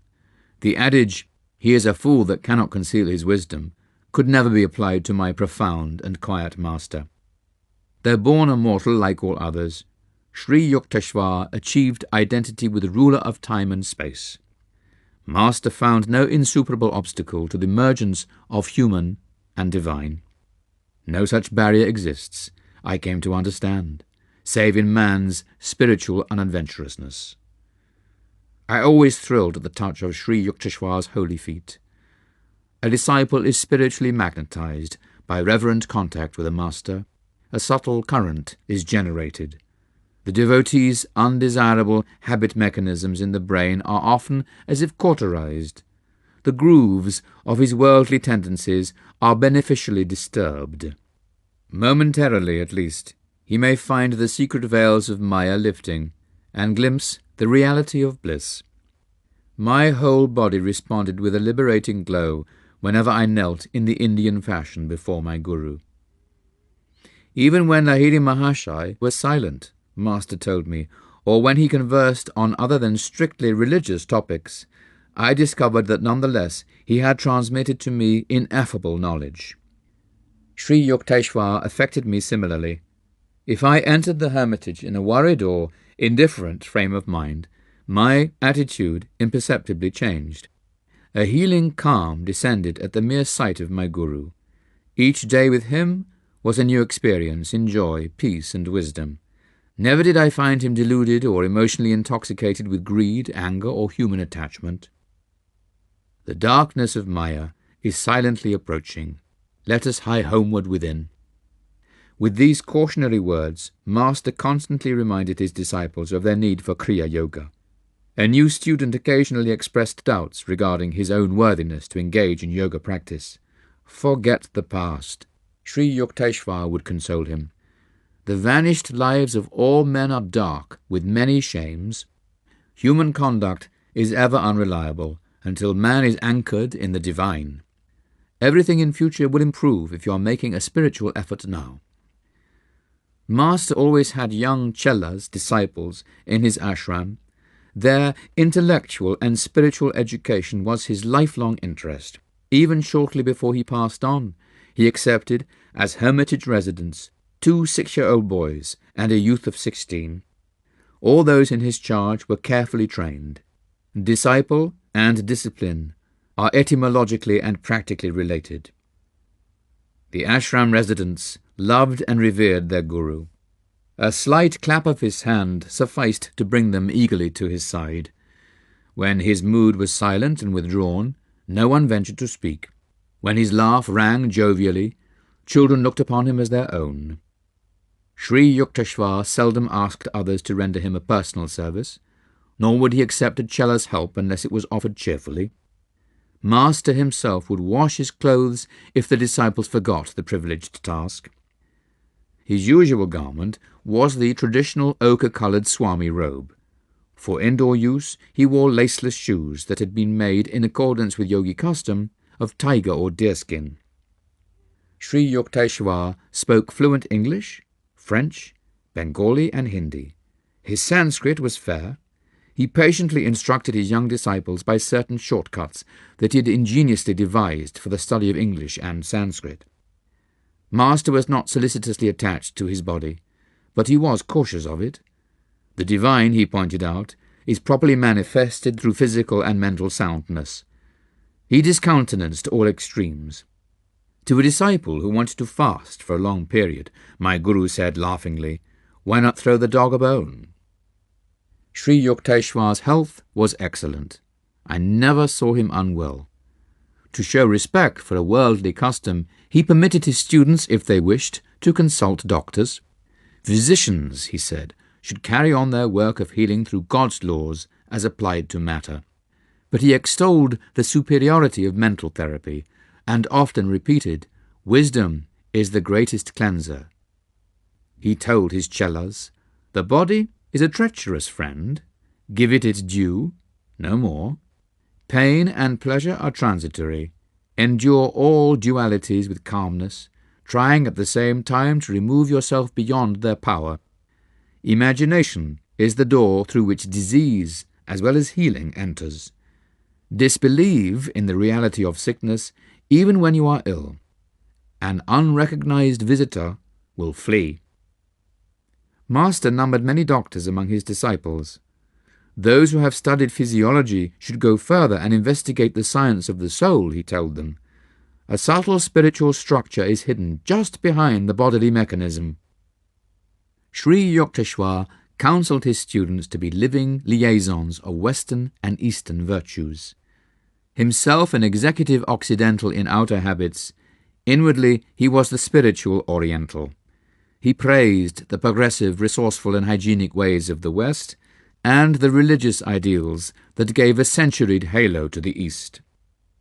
Discipline had not been unknown to me.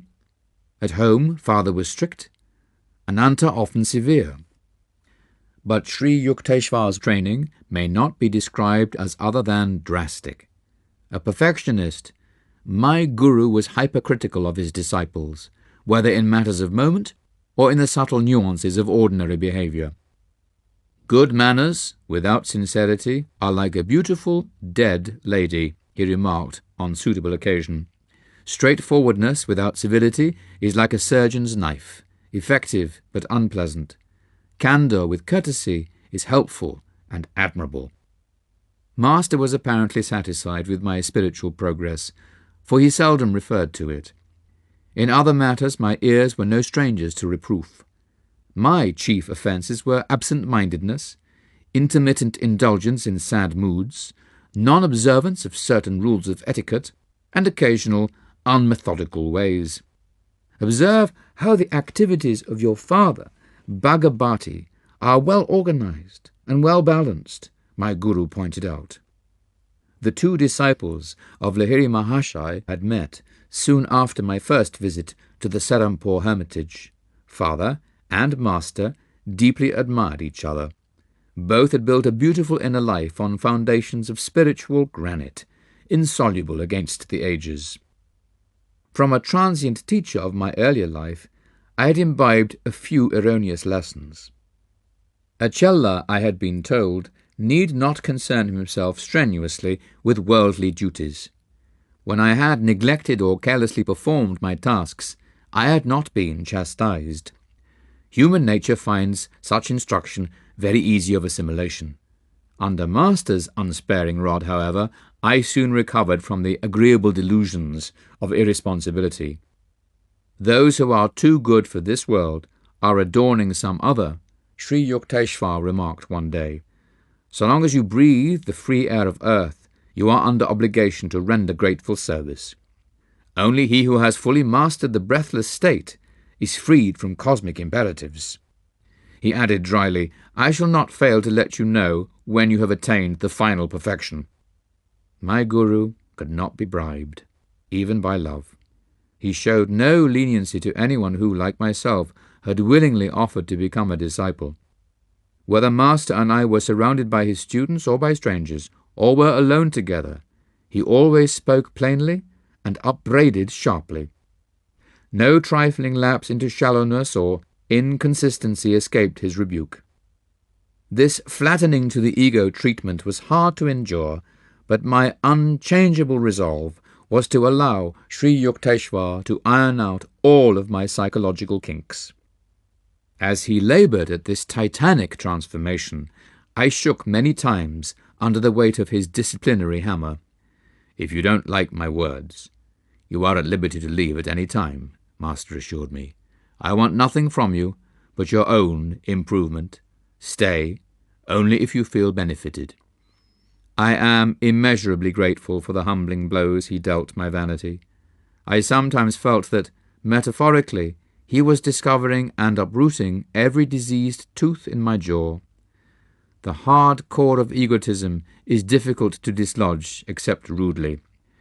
With its departure, the divine finds at last an unobstructed channel. In vain it seeks to percolate through flinty hearts of selfishness. Sri Yukteswar's intuition was penetrating. Heedless of remarks, he often replied to one's unexpressed thoughts. The words a person uses and the actual thoughts behind them may be poles apart. "By calmness," my guru said, "try to feel the thoughts behind the confusion of men's verbiage." The disclosures of divine insight are often painful to worldly ears. Master was not popular with superficial students. The wise, always few in number, deeply revered him. I dare say Sri Yukteswar would have been the most sought-after guru in India had his speech not been so candid and so censorious. "I am hard on those who come for my training," he admitted to me. "That is my way. Take it or leave it. I never compromise. But you will be much kinder to your disciples. That is your way. I try to purify only in fires of severity. These are searing beyond the average toleration. The gentle approach of love is also transfiguring. The inflexible and the yielding methods are equally effective if applied with wisdom." He added, "You will go to foreign lands, where blunt assaults on the ego are not appreciated. A teacher could not spread India's message in the West without an ample fund of accommodative patience and forbearance." I refuse to say how often in America I have remembered Master's words. Though my guru's undissembling speech prevented a large following during his years on earth, nevertheless, through an ever-growing number of sincere students of his teachings, his spirit lives on in the world today. Warriors like Alexander the Great seek sovereignty over the soil. Masters like Sri Yukteswar win a farther dominion in men's souls. It was Master's practice to point out the simple, negligible shortcomings of his disciples with an air of portentous gravity. One day, my father visited Serampore to pay his respects to Sri Yukteswar. My parent expected, very likely, to hear some words in my praise. He was shocked to be given a long account of my imperfections. He rushed to see me. "From your guru's remarks, I thought to find you a complete wreck." My parent was between tears and laughter. The only cause of Sri Yukteswar's displeasure at the time was that I had been trying, against his gentle hint, to convert a certain man to the spiritual path. With indignant speed, I sought out my guru. He received me with downcast eyes, as though conscious of guilt. It was the only time I ever saw the divine lion meek before me. The unique moment was savoured to the full. "Sir, why did you judge me so mercilessly before my astounded father? Was that just?" "I will not do it again." Sri Yukteswar's tone was apologetic. Instantly I was disarmed. How readily had the great man admitted a fault! Though he never again upset father's peace of mind, Master relentlessly continued to dissect me whenever and wherever he chose. New disciples often joined Sri Yukteswar in exhaustive criticism of others. Wise like the Guru, models of flawless discrimination, but he who takes the offensive should not be defenceless. The carping students themselves fled precipitately as soon as Master publicly unloosed in their direction a few shafts from his analytical quiver. Tender inner weaknesses, revolting at mild touches of censure, are like diseased parts of the body, recoiling before even delicate handling. This was Sri Yukteswar's amused comment on the flighty ones. Many disciples have a preconceived image of a guru, by which they judge his words and actions. Such persons often complained that they did not understand Sri Yukteswar. "Neither do you understand God," I retorted on one occasion. "If a saint were clear to you, you would be one." Among the trillion mysteries, breathing every second the inexplicable air, may one venture to ask that the fathomless nature of a master be instantly grasped? Students came, and generally went. Those who craved an easy path, that of instant sympathy and comforting recognitions of one's merits, did not find it at the Hermitage. Master offered his disciples shelter and shepherding for the eons, but many students miserly demanded ego balm as well. They departed, preferring before any humility life's countless humiliations. Sri Yukteswar's blazing rays, the open penetrating sunshine of his wisdom, were too powerful for their spiritual sickness. They sought out some lesser teacher who, shading them with flattery, permitted the fitful sleep of ignorance. During my early months with Master, I experienced a sensitive fear of his reprimands.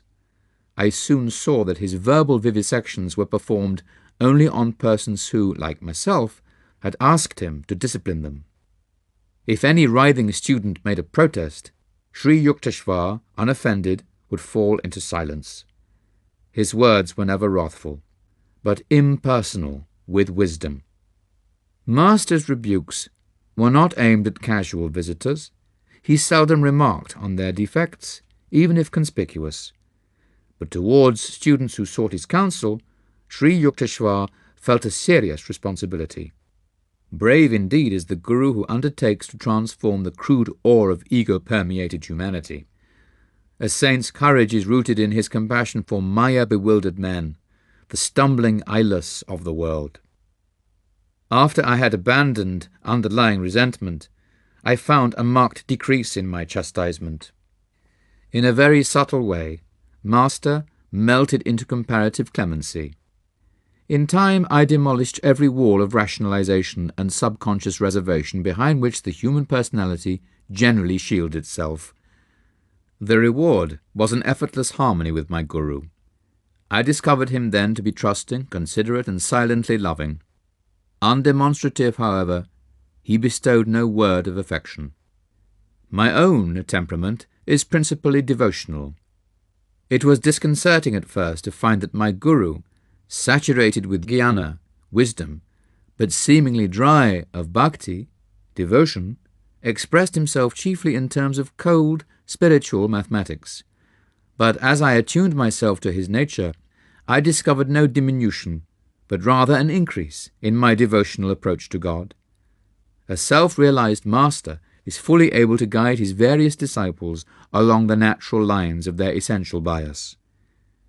My relationship with Sri Yukteswar was somewhat inarticulate, yet possessed a hidden eloquence. Often I found his silent signature on my thoughts, rendering speech inutile. Quietly sitting beside him, I would feel his bounty pouring peacefully over my being. Master's impartial justice was notably demonstrated during the summer vacation of my first college year. I had been looking forward to uninterrupted months in Serampore with my guru. "You may be in charge of the hermitage." Sri Yukteswar was pleased over my enthusiastic arrival. "Your duties will be the reception of guests and supervision of the work of the other disciples." Kumar, a young villager from East Bengal, was accepted a fortnight later for ashram training. Remarkably intelligent, he quickly won Master's affection. For some unfathomable reason, Sri Yukteswar adopted an uncritical attitude toward the new resident. "Mukunda, let Kumar assume your duties. Employ your own time in sweeping and cooking." Master issued these instructions after the new boy had been with us for a month. Exalted to leadership, Kumar exercised a petty household tyranny. In silent mutiny, the other disciples continued to seek me out for daily counsel, This situation continued for 3 weeks. Then I overheard a conversation between Kumar and Master. "Mukunda is impossible," the boy said. "You made me supervisor, yet the others go to him and obey him." "That's why I assigned him to the kitchen and you to the parlour. So you might come to realize that a worthy leader has the desire to serve, not to dominate." Sri Yukteswar's withering tones were new to Kumar. "You wanted Mukunda's position, but could not maintain it by merit. Return now to your earlier work as cook's assistant." After this humbling incident, Master resumed toward Kumar a former attitude of unwanted indulgence.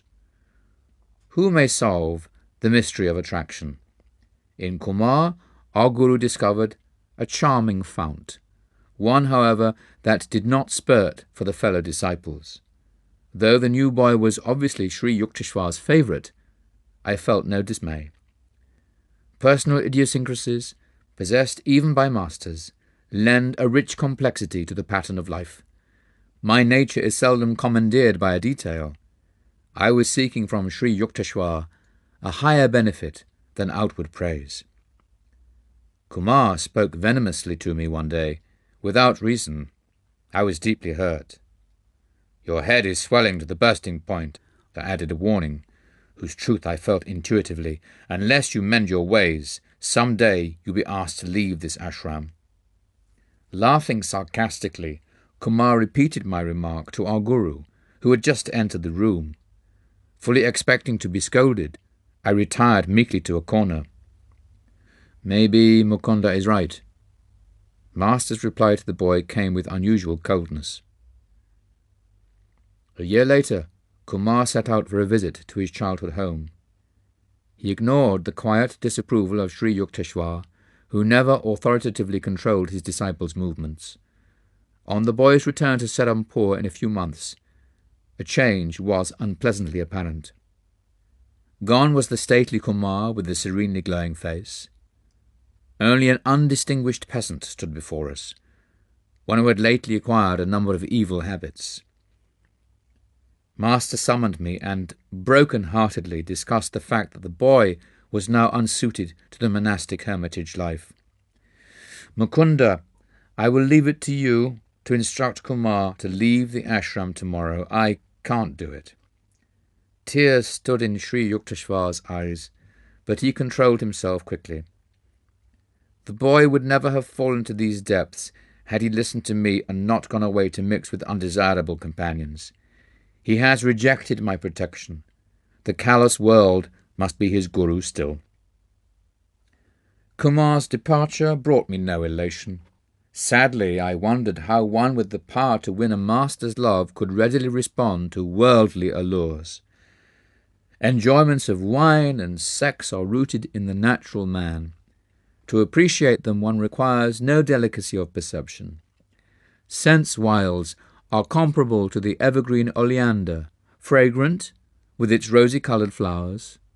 Every part of the plant is poisonous.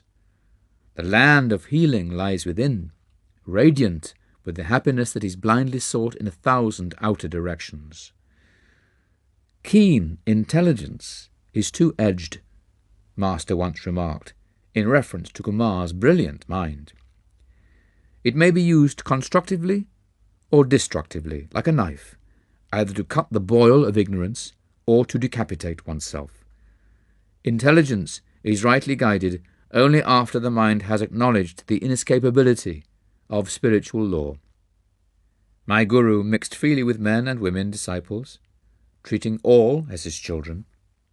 Perceiving their soul equality, he made no distinction and showed no partiality. In sleep, you do not know whether you are a man or a woman, he said. Just as a man, impersonating a woman, does not become one, so the soul, impersonating both man and woman, remains changeless. The soul is the immutable, unqualified image of God. Sri Yukteswar never avoided or blamed women as the cause of man's downfall. He pointed out that women, too, have to face temptation from the opposite sex. I once asked Master why a great ancient saint had called women the door to hell. A girl must have proved very troublesome to his peace of mind in his early life, my Guru answered caustically. Otherwise he would have denounced not woman, but some imperfection in his own self-control. If a visitor dared to relate a suggestive story in the hermitage, Master would maintain an unresponsive silence. Do not allow yourself to be thrashed by the provoking whip of a beautiful face, he told the disciples. How can sense-slaves enjoy the world? Its subtle flavours escape them while they grovel in primal mud. All nice discriminations are lost to the man of elemental lusts. Students seeking to escape from the Maya-induced sex delusion received from Sri Yukteswar patient and understanding counsel. Just as hunger, not greed, has a legitimate purpose, so the sexual instinct has been implanted by nature solely for the propagation of the species, not for the kindling of insatiable longings, he said. Destroy wrong desires now, otherwise they will remain with you after the astral body has been separated from its physical casing. Even when the flesh is weak, the mind should be constantly resistant. If temptation assails you with cruel force, overcome it by impersonal analysis and indomitable will. Every natural passion can be mastered. Conserve your powers. Be like the capacious ocean, absorbing quietly all the tributary rivers of the senses. Daily renewed sense yearnings sap your inner peace. They're like openings in a reservoir that permit vital waters to be wasted in the desert soil of materialism. The forceful, activating impulse of wrong desire is the greatest enemy to the happiness of man. Roam in the world as a lion of self-control. Don't let the frogs of sense weakness kick you around. A true devotee is finally freed from all instinctive compulsions. He transforms his need for human affection into aspiration for God alone. A love solitary because omnipresent. Sri Yukteswar's mother lived in the Rama Mahal district of Banaras, where I had first visited my Guru. Gracious and kindly, she was yet a woman of very decided opinions. I stood on her balcony one day and watched mother and son talking together. In his quiet, sensible way, Master was trying to convince her about something. He was apparently unsuccessful, for she shook her head with great vigour. Nay, nay, my son, go away now. Your wise words are not for me. I'm not your disciple. Sri Yukteswar backed away without further argument, like a scolded child. I was touched at his great respect for his mother, even in her unreasonable moods. She saw him only as her little boy, not as a sage. There was a charm about the trifling incident. It supplied a sidelight on my Guru's unusual nature, inwardly humble and outwardly unbendable. The monastic regulations do not permit a Swami to retain connection with worldly ties after their formal severance. He may not perform the ceremonial family rites that are obligatory on the householder. Yet Shankara, reorganizer of the ancient Swami order, disregarded the injunctions. After the death of his beloved mother, he cremated her body with heavenly fire that he caused to spurt from his upraised hand. Sri Yukteswar also ignored the restrictions, in a fashion less spectacular. When his mother passed on, he arranged for crematory services by the holy Ganges in Benares and fed many Brahmins in conformance with householder customs. The Shastric prohibitions were intended to help Swamis to overcome narrow identifications. Shankara and Sri Yukteswar had wholly merged their being in the impersonal spirit. They needed no rescue by rule. Sometimes, too, a master purposely ignores a canon in order to uphold its principle as superior to and independent of form. Thus Jesus plucked ears of corn on the day of rest. To the inevitable critics he said, the Sabbath was made for man, and not man for the Sabbath. With the exception of the scriptures, Sri Yukteswar read little, yet he was invariably acquainted with the latest scientific discoveries and other advancements of knowledge. A brilliant conversationalist, he enjoyed an exchange of views on countless topics with his guests. My guru's ready wit and rollicking laugh enlivened every discussion. Often grave, Master was never gloomy. To seek the Lord, men need not disfigure their faces, he would say, quoting from the Bible. Remember that finding God will mean the funeral of all sorrows. Among the philosophers, professors, lawyers, and scientists who came to the hermitage, a number arrived for their first visit with the thought of meeting an orthodox religionist. Occasionally a supercilious smile or a glance of amused tolerance would betray that the newcomers expected nothing more than a few pious platitudes. After talking with Sri Yukteswar and discovering that he possessed precise insight into their specialized fields of knowledge, the visitors would depart reluctantly. My guru ordinarily was gentle and affable to guests. His welcome was given with charming cordiality. Yet inveterate egotists sometimes suffered an invigorating shock. They confronted in Master either a frigid indifference or a formidable opposition, ice or iron. A noted chemist once crossed swords with Sri Yukteswar. The visitor would not admit the existence of God, inasmuch as science had devised no means of detecting him. So you have inexplicably failed to isolate the supreme power in your test tubes. Master's gaze was stern. I recommend a new experiment. Examine your thoughts, unremittingly, for 24 hours. Then wonder no longer at God's absence. A celebrated scholar received a similar jolt. It came during his first visit to the ashram. The rafters resounded as the guest recited passages from the Mahabharata, Upanishads, and Bhashyas, commentaries of Shankara. I'm waiting to hear you. Sri Yukteswar's tone was inquiring, as though silence had reigned. The pundit was puzzled. Quotations there have been, in superabundance. Master's words convulsed me with mirth as I squatted in my corner at a respectful distance from the visitor. But what original commentary can you supply from the uniqueness of your particular life? What holy text have you absorbed and made your own? In what ways have these timeless truths renovated your nature? Are you content to be a hollow victrola, mechanically repeating the words of other men? I give up. The scholar's chagrin was comical. I have no inner realization.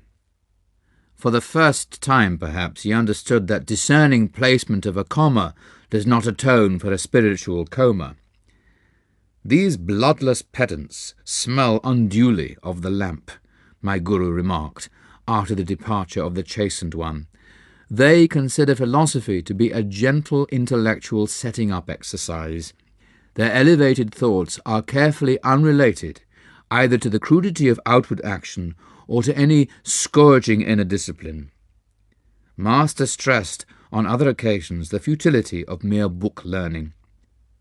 Do not confuse understanding with a larger vocabulary, he remarked. Sacred writings are beneficial in stimulating desire for inward realization if one stanza at a time is slowly assimilated.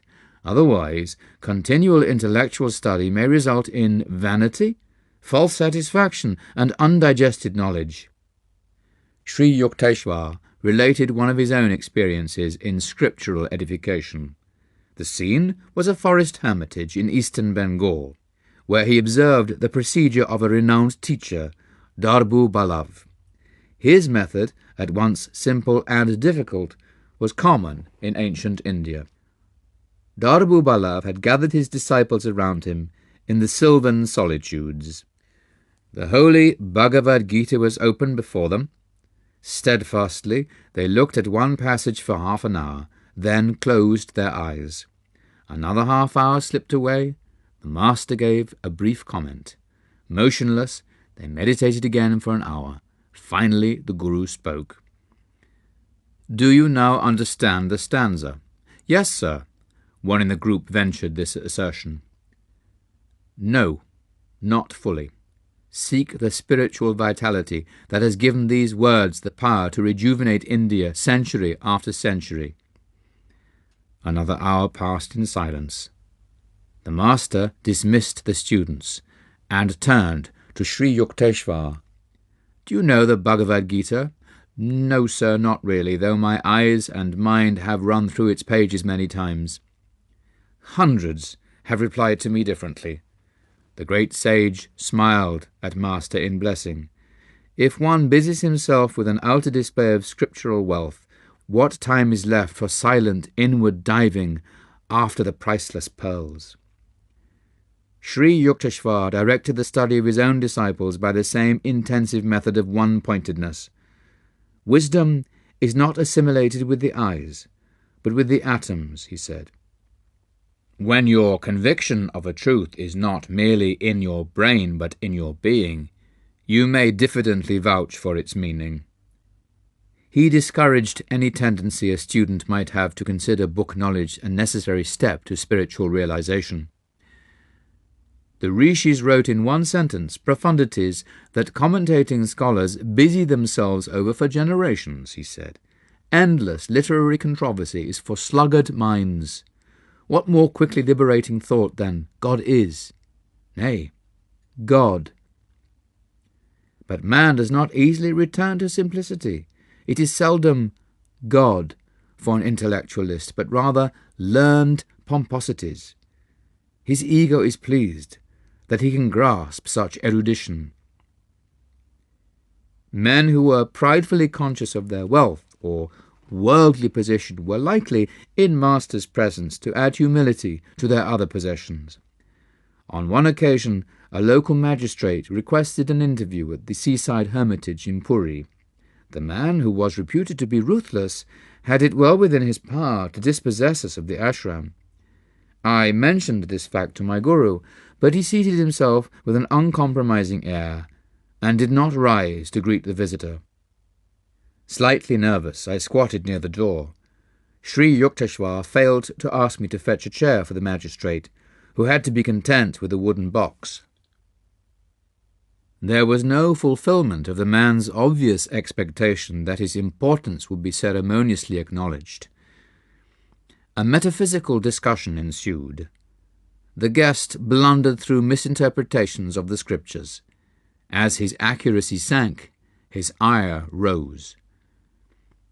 "Do you know that I stood first in the MA examination?" Reason had forsaken him, but he could still shout.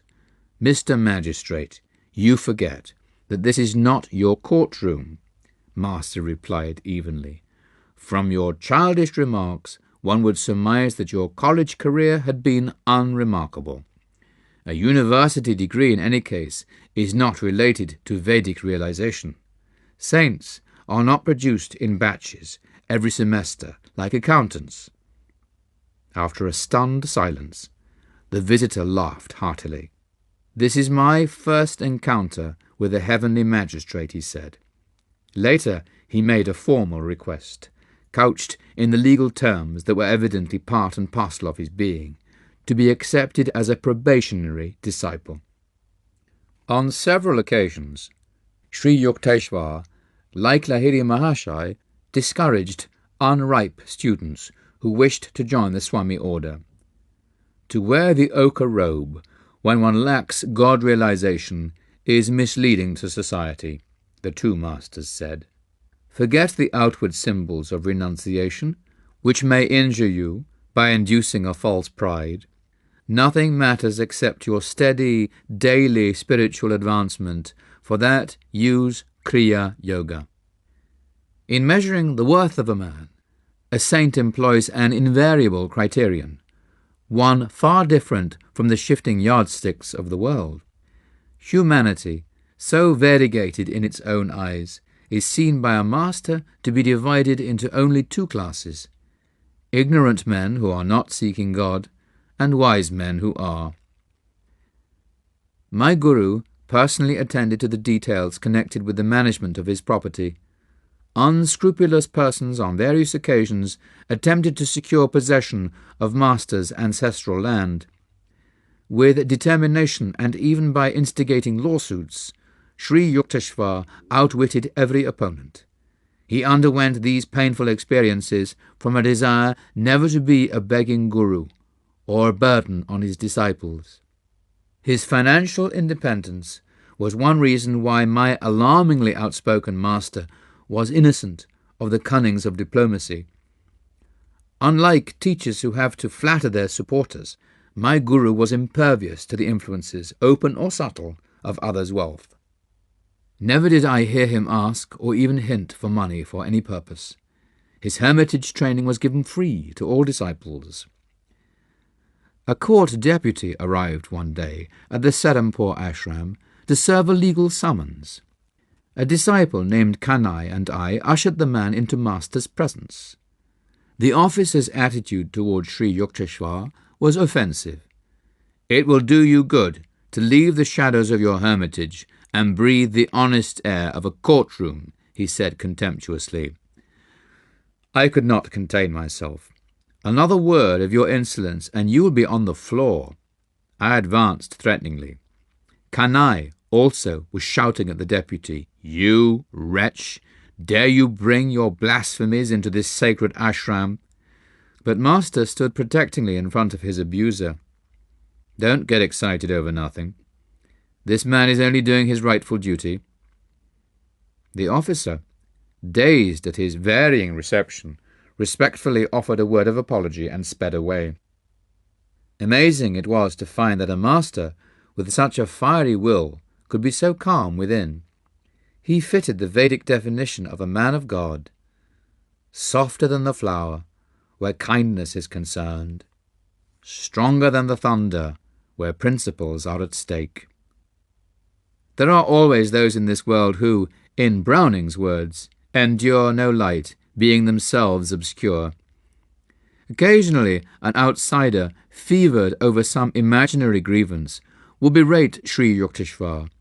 My imperturbable guru would listen politely, analysing himself to see if any shred of truth lay within the denunciation. These scenes would bring to my mind one of master's inimitable observations: some people try to be tall by cutting off the heads of others. The unfailing composure of a saint is impressive beyond any sermon. He that is slow to anger is better than the mighty, and he that ruleth his spirit than he that taketh a city. Proverbs 16:32. I often reflected that my majestic master could easily have been an emperor or a world-shaking warrior had his mind been centred on fame or worldly achievement. He had chosen instead to storm those inner citadels of wrath and egotism, whose fall is the height of a man. Chapter 13. The Sleepless Saint. Please permit me to go to the Himalayas. I hope in unbroken solitude to achieve continuous divine communion. I actually once addressed these ungrateful words to my master. Seized by one of the unpredictable delusions that occasionally assail the devotee, I felt a growing impatience with hermitage duties and college studies. A feebly extenuating circumstance is that my proposal was made when I had known Sri Yukteswar for only 6 months. Not yet had I fully surveyed his towering stature. Many hillmen live in the Himalayas, yet possess no God-perception. My guru's answer came slowly and simply. Wisdom is better sought from a man of realization than from an inert mountain. Ignoring master's plain hint that he, and not a hill, was my teacher, I repeated my plea. Sri Yukteswar vouchsafed no reply. I took his silence for consent, a precarious but convenient interpretation. In my Calcutta home that evening, I busied myself with travel preparations. Tying a few articles inside a blanket, I remembered a similar bundle, surreptitiously dropped from my attic window a few years earlier. I wondered if this were to be another ill-starred flight towards the Himalayas. The first time, my spiritual elation had been high. Tonight, my conscience smote me at the thought of leaving my guru. The following morning, I sought out Bihari Pundit, my Sanskrit professor at Scottish Church College. "Sir, you have told me of your friendship with a great disciple of Lahiri Mahashai. Please give me his address." "You mean Ram Gopal Muzumdar. I call him the sleepless saint. He's always awake, in an ecstatic consciousness. His home is in Ranbajpur, near Tarakeshwar." I thanked the pundit and entrained immediately for Tarakeshwar. I hoped to silence my misgivings by getting permission from the sleepless saint to engage myself in lonely meditation in the Himalayas. Bihari Pundit had told me that Ram Gopal had received illumination after many years of Kriya Yoga practice in isolated caves in Bengal. In Tarakeshwar, I made my way to a famous shrine. Hindus regard it with veneration, such as Catholics feel for the Lord's sanctuary in France. Innumerable healing miracles have occurred in Tarakeshwar, including one for a member of my family. I sat in the temple there for a week, my eldest aunt once told me, observing a complete fast. I prayed for the recovery of your uncle Sarada from a chronic malady. On the 7th day, I found an herb materialized in my hand. I made a brew from the leaves and gave it to your uncle. His disease vanished at once and has never reappeared. I entered the sacred Tarakeshwar shrine. The altar contains nothing but a round stone. Its circumference, beginningless and endless, makes it aptly significant of the infinite. In India, cosmic abstractions are understood even by the unlettered peasant. In fact, Westerners have sometimes accused him of living on abstractions. My own mood at the moment was so austere that I felt disinclined to bow before the stone symbol. God should be sought, I reflected, only within the soul. I left the temple without genuflection and walked briskly towards the outlying village of Ranbajpur. I was not sure of the way. My appeal to a passer-by for information caused him to sink into long cogitation.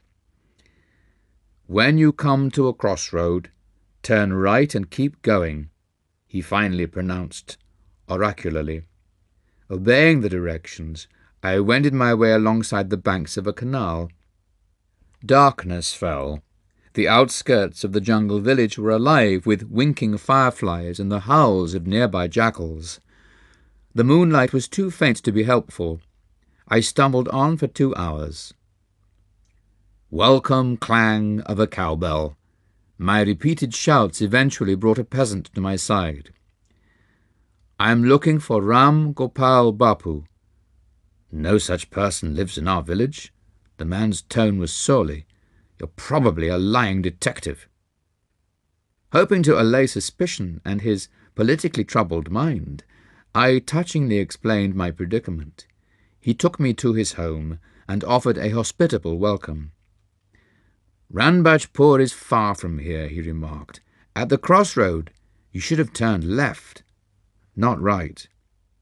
My earlier informant, I thought sadly, was a definite menace to travellers.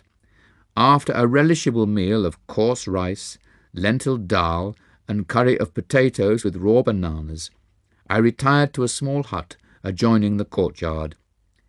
In the distance, villagers were singing to the loud accompaniment of mridangas, hand-played drums, and cymbals. Sleep was inconsiderable that night. I prayed deeply to be directed to the secluded yogi, Ram Gopal. As the first streaks of dawn penetrated the fissures of my hut, I set out for Ranbajpur. Crossing rough paddy fields, I trudged over sickled stumps of the prickly plant and around mounds of dried clay. An occasionally met peasant would inform me, invariably, that my destination was only a krosha, 2 miles.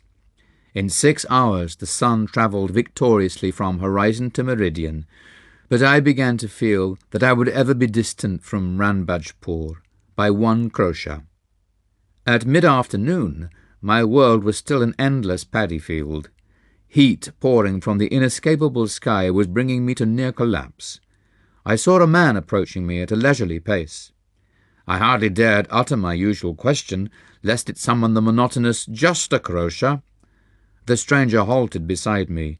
Short and slight, he was physically unimpressive save for an extraordinary pair of piercing dark eyes.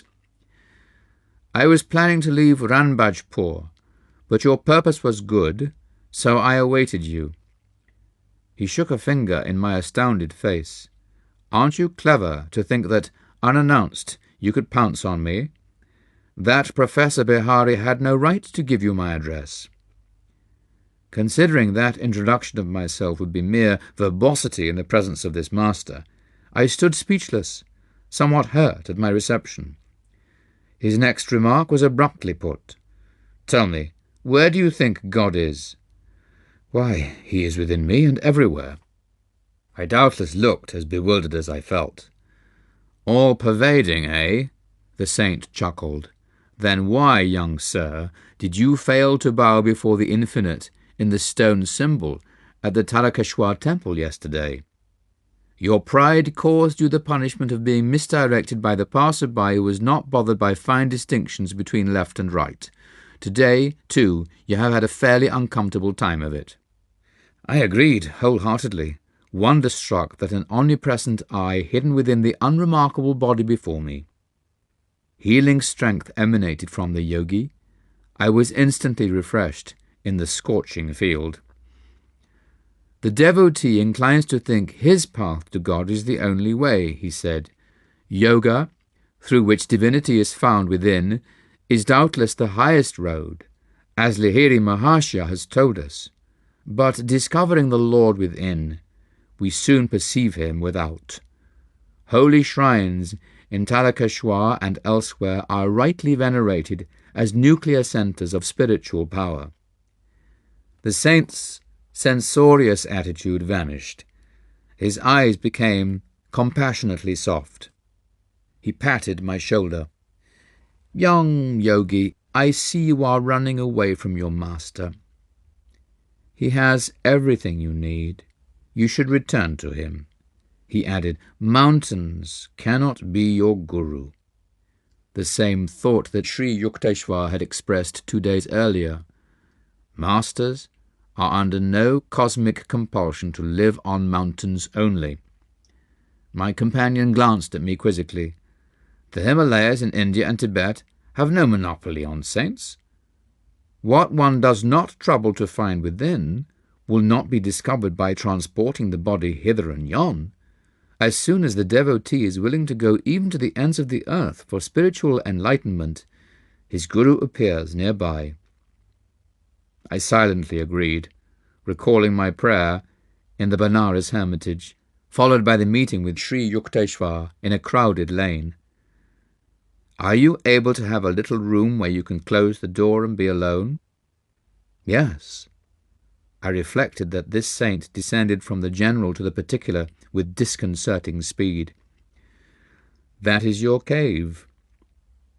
The yogi bestowed on me a gaze of illumination which I have never forgotten. "That is your sacred mountain. That is where you will find the kingdom of God." His simple words instantaneously banished my lifelong obsession for the Himalayas. In a burning paddy field I awoke from the dream of mountains and eternal snows. "Young sir, your divine thirst is laudable. I feel great love for you." Ram Gopal took my hand and led me to a quaint hamlet within a jungle clearing. The adobe houses were covered with coconut leaves and rustically adorned over their entrances with fresh tropical flowers. The saint seated me on the umbrageous bamboo platform of his small cottage. After he had given me sweetened lime juice and a piece of rock candy, we entered his patio and assumed the lotus posture. 4 hours of meditation passed. I opened my eyes and saw that the moonlit figure of the yogi was still motionless. As I was sternly reminding my stomach that man does not live by bread alone, Ram Gopal rose from his seat. "I see you are famished," he said. "Food will be ready soon." He kindled a fire under a clay oven on the patio. In a short time we were eating rice and dal, served on large banana tree leaves. My host had courteously refused my aid in all cooking chores. "The guest is God," a Hindu proverb, has commanded devout observance in India since time immemorial. In my later world travels, I was charmed to see that a similar respect for visitors is manifested in the rural sections of many countries. The city dweller finds the keen edge of hospitality blunted by a superabundance of strange faces. The marts of men seemed almost unimaginably remote as I squatted by the yogi in the isolation of the tiny jungle village. The cottage room was mysteriously lit with a mellow glow. Ram Gopal arranged some torn blankets on the floor for my bed, and seated himself on a straw mat. Overwhelmed by his spiritual magnetism, I ventured a request. "Sir, why don't you grant me a samadhi?" "Dear one, I would be glad to convey the divine contact, but it is not my place to do so." The saint looked at me with half-closed eyes. "Your master will bestow that experience on you shortly. Your body is not tuned just yet. As a small lamp bulb would be shattered by excessive electrical voltage, so your nerves are unready for the cosmic current. If I gave you the infinite ecstasy right now, you would burn as though every cell were on fire.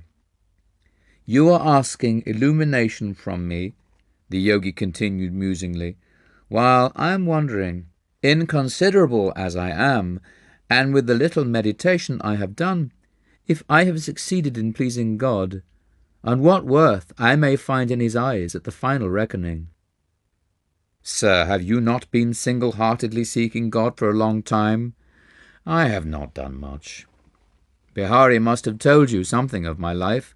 For 20 years I occupied a secret grotto, meditating 18 hours a day. Then I moved to a more inaccessible cave and stayed there for 25 years, remaining in yoga union for 20 hours daily. I did not need sleep, for I was ever with God. My body was more rested by the complete calmness of the superconsciousness than it could have been by the imperfect peace of the ordinary subconscious state. The muscles relax during sleep, but the heart, lungs, and circulatory system are constantly at work. They get no rest. In superconsciousness, all internal organs remain in a state of suspended animation, electrified by the cosmic energy. By such means I have found it unnecessary to sleep for years." He added, "The time will come when you, too, will dispense with sleep." "My goodness, you have meditated for so long and yet are unsure of the Lord's favour," I remarked with astonishment. "Then what about us, poor mortals?" "Well, don't you see, my dear boy, that God is eternity itself? To assume that one may fully know him by 45 years of meditation is rather a preposterous expectation. Babaji assures us, however, that even a little meditation saves us from the dire fear of death and of after-death states.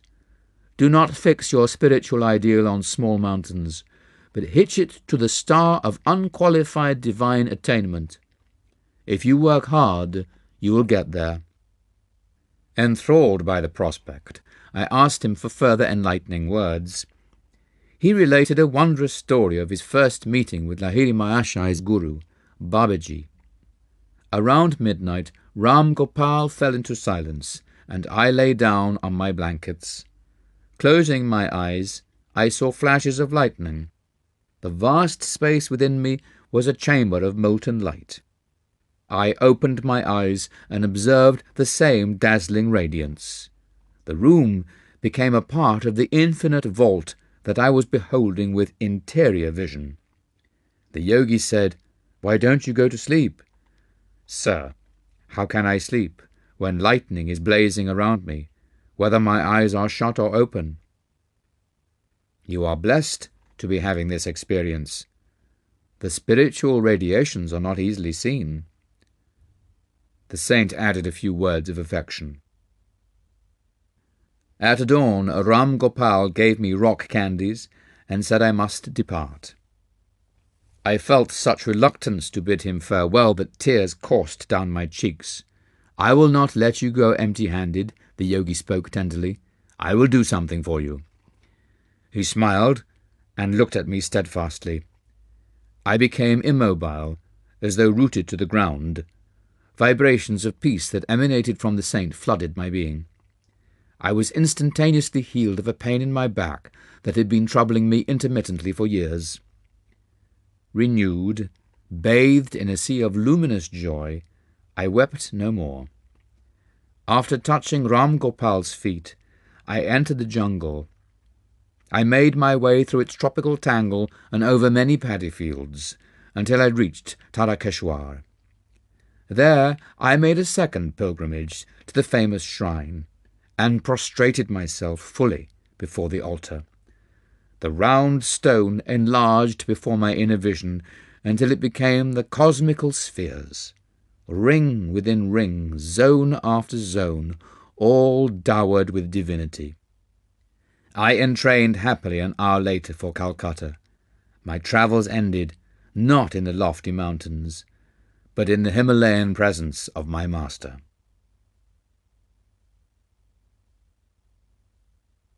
Chapter 14. An Experience in Cosmic Consciousness. "I am here, Guruji." My shamefacedness spoke more eloquently for me. "Let us go to the kitchen and find something to eat." Sri Yukteswar's manner was as casual as though hours and not days had separated us. "Master, I must have disappointed you by my abrupt departure from my duties here. I thought you might be angry with me." "No, of course not. Wrath springs only from thwarted desires. I do not expect anything from others, so their actions cannot be in opposition to wishes of mine. I would not use you for my own ends. I am happy only in your own true happiness." "Sir, one hears of divine love in a vague way, but today I am indeed having a concrete example of it from your angelic self. In the world, even a father does not easily forgive his son if he leaves his parents' business without warning. But you show not the slightest vexation, though you must have been put to great inconvenience by the many unfinished tasks I left behind." We looked into each other's eyes, where tears were shining. A blissful wave engulfed me. I was conscious that the Lord, in the form of my Guru, was expanding the limited ardours of my heart to vast reaches of cosmic love. A few mornings later, I made my way to Master's empty sitting-room. I planned to meditate, but my laudable purpose was unshared by disobedient thoughts. They scattered like birds before the hunter. "Mukunda!" Sri Yukteswar's voice sounded from a distant balcony. I felt as rebellious as my thoughts. "Master always urges me to meditate," I muttered to myself. "He should not disturb me when he knows why I came to his room." He summoned me again. I remained obstinately silent. The third time his tone held rebuke.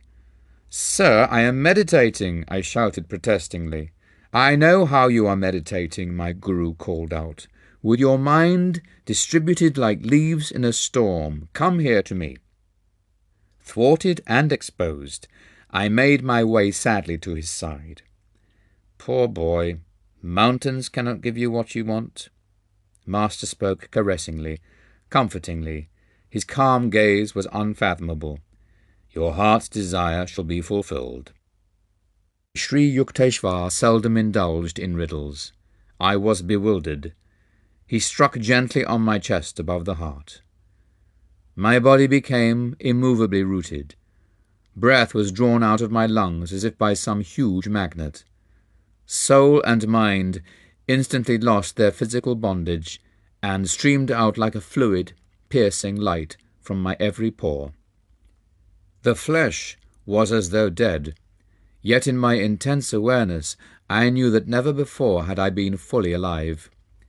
My sense of identity was no longer narrowly confined to a body, but embraced the circumambient atoms. People on distant streets seemed to be moving gently over my own remote periphery. The roots of plants and trees appeared through a dim transparency of the soil. I discerned the inward flow of their sap. The whole vicinity lay bare before me.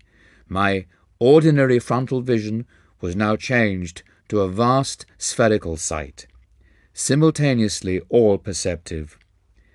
Through the back of my head I saw men strolling far down Raigat Lane, and noticed also a white cow that was leisurely approaching. When she reached the open ashram gate, I observed her as though with my two physical eyes. After she had passed behind the brick wall of the courtyard, I saw her clearly still.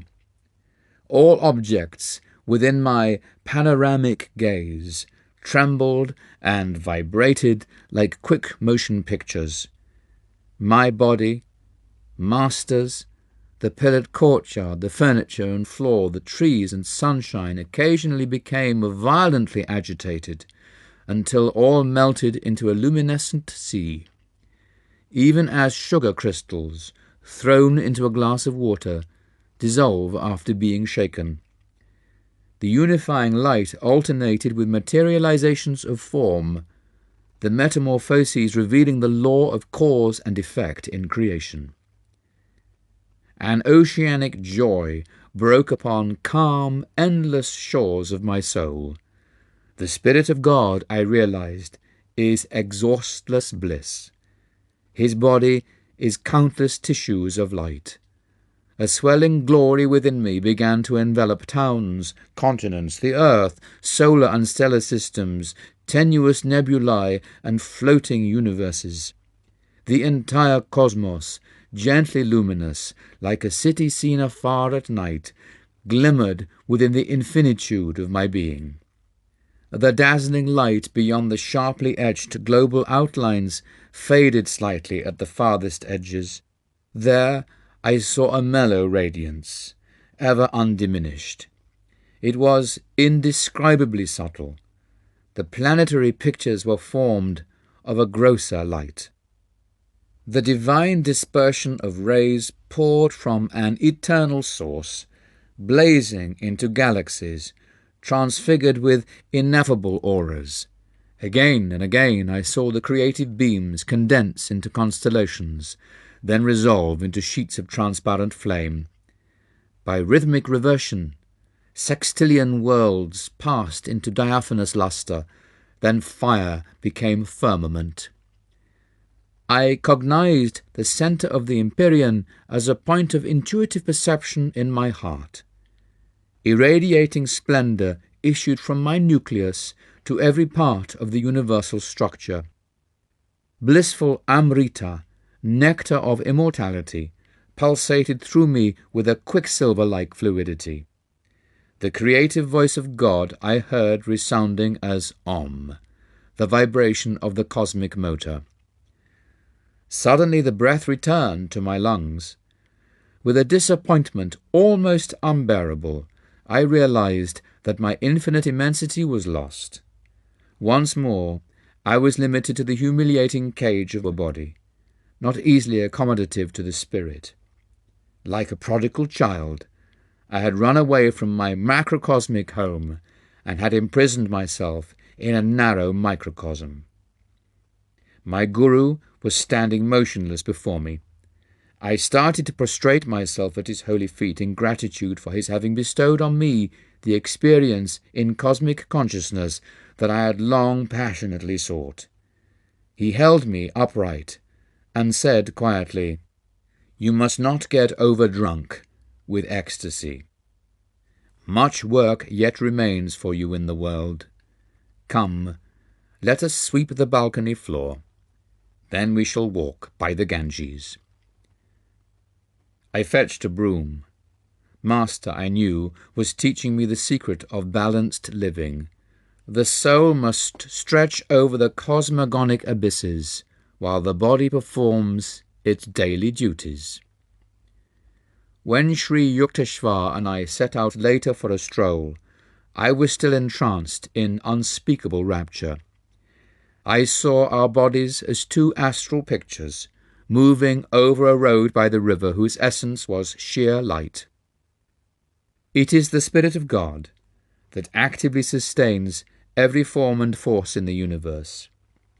Yet he is transcendental and aloof in the blissful, uncreated void beyond the worlds of vibratory phenomena.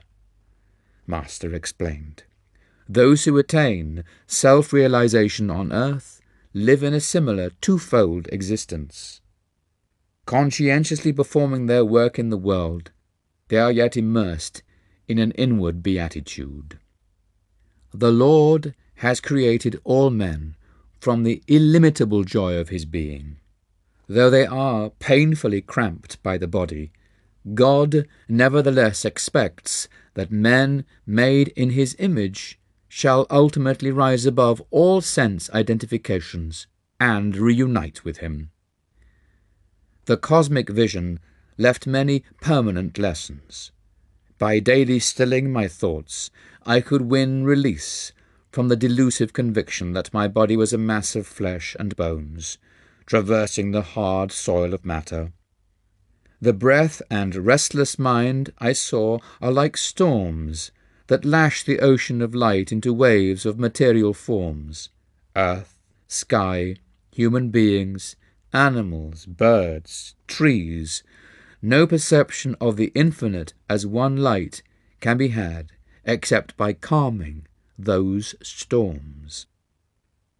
As often as I quieted the two natural tumults, I beheld the multitudinous waves of creation melt into one lucent sea, even as the waves of the ocean, when a tempest subsides, serenely dissolve into unity. A master bestows the divine experience of cosmic consciousness when his disciple, by meditation, has strengthened his mind to a degree where the vast vistas would not overwhelm him. Mere intellectual willingness or open-mindedness is not enough. Only adequate enlargement of consciousness by yoga practice and devotional bhakti can prepare one to absorb the liberating shock of omnipresence. The divine experience comes with a natural inevitability to the sincere devotee. His intense craving begins to pull at God with an irresistible force. The Lord, as the cosmic vision, is drawn by that magnetic ardour into the seeker's range of consciousness. I wrote in my later years the following poem, Samadhi, endeavouring to convey a glimpse of its glory. Vanished the veils of light and shade, lifted every vapour of sorrow, sailed away all dawns of fleeting joy, gone the dim sensory mirage. Love, hate, health, disease, life, death, perished these false shadows on the screen of duality. The storm of Maya stilled by magic wand of intuition deep.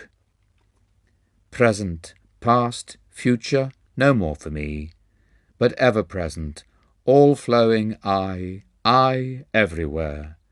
Planets, stars, stardust, earth, volcanic bursts of doomsday cataclysms, creation's moulding furnace, glaciers of silent X-rays, burning electron floods, thoughts of all men, past, present, to come, every blade of grass, myself, mankind, each particle of universal dust, anger, greed, good, bad, salvation, lust, I swallowed, transmuted all into a vast ocean of blood of my own one being.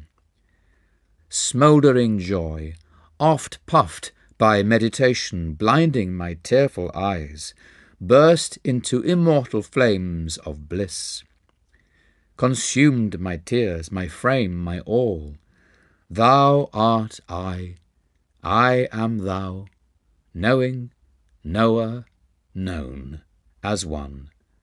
Tranquilled, unbroken thrill, eternally living, ever new peace. Enjoyable beyond imagination of expectancy, samadhi bliss, not an unconscious state or mental chloroform without wilful return. Samadhi but extends my conscious realm beyond limits of the mortal frame to farthest boundary of eternity, where I, the cosmic sea, watch the little ego floating in me.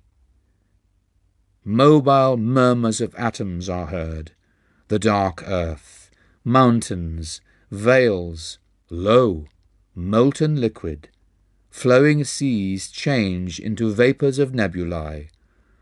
Om blows upon vapours, opening wondrously their veils. Oceans stand revealed, shining electrons, till, at the last sound of the cosmic drum, vanish the grosser lights into eternal rays of all-pervading bliss.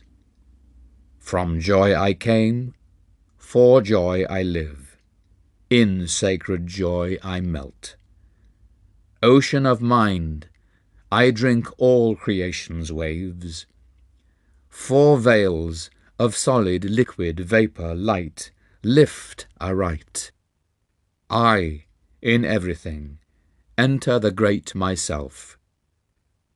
Gone forever, fitful, flickering shadows of mortal memory.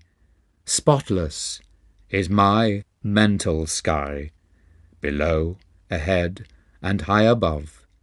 Eternity and I, one united ray.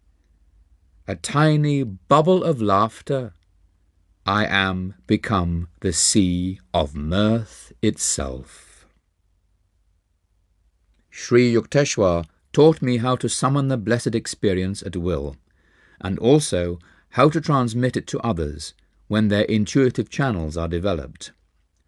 For months after the first time, I entered the state of ecstatic union, comprehending daily why the Upanishads say that God is rasa, the most relishable. One morning, however, I took a problem to master. I want to know, sir, when shall I find God? You have found him. Oh, no, sir, I don't think so. My guru was smiling. I'm sure you aren't expecting a venerable personage adorning a throne in some antiseptic corner of the cosmos. I see, however, that you are imagining that possession of miraculous powers is proof that one has found God. No. One might gain the power to control the whole universe, yet find the Lord elusive still. Spiritual advancement is not to be measured by one's display of outward powers, but solely by the depth of his bliss in meditation. Ever new joy is God. He is inexhaustible. As you continue your meditations during the years, he will beguile you with an infinite ingenuity. Devotees like yourself who have found the way to God never dream of exchanging him for any other happiness. He is seductive, beyond thought of competition. How quickly we weary of earthly pleasures. Desire for material things is endless. Man is never satisfied completely and pursues one goal after another. The something else he seeks is the Lord, who alone can grant lasting joy. Outward longings drive us from the Eden within. They offer false pleasures that only impersonate soul happiness.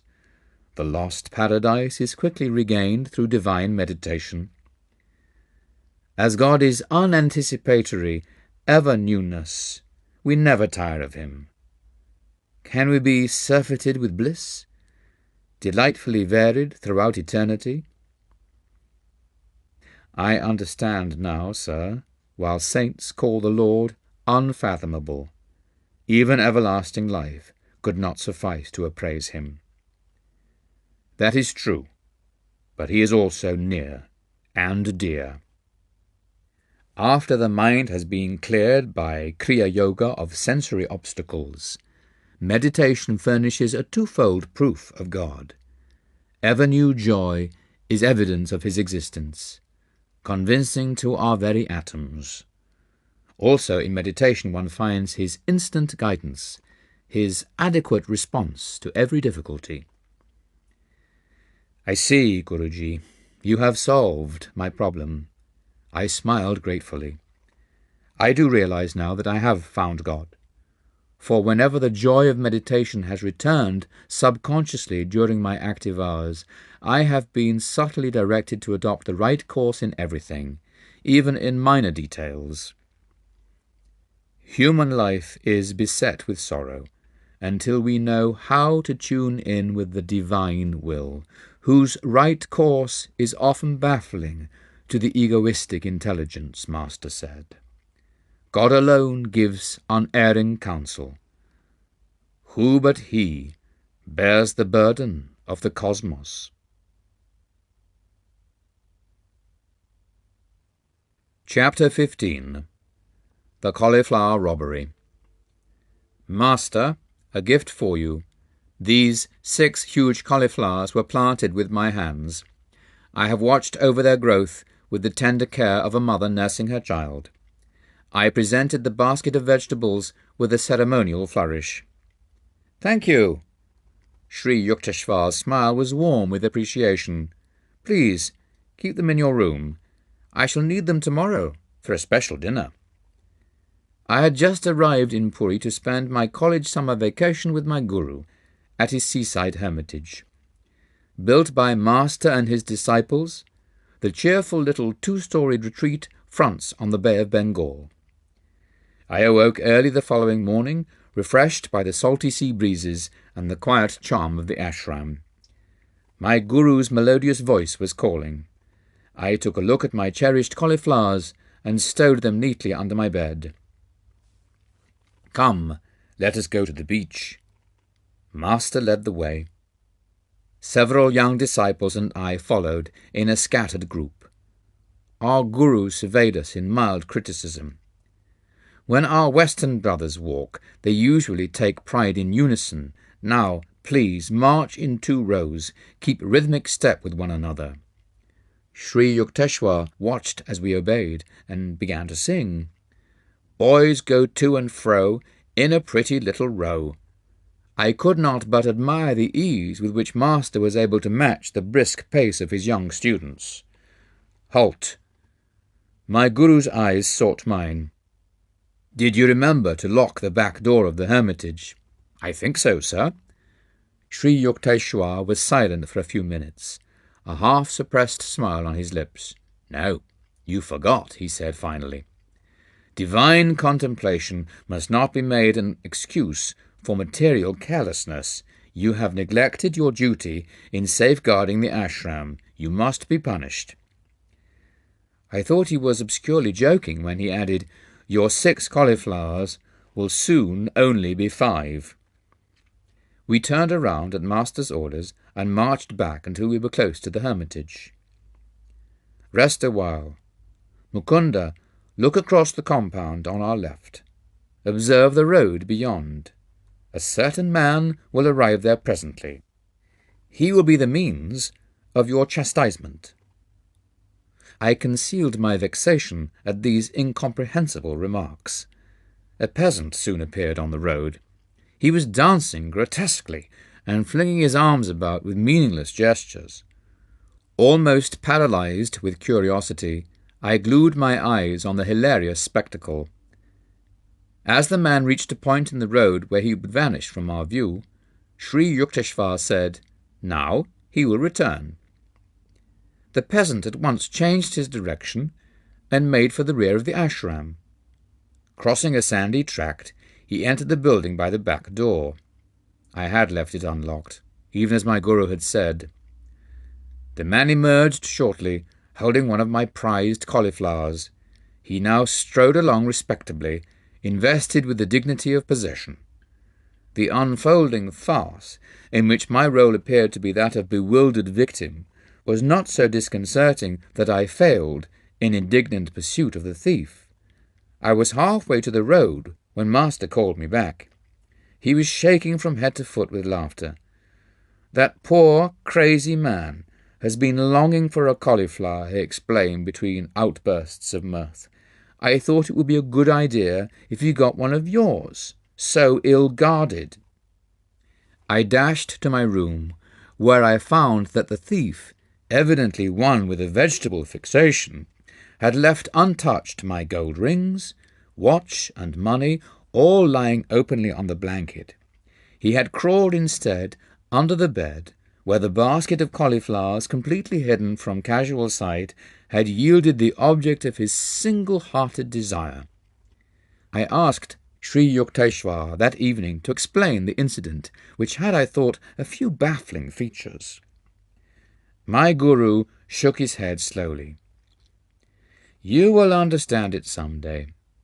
Science will soon discover a number of these hidden laws." When the wonders of radio burst some years later on an astounded world, I remembered Master's prediction. Age-old concepts of time and space were annihilated. No person's home so narrow that London or Calcutta could not enter. The dullest intelligence enlarged before indisputable proof of one aspect of man's omnipresence. The plot of the cauliflower comedy may be best understood by a radio analogy. My guru was a perfect human radio. Thoughts are no more than very subtle vibrations moving in the ether. Just as a correctly tuned radio picks up a desired musical number out of thousands of other programs from every direction, so Sri Yukteswar had been sensitively receptive to a certain pertinent thought, that of the half-witted man who was hankering for a cauliflower, out of the countless thoughts of broadcasting human minds in the world.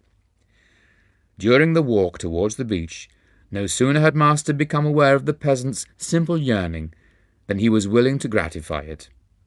Sri Yukteswar's divine eye had discovered the man dancing down the road before he had become visible to the disciples. My forgetfulness about locking the ashram door had given Master a convenient excuse to deprive me of one of my valued vegetables. After thus functioning as a receiving instrument, Sri Yukteswar then operated through his powerful will as a broadcaster or sending instrument. In that role he had successfully directed the peasant to reverse his steps and go to a certain room for a single cauliflower. Intuition is soul guidance, appearing naturally in man during those instants when his mind is calm. Nearly everyone has had the experience of an inexplicably correct hunch, or has transferred his thoughts accurately to another person. The human mind, freed from the disturbances or static of restlessness, is empowered to perform all the functions of complicated radio mechanisms, sending as well as receiving thoughts, and tuning out undesirable ones. As the power of a radio broadcasting station is regulated by the amount of electrical current it can utilize, so the effectiveness of a human radio depends on the degree of willpower possessed by each person. All thoughts vibrate eternally in the cosmos. By deep concentration, a master is able to detect the thoughts of any man, living or dead. Thoughts are universally and not individually rooted. A truth cannot be created, but only perceived. Any erroneous thought of man is a result of an imperfection, large or small, in his discernment. The goal of yoga science is to calm the mind, that without distortion it may hear the infallible counsel of the inner voice. Radio and television have brought the instantaneous sound and sight of remote persons to the firesides of millions. The first faint scientific intimations that man is an all-pervading spirit.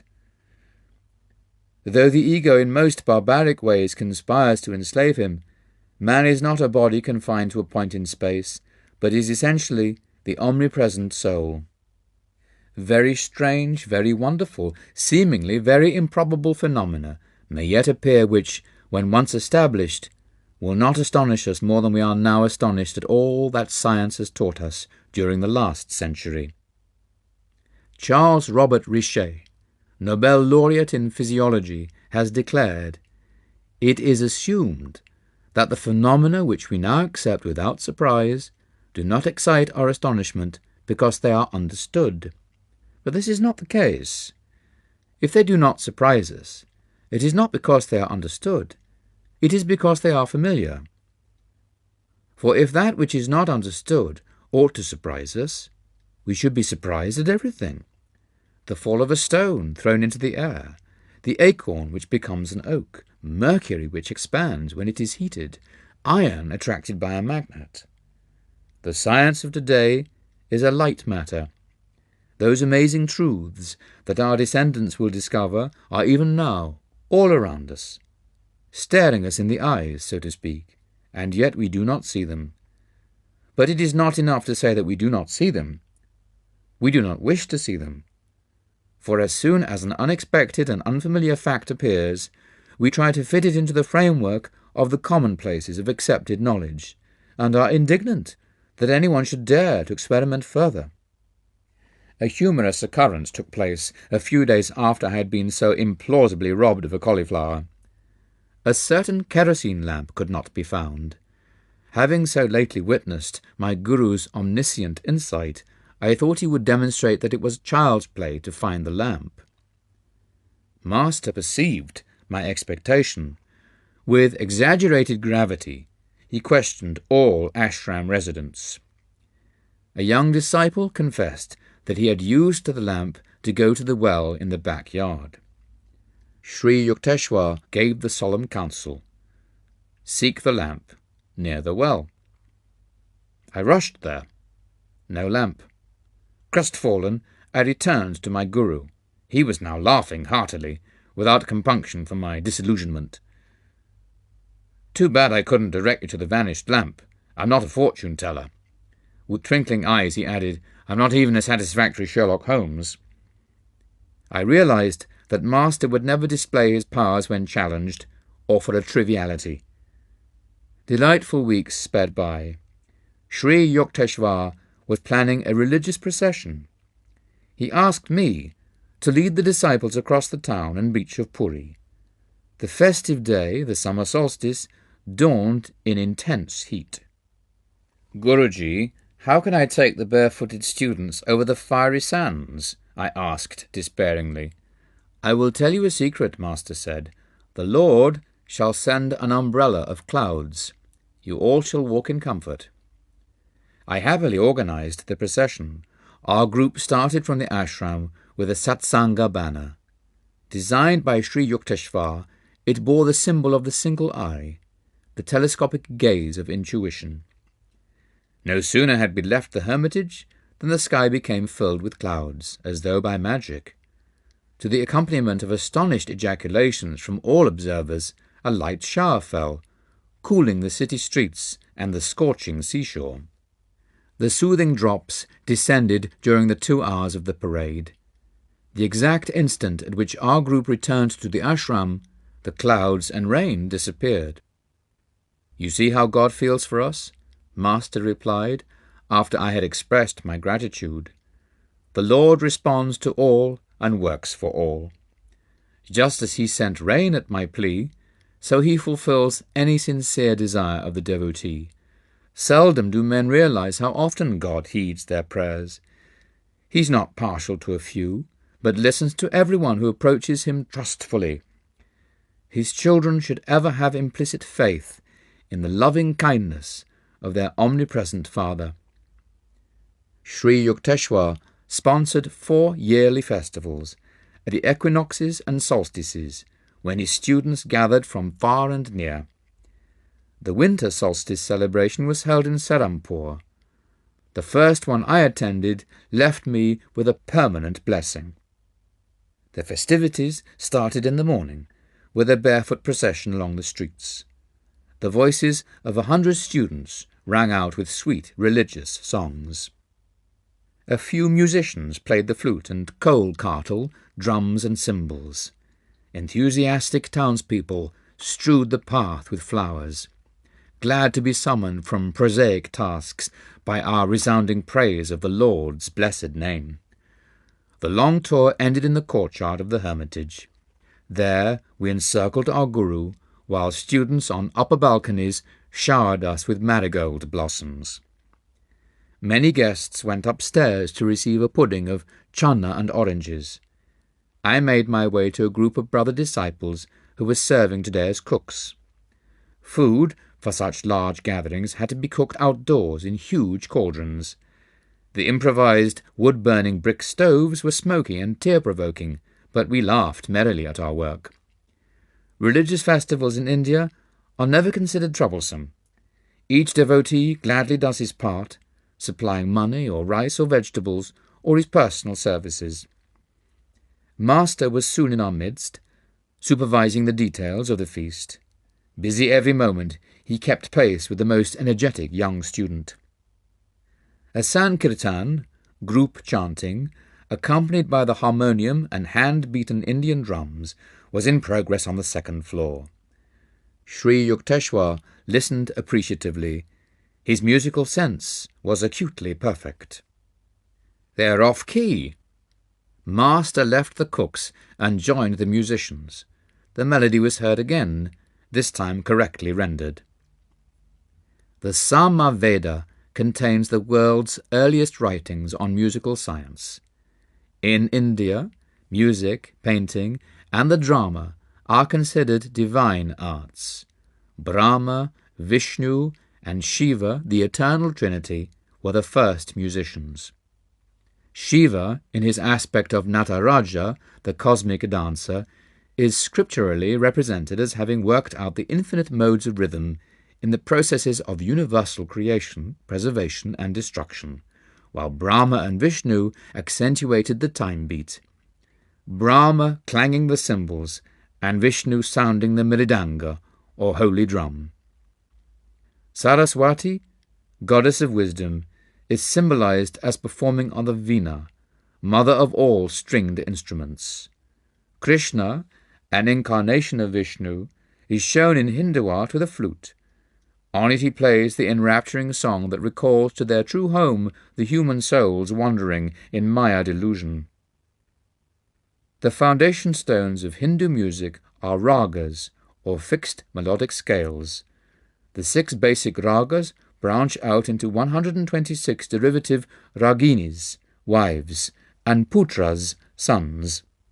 Each raga has a minimum of 5 notes: a leading note, vadi or king, a secondary note, samavadi or prime minister, helping notes, anuvadi, attendants, and a dissonant note, vivadi, the enemy. Each of the 6 basic ragas has a natural correspondence with a certain hour of the day, season of the year, and a presiding deity who bestows a particular potency. Thus 1, the Hindoli raga, is heard only at dawn in the spring, to evoke the mood of universal love. 2, Dipaka raga, is played during the evening in summer, to arouse compassion.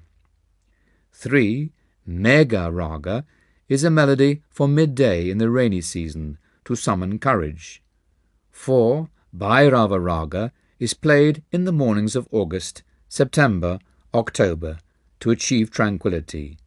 5, Shri raga, is reserved for autumn twilights, to attain pure love. 6, Malkunsa raga, is heard at midnights in winter, for valour. The ancient rishis discovered these laws of sound alliance between nature and man.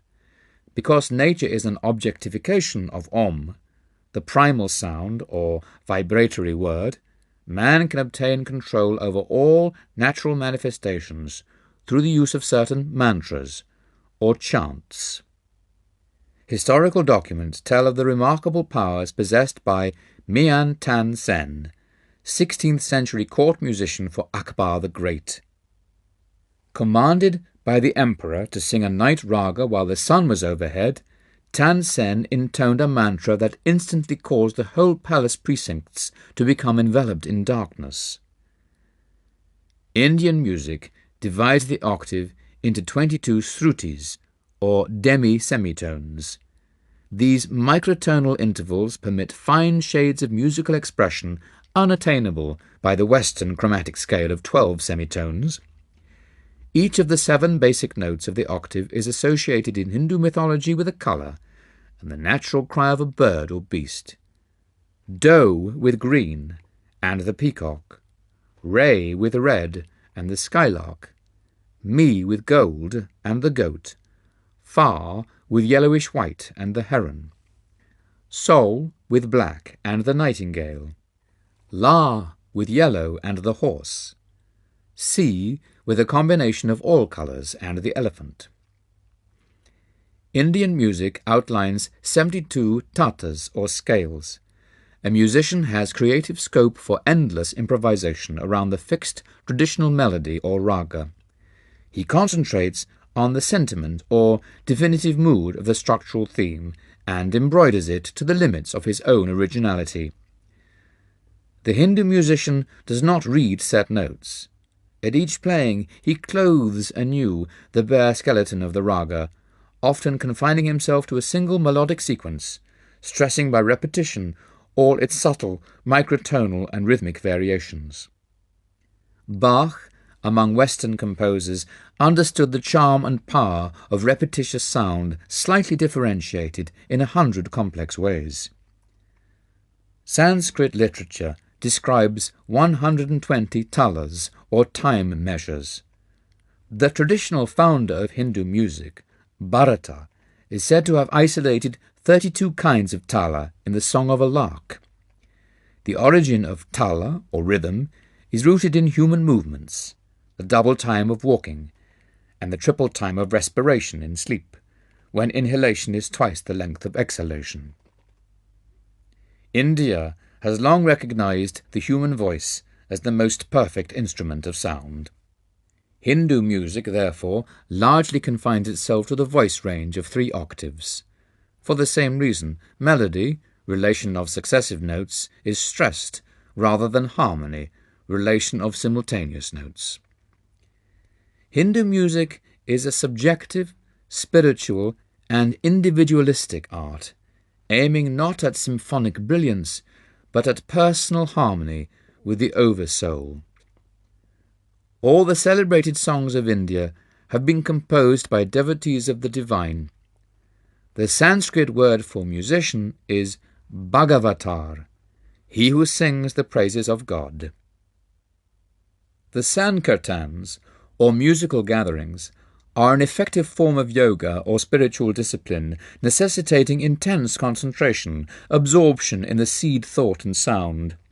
Because man himself is an expression of the creative word, sound exercises on him a potent and immediate effect. Great religious music of East and West bestows joy on man because it causes a temporary vibratory awakening of one of his occult spinal centers. In those blissful moments, a dim memory comes to him of his divine origin. The Sankirtan issuing from Sri Yukteswar's second-story sitting room on the day of the festival was inspiring to the cooks amid the steaming pots. My brother disciples and I joyously sang the refrains, beating time with our hands. By sunset, we had served our hundreds of visitors with khichdi, rice and lentils, vegetable curry and rice pudding. We laid cotton blankets over the courtyard. Soon the assemblage was squatting under the starry vault, quietly attentive to the wisdom pouring from Sri Yukteswar's lips. His public speeches emphasized the value of Kriya Yoga and a life of self-respect, calmness, determination, simple diet, and regular exercise. A group of very young disciples then chanted a few sacred hymns. The meeting concluded with fervent Sankirtan. From 10 o'clock until midnight, ashram residents washed pots and pans and cleared the courtyard. My guru called me to his side. I am pleased over your cheerful labours today and during the past week of preparations. I want you with me. You may sleep in my bed tonight. This was a privilege I had never thought would fall to my lot. We sat a while in a state of intense divine tranquillity. About 10 minutes after we had laid down to sleep, Master rose and began to dress. "What is the matter, sir?" The joy of sleeping beside my guru was suddenly tinged with unreality. "I think that a few students who missed their proper train connections will be here soon. Let us have some food ready." "Guruji, no one would come at 1 o'clock in the morning." "Stay in bed, you have been working very hard, but I'm going to cook." At Sri Yukteswar's resolute tone, I jumped up and followed him to the small daily-used kitchen adjacent to the second floor in a balcony. Rice and dal were soon boiling. My guru smiled affectionately. "Tonight you have conquered fatigue and fear of hard work. You shall never be bothered by them in the future." As he uttered these words of lifelong blessing, footsteps sounded in the courtyard. I ran downstairs and admitted a group of students. "Dear brother," one man said, "how reluctant we are to disturb Master at this hour. We made a mistake about train schedules, but felt we could not return home without a glimpse of our Guru.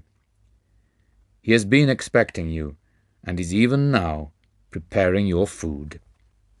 Sri Yukteswar's welcoming voice rang out. I led the astonished visitors to the kitchen. Master turned to me with twinkling eyes. "Now that you have finished comparing notes, no doubt you are satisfied that our guests really did miss their train." I followed him to his bedroom a half-hour later, anticipating happily the honour of sleeping beside a godlike guru. Chapter 16. Outwitting the Stars. "Mukunda, why don't you get an astrological armlet?"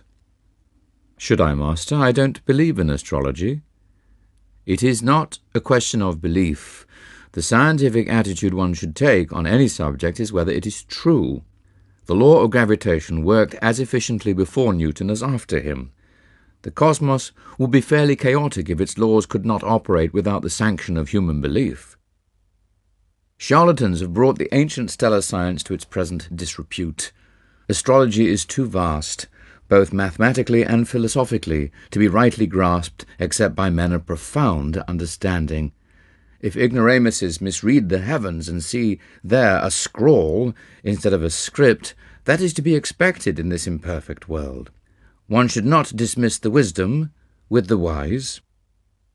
All parts of creation are linked together and interchange their influences.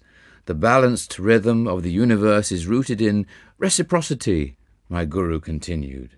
"Man, in his human aspect, has to combat two sets of forces. First, the tumults within his being caused by the admixture of earth, water, fire, air, and ethereal elements. Second, the outer, disintegrating powers of nature. So long as man struggles with his mortality, he is affected by the myriad mutations of heaven and earth. Astrology is the study of man's response to planetary stimuli. The stars have no conscious benevolence or animosity. They merely send forth positive and negative radiations. Of themselves, these do not help or harm humanity, but offer a lawful channel for the outward operation of cause-effect equilibriums that each man has set into motion in the past. A child is born on that day, and at that hour, when the celestial rays are in mathematical harmony with his individual karma. His horoscope is a challenging portrait, revealing his unalterable past and its probable future results. But the natal chart can be rightly interpreted only by men of intuitive wisdom. These are few. The message boldly blazoned across the heavens at the moment of birth is not meant to emphasize fate, the result of past good and evil, but to arouse man's will to escape from his universal thraldom. What he has done, he can undo. None other than himself was the instigator of the causes of whatever effects are now prevalent in his life. He can overcome any limitation because he created it by his own actions in the first place, and because he possesses spiritual resources that are not subject to planetary pressure. Superstitious awe of astrology makes one an automaton, slavishly dependent on mechanical guidance. The wise man defeats his planets, which is to say his past, by transferring his allegiance from the creation to the Creator. The more he realizes his unity with spirit, the less he can be dominated by matter. The soul is ever free. It is deathless, because birthless. It cannot be regimented by stars. Man is a soul and has a body. When he properly places his sense of identity, he leaves behind all compulsive patterns. So long as he remains confused in his ordinary state of spiritual amnesia, he will know the subtle fetters of environmental law. God is harmony. The devotee who attunes himself will never perform any action amiss. His activities will be correctly and naturally timed to accord with astrological law. After deep prayer and meditation, he is in touch with his divine consciousness. There is no greater power than that inward protection. Then, dear Master, why do you want me to wear an astrological bangle? I ventured this question after a long silence.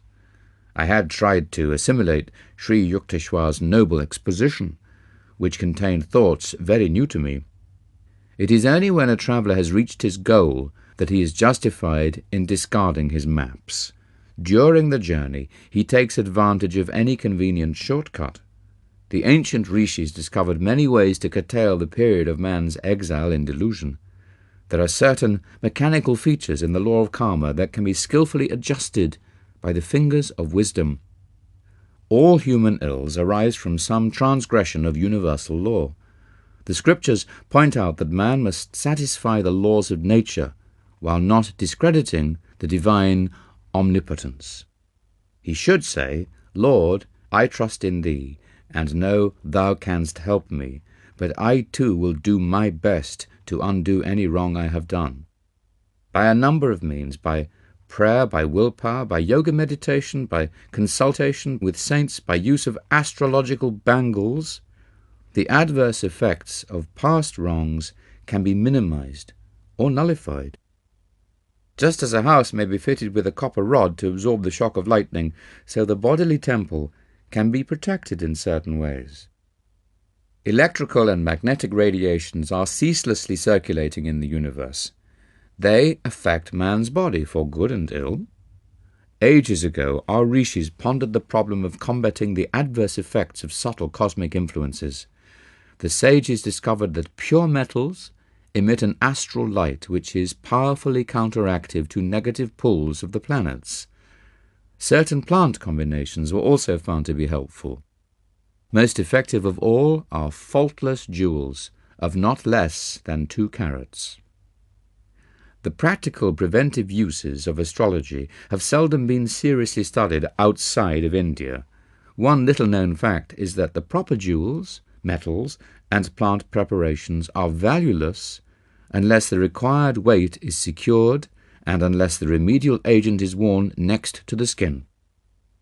Sir, of course I shall take your advice and get a bangle. I am intrigued at the thought of outwitting a planet. For general purposes, I counsel the use of an armlet made of gold, silver, and copper. But for a specific purpose, I want you to get one of silver and lead. Sri Yukteswar added careful directions. Guruji, what specific purpose do you mean? The stars are about to take an unfriendly interest in you, Mukunda. Fear not, you shall be protected. In about a month, your liver will cause you much trouble.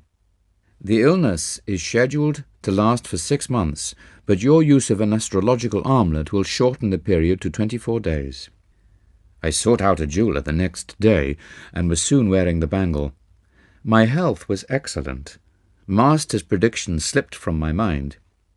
He left Serampore to visit Benares. 30 days after our conversation, I felt a sudden pain in the region of my liver. The following weeks were a nightmare of excruciating pain.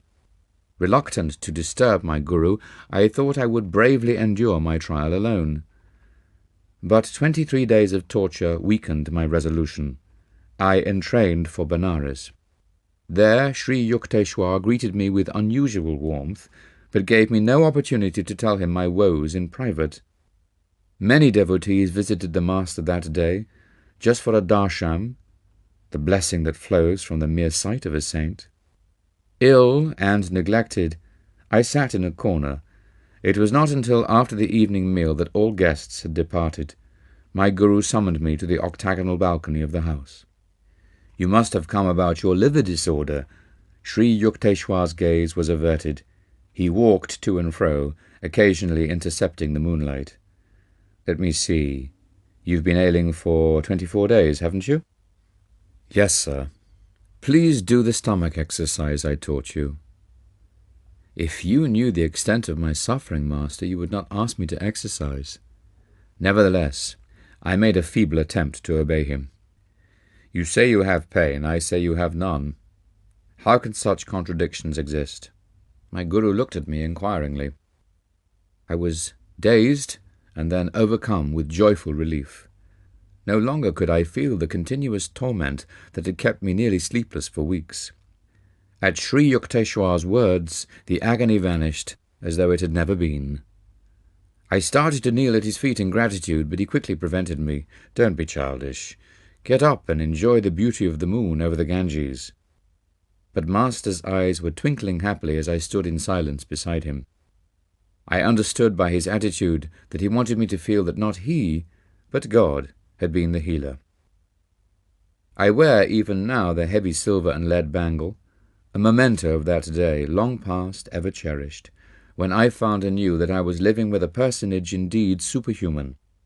On later occasions, when I brought my friends to Sri Yukteswar for healing, he invariably recommended jewels or the bangle, extolling their use as an act of astrological wisdom.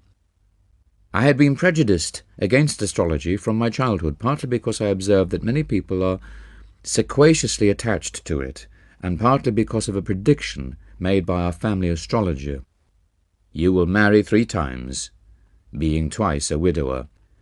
I brooded over the matter, feeling like a goat awaiting sacrifice before the temple of triple matrimony. "You may as well be resigned to your fate," my brother Ananta had remarked. "Your written horoscope has correctly stated that you would fly from home towards the Himalayas during your early years, but would be forcibly returned. The forecast of your marriages is also bound to be true." A clear intuition came to me one night that the prophecy was wholly false.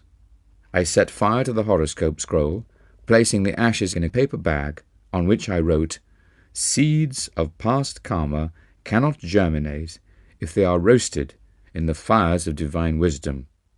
I put the bag in a conspicuous spot. Ananta immediately read my defiant comment. "You cannot destroy truth as easily as you've burnt this paper scroll," my brother laughed scornfully. It is a fact that on 3 occasions before I reached manhood, my family tried to arrange my betrothal. Each time I refused to fall in with the plans, knowing that my love for God was more overwhelming than any astrological persuasion from the past. The deeper the self-realization of a man, the more he influences the whole universe by his subtle spiritual vibrations, and the less he himself is affected by the phenomenal flux. These words of Master's often returned inspiringly to my mind. Occasionally, I told astrologers to select my worst periods according to planetary indications, and I would still accomplish whatever task I set myself. It is true that my success at such times has been preceded by extraordinary difficulties, but my conviction has always been justified. Faith in divine protection and right use of man's God-given will are forces more formidable than our influences flowing from the heavens.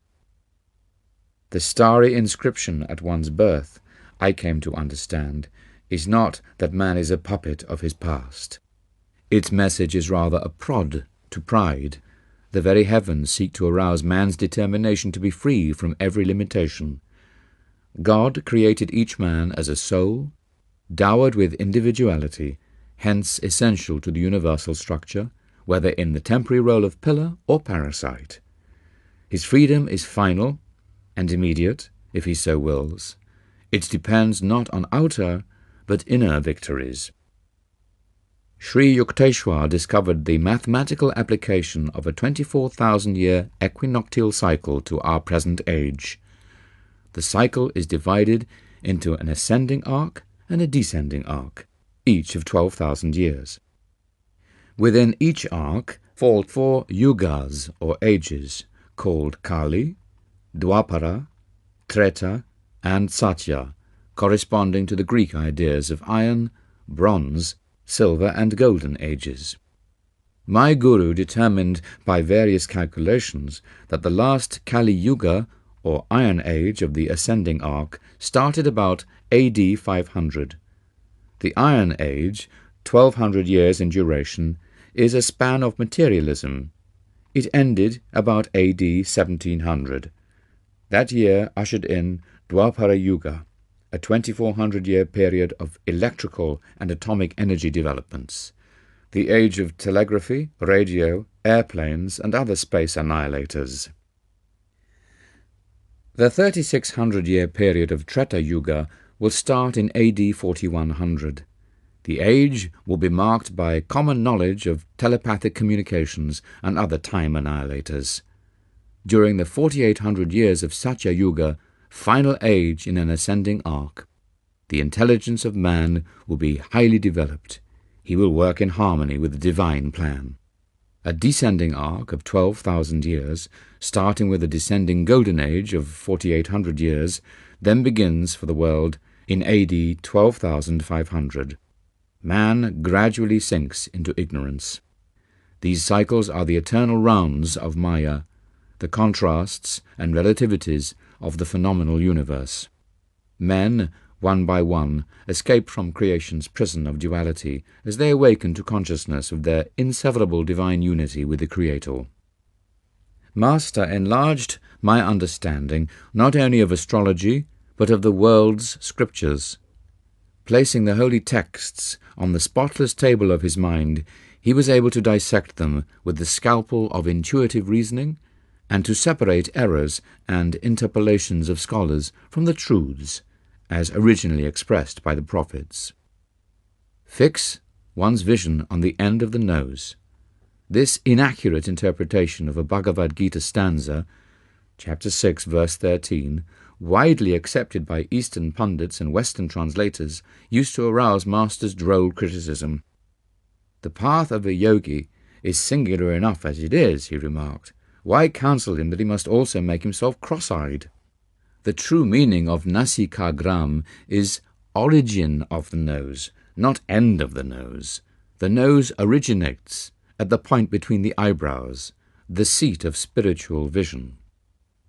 One Sankhya aphorism reads, Ishwar aside, a lord of creation cannot be deduced, or God is not proved. Chiefly on the basis of this sentence, most scholars call the whole philosophy atheistical. The verse is not atheistical, Sri Yukteswar explained. It merely signifies that to the unenlightened man, dependent on his senses for all final judgments, proof of God must remain unknown and therefore non-existent. True Sankhya followers, with unshakable insight born of meditation, understand that the Lord is both existent and knowable. Master expounded the Christian Bible with a beautiful clarity. It was from my Hindu guru, unknown to the roll call of Christian membership, that I learnt to perceive the deathless essence of the Bible and to understand the truth in Christ's assertion, surely the most thrillingly intransigent ever uttered. Heaven and earth shall pass away, but my words shall not pass away. The great masters of India mould their lives by the same godly ideals that animated Jesus. These men are his proclaimed kin. Whosoever shall do the will of my Father which is in heaven, The same is my brother, and sister, and mother. If ye continue in my word, Christ pointed out, then ye are my disciples indeed, and ye shall know the truth, and the truth shall make you free. Freemen all, lords of themselves, the Yogi Christs of India are part of the immortal fraternity, those that attain a liberating knowledge of the one Father. The Adam and Eve story is incomprehensible to me. I observed with considerable heat one day in my early struggles with the allegory. Why did God punish not only the guilty pair, but also the innocent, unborn generations? Master was amused, more by my vehemence than by my ignorance. Genesis is deeply symbolic and cannot be grasped by a literal interpretation, he explained. Its tree of life is the human body. The spinal cord is like an upturned tree with man's hair as its roots, and afferent and efferent nerves as branches. The tree of the nervous system bears many enjoyable fruits, or sensations of sight, sound, smell, taste, and touch. In these man may rightfully indulge, but he was forbidden the experience of sex, the apple at the center of the body, in the midst of the garden. The serpent represents the coiled-up spinal energy that stimulates the sex nerves. Adam is reason, and Eve is feeling. When the emotion or Eve consciousness in any human being is overpowered by the sex impulse, his reason, or Adam, also succumbs. God created the human species by materializing the bodies of man and woman through the force of his will. He endowed the new species with the power to create children in a similar immaculate or divine manner. Because his manifestation in the individualized soul had hitherto been limited to animals, instinct-bound and lacking the potentialities of full reason, God made the first human bodies, symbolically called Adam and Eve. To these, for advantageous upward evolution, he transferred the souls or divine essence of two animals. In Adam, or man, reason predominated. In Eve, or woman, feeling was ascendant. Thus was expressed the duality or polarity that underlies the phenomenal worlds. Reason and feeling remain in a heaven of cooperative joy so long as the human mind is not tricked by the serpentine energy of animal propensities. The human body was therefore not solely a result of evolution from beasts, but was produced through an act of special creation by God. The animal forms were too crude to express full divinity. Man was uniquely given the potentially omniscient, thousand-petaled lotus in the brain, as well as acutely awakened occult centers in the spine. God, or the divine consciousness present within the first created pair, counseled them to enjoy all human sensibilities, with one exception, sex sensations. These were banned, lest humanity enmesh itself in the inferior animal method of propagation. The warning not to revive subconsciously present bestial memories was unheeded. Resuming the way of brute procreation, Adam and Eve fell from the state of heavenly joy natural to the original perfect man. When they knew that they were naked, their consciousness of immortality was lost. Even as God had warned them, they had placed themselves under the physical law by which bodily birth must be followed by bodily death. The knowledge of good and evil promised Eve by the serpent refers to the dualistic and oppositional experiences that mortals under Maya must undergo. Falling into delusion through misuse of his feeling and reason, or Eve and Adam consciousness, man relinquishes his right to enter the heavenly garden of divine self-sufficiency. The personal responsibility of every human being is to restore his parents, or dual nature, to a unified harmony, or Eden. As Sri Yukteswar ended his discourse, I glanced with new respect at the pages of Genesis. "Dear Master," I said, "for the first time I feel a proper filial obligation toward Adam and Eve." The Adam and Eve story of the Hindus is recounted in the Hori Purana, Srimad Bhagavata. The first man and woman, beings in physical form, are called Swayambhuva Manu, man born of the Creator, and his wife, Satarupa, true image. Their 5 children intermarried with Prajapatis, perfect beings who could assume corporeal form. From these first divine families was born the human race. Never in East or West have I heard anyone else expound the Christian scriptures with so deep a spiritual insight as Sri Yukteswar's. Theologians have misinterpreted Christ's words, Master said, in such passages as, I am the way, the truth, and the life. No man cometh unto the Father but by me. John 14:6. Jesus meant never that he was the sole Son of God, but that no man can attain the unqualified absolute, the transcendent Father beyond creation, until he has first manifested the Son, or activating Christ consciousness within creation.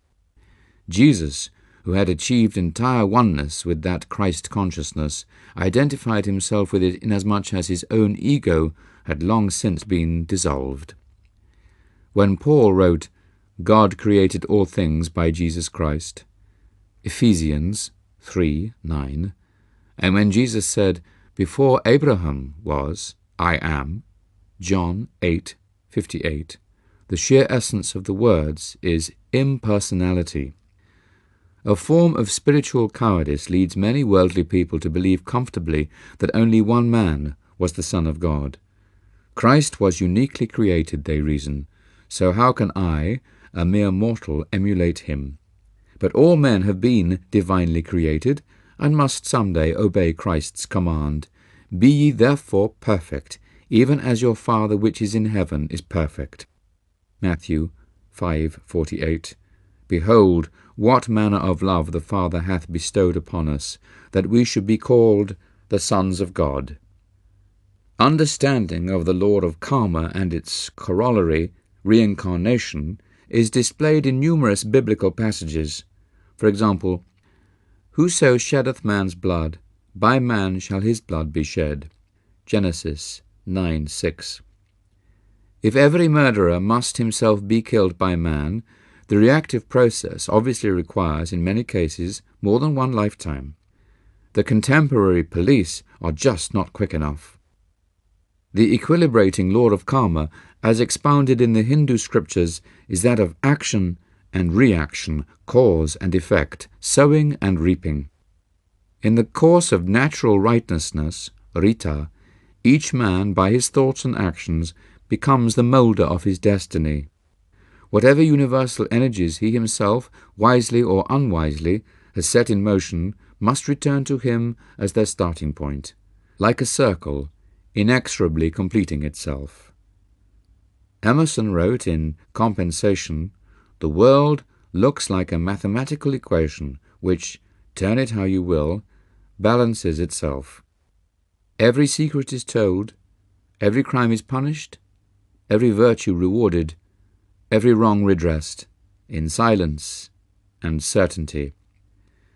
An understanding of karma as the law of justice underlying life's inequalities serves to free the human mind from resentment against God and man. The early Christian Church accepted the doctrine of reincarnation, which was expounded by the Gnostics and by numerous church fathers, including Clement of Alexandria, the celebrated Origen, both 3rd century, and St. Jerome, 5th century. The doctrine was first declared a heresy in AD 553 by the Second Council of Constantinople. At that time, many Christians thought the doctrine of reincarnation afforded man too ample a stage of time and space to encourage him to strive for immediate salvation. But truths suppressed lead disconcertingly to a host of errors. The millions have not utilized their one lifetime to seek God, but to enjoy this world, so uniquely won and so shortly to be forever lost. The truth is that man reincarnates on earth until he has consciously regained his status as a son of God. Him that overcometh will I make a pillar in the temple of my God. and he shall go no more out, i.e. shall reincarnate no more. To him that overcometh, I will grant to sit with me in my throne, even as I also overcame, and am set down with my Father in his throne. Revelation chapter 3, verses 12 and 21. Chapter 17. Sasi and the Three Sapphires. Because you and my son think so highly of Swami Sri Yukteswar, I will take a look at him. The tone of voice used by Dr. Narayan Chunder Roy implied that he was humouring the whim of half-wits. I concealed my indignation in the best tradition of the proselyter. My companion, a veterinary surgeon, was a confirmed agnostic. His young son, Santosh, had implored me to take an interest in his father. So far, my invaluable aid had been a bit on the invisible side. Dr. Roy accompanied me the following day to the Serampore hermitage. After Master had granted him a brief interview, marked for the most part by stoic silence on both sides, the visitor brusquely departed. "Why bring a dead man to the ashram?" Sri Yukteswar looked at me inquiringly as soon as the door had closed on the Calcutta skeptic. "Sir, the doctor is very much alive, but in a short time he will be dead." I was shocked. "Sir, this will be a terrible blow to his son. Santosh yet hopes for time to change his father's materialistic views. I beseech you, Master, to help the man." "Very well, for your sake." My guru's face was impassive.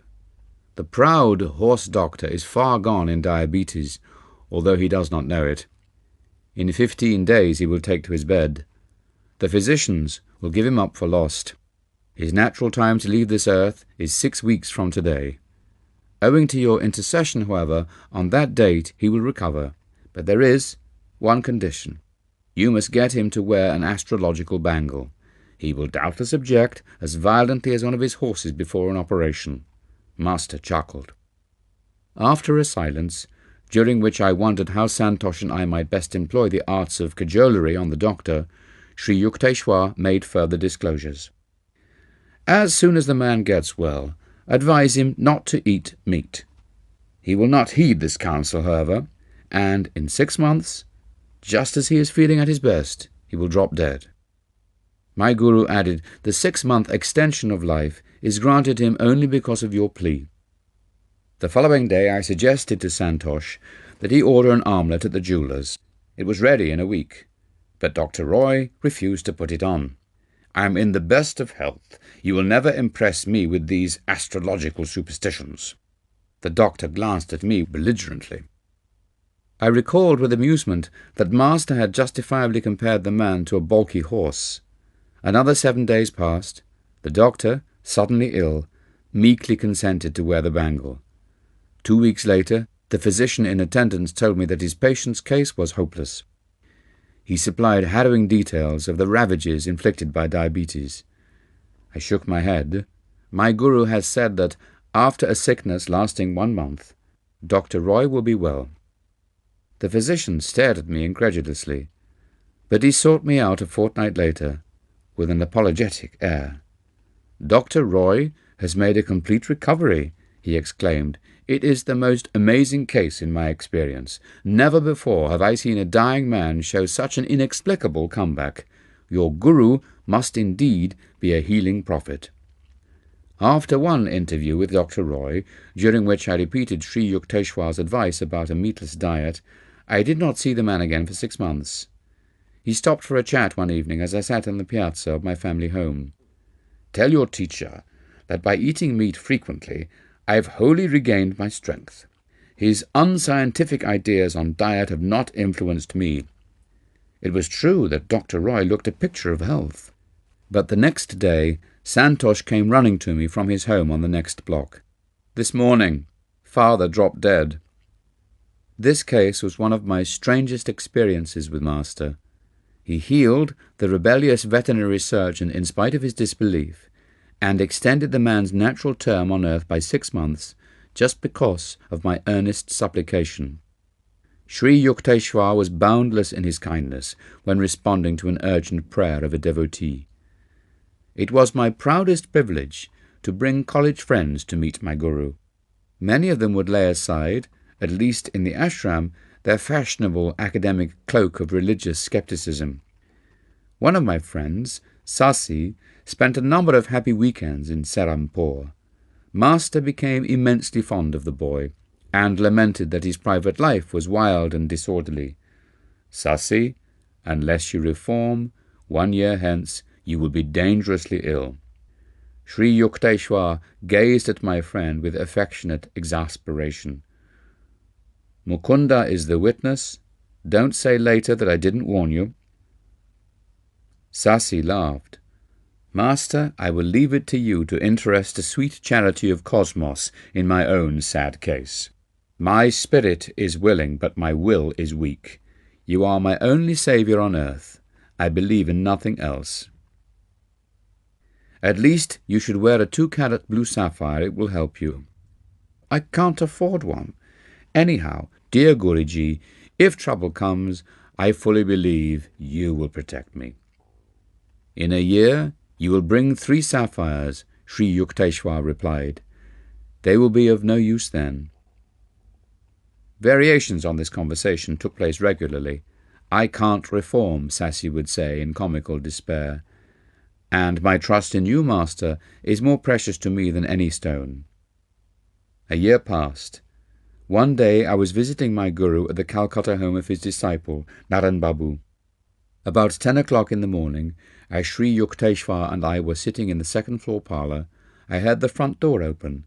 Master straightened stiffly. It is that Sasi, he remarked gravely. The year is now up. Both his lungs are gone. He has ignored my counsel. Tell him I don't want to see him. Half stunned by Sri Yukteswar's sternness, I raced down the stairway. Sasi was ascending. Oh, Mukunda, I do hope Master is here. I had a hunch he might be. Yes, but he doesn't wish to be disturbed. Sasi burst into tears and brushed past me. He threw himself at Sri Yukteswar's feet, placing there 3 beautiful sapphires. Omniscient Guru, the doctors say I have pulmonary tuberculosis. They give me only 3 months to live. I humbly implore your aid. I know you can heal me. Isn't it a bit late now to be worrying over your life? Depart with your jewels. Their time of usefulness is past. Master then sat, sphinx-like, in an unrelenting silence, punctuated by the boy's sobs for mercy. An intuitive conviction came to me that Sri Yukteswar was merely testing the depth of Sasi's faith in the divine healing power. I was not surprised, a tense hour later, when Master turned a sympathetic gaze on my prostrate friend. Get up, Sasi. What a commotion you make in another person's house. Return the sapphires to the jewellers. They are an unnecessary expense now, but get an astrological bangle and wear it. Fear not, in a few weeks you shall be well. Sasi's smile illuminated his tear-marred face like sudden sun over a sodden landscape. Beloved Guru, shall I take the medicines prescribed by the doctors? Just as you wish. Drink them or discard them, it doesn't matter. It is as impossible for you to die of tuberculosis as it would be for the sun and moon to interchange their positions. Sri Yukteswar added abruptly, Go now, before I change my mind. With an agitated bow, my friend hastily departed. I visited him several times during the next few weeks, and was aghast to find his condition increasingly worse. Sasi cannot last through the night. These words from his physician, and the spectacle of my friend now reduced almost to a skeleton, sent me post-haste to Serampore. My guru listened coldly to my tearful report. Why do you come here to bother me? You have already heard me assure Sasi of his recovery. I bowed before him in great awe and retreated to the door. Sri Yukteswar said no parting word, but sank into silence, his unwinking eyes half open, their vision fled to another world. I returned at once to Sasi's home in Calcutta. With astonishment, I found my friend sitting up, drinking milk. Oh, Mukunda, what a miracle! 4 hours ago I felt Master's presence in the room. My terrible symptoms immediately disappeared. I feel that through his grace I am entirely well. In a few weeks, Sasi was stouter and in better health than ever before. But his reaction to his healing was tinged with ingratitude. He seldom visited Sri Yukteswar again. My friend told me one day that he so deeply regretted his previous mode of life that he was ashamed to face the Master. I could only conclude that Sasi's illness had had the contrasting effect of stiffening his will and impairing his manners. The first 2 years of my course at Scottish Church College were drawing to a close. My classroom attendance had been very spasmodic. What little studying I did was only to keep peace with my family. My 2 private tutors came regularly to my house. I was regularly absent. I discern at least this one regularity in my scholastic career. In India, 2 successful years of college bring an intermediate arts diploma. The student may then look forward to another 2 years and his A.B. degree. The intermediate arts final examinations loomed ominously ahead. I fled to Puri, where my guru was spending a few weeks. Vaguely hoping that he would say I need not appear at the finals, I told him of my unpreparedness. Sri Yukteswar smiled consolingly. You have wholeheartedly pursued your spiritual duties and could not help neglecting your college work. Apply yourself diligently to your books for the next week. You shall get through your ordeal without failure. I returned to Calcutta, firmly suppressing the reasonable doubts that occasionally assailed me. Surveying the mountain of books on my table, I felt like a traveller, lost in a wilderness. A long period of meditation brought me a labour-saving inspiration. Opening each book at random, I studied only those pages that lay thus exposed. After I had pursued this course during 18 hours a day for 1 week, I considered myself an expert on the art of cramming. The following days, in the examination halls, were a justification of my seemingly haphazard procedure. I passed all the tests, though by a hairbreadth. The congratulations of my friends and family were ludicrously mixed with ejaculations betraying their astonishment. On his return from Puri, Sri Yukteswar gave me a pleasant surprise. Your Calcutta studies are now over, he said. I shall see that you pursue your last 2 years of university work right here in Serampore. I was puzzled. Sir, there is no Bachelor of Arts course in this town. Serampore College, the sole institution of higher learning, offered only a 2-year course in intermediate arts.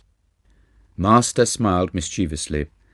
I am too old to go about collecting donations to establish an A.B. college for you. I guess I shall have to arrange the matter through someone else. 2 months later, Professor Howells, president of Serampore College, publicly announced that he had succeeded in raising sufficient funds to offer a 4-year course. Serampore College became an affiliated branch of Calcutta University. I was one of the first students to enroll in Serampore as an A.B. candidate. Guruji, how kind you are to me. I have been longing to leave Calcutta and be near you every day in Serampore. Professor Howells does not dream how much he owes to your silent help. Sri Yukteswar gazed at me with mock severity. Now you won't have to spend so many hours on trains. What a lot of free time for your studies. Perhaps you will become less of a last-minute crammer and more of a scholar. But somehow his tone lacked conviction. Chapter 18. A Mohammedan Wonder Worker. Years ago, right in this very room you now occupy, a Mohammedan wonder worker performed 4 miracles before me. Sri Yukteswar made this statement during his first visit to my new quarters.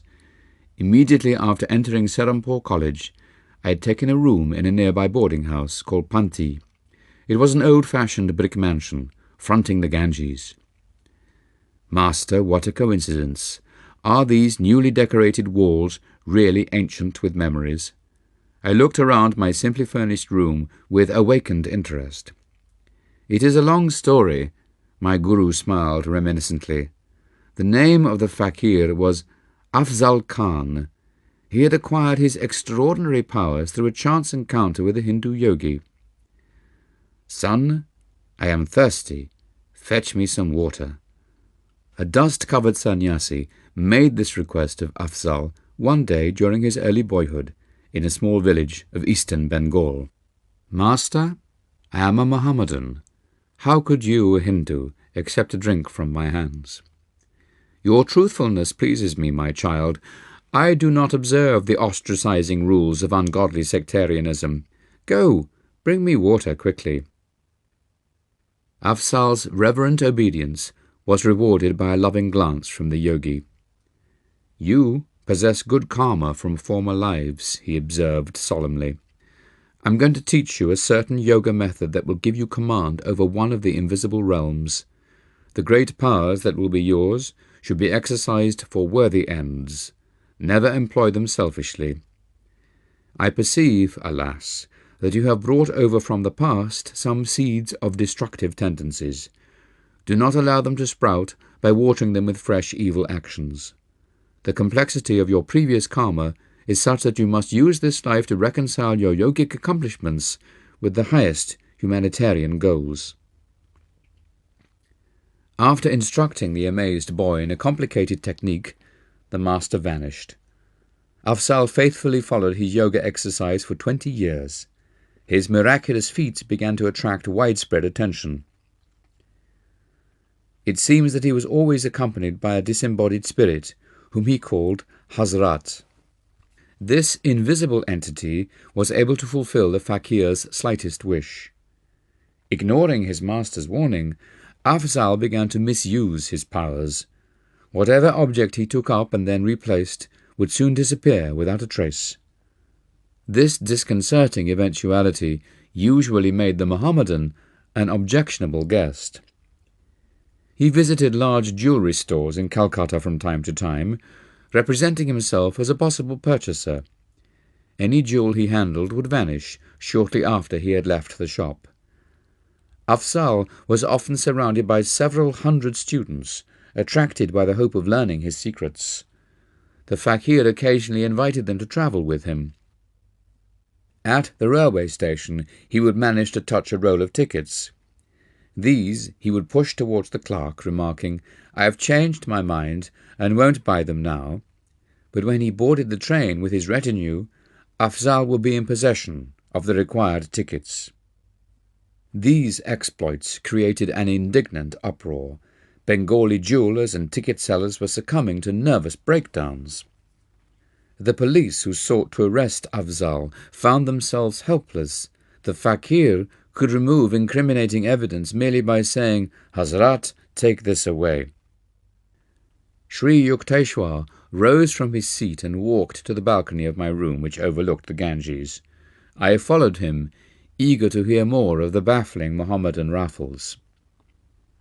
This Panti house formerly belonged to a friend of mine. He became acquainted with Afzal and asked him here. My friend also invited about 20 neighbours, including myself. I was only a youth then and felt a lively curiosity about the notorious fakir. Master laughed. I took the precaution of not wearing anything valuable. Afzal looked me over inquisitively, then remarked, "You have powerful hands. Go downstairs to the garden. Get a smooth stone and write your name on it with chalk. Then throw the stone as far as possible into the Ganges." I obeyed. As soon as the stone had vanished under distant waves, the Mohammedan addressed me again. "Fill a pot with Ganges water near the front of this house." After I had returned with a vessel of water, the fakir cried, "Hazrat, put the stone in the pot." The stone appeared at once. I removed it from the vessel and found my signature as legible as when I had written it. Babu, one of my friends in the room, was wearing a heavy antique gold watch and chain. The fakir examined them with ominous admiration. Soon they were missing. "Afzal, please return my prized heirloom." Babu was nearly in tears. The Mohammedan was stoically silent for a while, then said, "You have 500 rupees in an iron safe. Bring them to me, and I will tell you where to locate your timepiece." The distraught Babu left immediately for his home. He came back shortly and handed Afzal the required sum. "Go to the little bridge near your house," the fakir instructed Babu. "Call on Hazrat to give you the watch and chain." Babu rushed away. On his return, he was wearing a smile of relief and no jewellery whatever. "When I commanded Hazrat as directed," he announced, "my watch came tumbling down the air into my right hand. You may be sure I locked the heirloom in my safe before rejoining the group here." Babu's friends, witnesses of the comico-tragedy of the ransom for a watch, were staring with resentment at Afzal. He now spoke placatingly. "Please, name any drink you want. Hazrat will produce it." A number asked for milk, others for fruit juices. I was not too much shocked when the unnerved Babu requested whisky. The Mohammedan gave an order. The obliging Hazrat sent sealed containers sailing down and thudding to the floor. Each man found his desired beverage. The promise of the fourth spectacular feat of the day was doubtless gratifying to our host. Afzal offered to supply an instantaneous lunch. "Let us order the most expensive dishes," Babu suggested gloomily. "I want an elaborate meal for my 500 rupees. Everything should be served on gold plates." As soon as each man had expressed his preferences, the fakir addressed himself to the inexhaustible Hazrat. A great rattle ensued. Gold platters filled with intricately prepared curries, hot luchis, and many out-of-season fruits landed from nowhere at our feet. All the food was delicious. After feasting for an hour, we started to leave the room. A tremendous noise, as though dishes were being piled up, caused us to turn round. Lo, there was no sign of the glittering plates or the remnants of the meal. "Guruji," I interrupted, "if Afzal could easily secure such things as gold dishes, why did he covet the property of others?" "The fakir was not highly developed spiritually," Sri Yukteswar explained. "His mastery of a certain yoga technique gave him access to an astral plane where any desire is immediately materialized. Through the agency of an astral being, Hazrat, the Mohammedan, could summon the atoms of any object from etheric energy by an act of powerful will. But such astrally produced objects are structurally evanescent. They cannot be long retained." Afzal still yearned for worldly wealth, which, though more hardly earned, has a more dependable durability. I laughed. "It too sometimes vanishes unaccountably." Afzal was not a man of God-realization, Master went on. "Miracles of a permanent and beneficial nature are performed by true saints because they have attuned themselves to the omnipotent Creator. Afzal was merely an ordinary man with an extraordinary power of penetrating a subtle realm not usually entered by mortals until death." "I understand now, Guruji. The afterworld appears to have some charming features." Master agreed. I never saw Afzal after that day, but a few years later Babu came to my home to show me a newspaper account of the Mohammedan's public confession.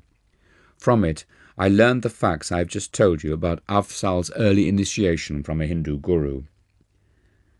The gist of the latter part of the published document, as recalled by Sri Yukteswar, was as follows. "I, Afzal Khan, am writing these words as an act of penance and as a warning to those who seek the possession of miraculous powers. For years I have been misusing the wondrous abilities imparted to me through the grace of God and my Master. I became drunk with egotism, feeling that I was beyond the ordinary laws of morality. My day of reckoning finally arrived. Recently I met an old man on a road outside Calcutta. He limped along painfully, carrying a shining object that looked like gold. I addressed him with greed in my heart. 'I am Afzal Khan, the great fakir. What have you there?' This ball of gold is my sole material wealth. It can be of no interest to a fakir. I implore you, sir, to heal my limp." I touched the ball and walked away without reply. The old man hobbled after me. He soon raised an outcry. "My gold is gone." As I paid no attention, he suddenly spoke in a stentorian voice that issued oddly from his frail body. "Do you not recognize me?" I stood speechless, aghast at the belated discovery that this unimpressive old cripple was none other than the great saint who long, long ago had initiated me into yoga. He straightened himself. His body instantly became strong and youthful. So, my guru's glance was fiery. "I see with my own eyes that you use your powers not to help suffering humanity, but to prey on it like a common thief. I withdraw your occult gifts. Hazrat is now freed from you. No longer shall you be a terror in Bengal." I called on Hazrat in anguished tones. For the first time he did not appear to my inner sight, but a dark veil suddenly lifted. I saw clearly the blasphemy of my life. "My Guru, I thank you for coming to banish my long delusion." I was sobbing at his feet. "I promise to forsake my worldly ambitions. I will retire to the mountains for lonely meditation on God, hoping to atone for my evil past." My master regarded me with silent compassion. "I feel your sincerity," he said finally. "Because of your earlier years of strict obedience, and because of your present repentance, I will grant you one boon. Your other powers are now gone, but whenever food and clothing are needed, you may still call successfully on Hazrat to supply them. Devote yourself wholeheartedly to divine understanding in the mountain solitudes." My Guru then vanished. I was left to my tears and reflections. Farewell, world. I go to seek the forgiveness of the cosmic beloved. Chapter 19. My master in Calcutta appears in Serampore. I am often beset by atheistic doubts, yet a torturing surmise sometimes haunts me. May not untapped soul possibilities exist? Is man not missing his real destiny if he fails to explore them? These remarks of Dijjan Babu, my roommate at the Panti boarding house, were called forth by my invitation that he meet my Guru. "Sri Yukteswarji will initiate you into Kriya Yoga," I replied. "It calms the dualistic turmoil by a divine inner certainty." That evening, Dijjan accompanied me to the hermitage. In Master's presence, my friend received such spiritual peace that he was soon a constant visitor. The trivial preoccupations of daily life do not satisfy our deepest needs. For wisdom, too, man has native hunger. By Sri Yukteswar's words, Dijjan was inspired to try to discover within him a realer self than the shallow ego of a transient incarnation. As Dijjan and I were both pursuing the AB course at Serampore College, we got into the habit of walking together to the ashram as soon as classes were over. We would often see Sri Yukteswar standing on his second-floor balcony, welcoming our approach with a smile. One afternoon, Kanai, a young hermitage resident, met Dijjan and me at the door with disappointing news. "Master is not here. He was summoned to Calcutta by an urgent note." The following day, I received a postcard from my Guru. "I shall leave Calcutta Wednesday morning," he had written. "You and Dijjan meet the 9 a.m. train at Serampore station." About 8:30 on Wednesday morning, a telepathic message from Sri Yukteswar flashed insistently to my mind. "I am delayed. Don't meet the 9 o'clock train." I conveyed the latest instructions to Dijjan, who was already dressed for departure. "You and your intuition," my friend's voice was edged in scorn. "I prefer to trust Master's written word." I shrugged my shoulders and seated myself with quiet finality. Muttering angrily, Dijien made for the door and closed it noisily behind him. As the room was rather dark, I moved nearer to a window overlooking the street. The scant sunlight suddenly increased to an intense brilliancy in which the iron-barred window completely vanished. Against this dazzling background appeared the clearly materialized figure of Sri Yukteswar. Bewildered to the point of shock, I rose from my chair and knelt before him. With my customary gesture of respectful greeting at my guru's feet, I touched his shoes. These were a pair familiar to me, of orange-dyed canvas, soled with rope. His ochre swami cloth brushed against me. I distinctly felt not only the texture of his robe, but also the gritty surface of the shoes and the pressure of his toes within them. Too much astounded to utter a word, I stood up and gazed at him questioningly. "I was pleased that you got my telepathic message." Master's voice was calm, entirely normal. "I have now finished my business in Calcutta and shall arrive in Serampore by the 10 o'clock train." As I still stared mutely, Sri Yukteswar went on, "This is not an apparition, but my flesh and blood form. I have been divinely commanded to give you this experience rarely known on earth. Meet me at the station. You and Dijien will see me coming toward you, dressed as I am now. I shall be preceded by a fellow passenger, a little boy, carrying a silver jug." My guru placed both hands on my head, with a murmured blessing. As he concluded with the words, "Tabe Asi," the Bengali goodbye, I heard a peculiar rumbling sound. His body began to melt gradually within the piercing light. First his feet and legs vanished, then his torso and head, like a scroll being rolled up. To the very last, I could feel his fingers resting lightly on my hair. The effulgence faded. Nothing remained before me but the barred window and a pale stream of sunlight.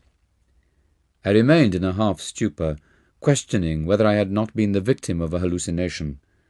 A crestfallen Dijien soon entered the room. Master was not on the 9 o'clock train, or even the 9:30. My friend made his announcement with a slightly apologetic air. "Come. I know he will arrive at 10 o'clock. I took Dijien's hand and rushed him forcibly along with me, heedless of his protests. In about 10 minutes we entered the station, where the train was already puffing to a halt. The whole train is filled with the light of Master's aura. He is there," I exclaimed joyfully. "You dream so?" Dijien laughed mockingly. "Let us wait here." I told my friend details of the way in which our guru would approach us. As I finished my description, Sri Yukteswar came into view, wearing the same clothes I had seen a short time earlier. He walked slowly in the wake of a small lad bearing a silver jug. For a moment, a wave of cold fear passed through me at the incredible strangeness of my experience. I felt the materialistic 20th century world slipping from me. Was I back in the ancient days when Jesus appeared before Peter on the sea? As Sri Yukteswar, a modern yogi Christ, neared the place where Dijien and I were standing speechless, Master smiled at my friend and remarked, "I sent you a message too, but you were unable to grasp it." Dijien was silent, but glared at me suspiciously.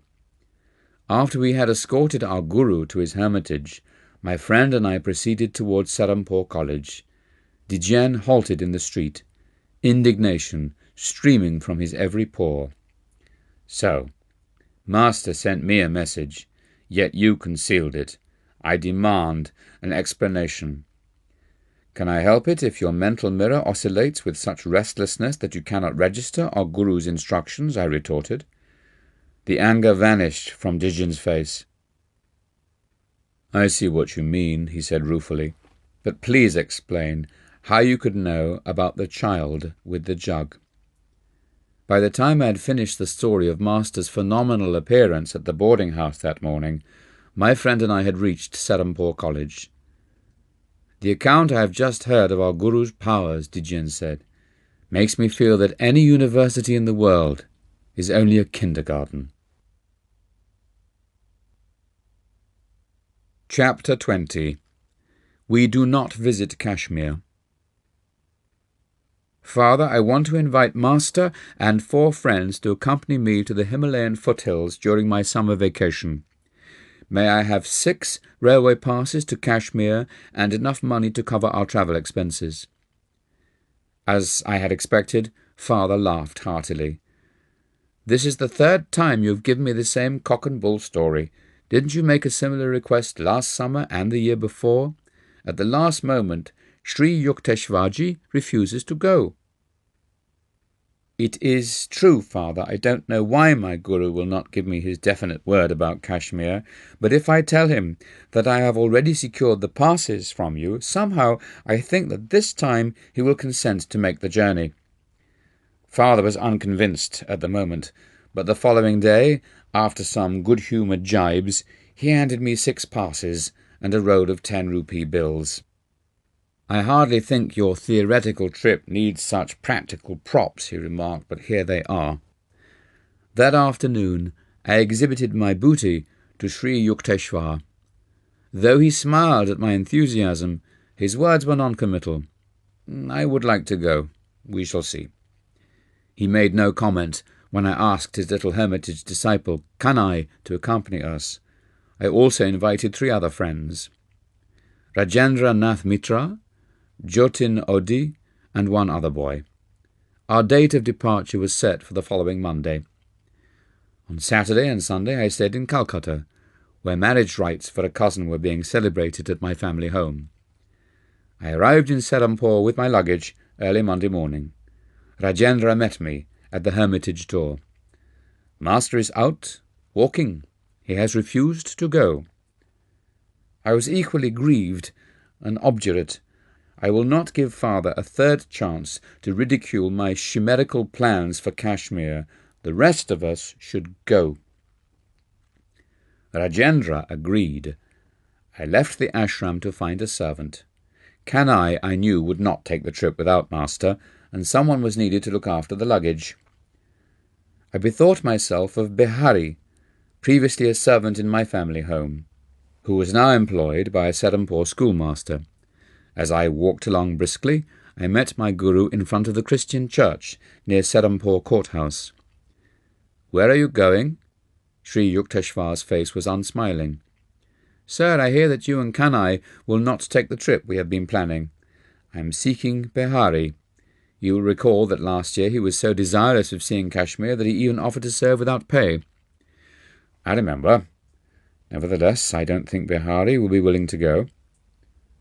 I was exasperated. "He's just eagerly waiting for this opportunity." My Guru silently resumed his walk. I soon reached the schoolmaster's house. Behari in the courtyard greeted me with a friendly warmth that abruptly vanished as soon as I mentioned Kashmir. With a murmured word of apology, the servant left me and entered his employer's house. I waited half an hour, nervously assuring myself that Behari's delay was being caused by preparations for his trip. Finally, I knocked at the front door. "Behari left by the back stairs about 30 minutes ago," a man informed me. A slight smile hovered about his lips. I departed sadly, wondering whether my invitation had been too coercive or whether Master's unseen influence were at work. Passing the Christian church, again I saw my Guru walking slowly toward me. Without waiting to hear my report, he exclaimed, "So Behari would not go. Now what are your plans?" I felt like a recalcitrant child who is determined to defy his masterful father. "Sir, I'm going to ask my uncle to lend me his servant, Lal Dari." "See your uncle if you want to," Sri Yukteswar replied with a chuckle, "but I hardly think you will enjoy the visit." Apprehensive but rebellious, I left my Guru and entered Serampore courthouse. My paternal uncle, Sarada Ghosh, a government attorney, welcomed me affectionately. I am leaving today with some friends for Kashmir, I told him. For years I have been looking forward to this Himalayan trip. I am happy for you, Mukunda. Is there anything I can do to make your journey more comfortable? These kind words gave me a lift of encouragement.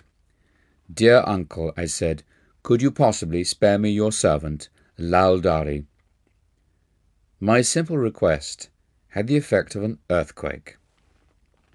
Uncle jumped so violently that his chair overturned, the papers on the desk flew in every direction, and his pipe, a long, coconut-stemmed hubble-bubble, fell to the floor with a great clatter. You selfish young man, he shouted, quivering with wrath. What a preposterous idea! Who will look after me if you take my servant on one of your pleasure jaunts? I concealed my surprise, reflecting that my amiable uncle's sudden change of front was only one more enigma in a day fully devoted to incomprehensibility. My retreat from the courthouse office was more alacritous than dignified. I returned to the hermitage, where my friends were expectantly gathered. A conviction was growing in me that some sufficient, if exceedingly recondite motive was behind Master's attitude. Remorse seized me for having tried to thwart my Guru's will. Mukunda, wouldn't you like to stay a while longer with me? Sri Yukteswar inquired. Rajendra and the others may go ahead now and wait for you in Calcutta. There will be plenty of time to catch the last evening train, leaving Calcutta for Kashmir. Sir, I don't care to go without you, I said mournfully. My friends paid not the slightest attention to my remark. They summoned a hackney carriage and departed with all the luggage. Kanai and I sat quietly at our Guru's feet. After a half-hour of silence, Master rose and walked towards the second-floor dining balcony.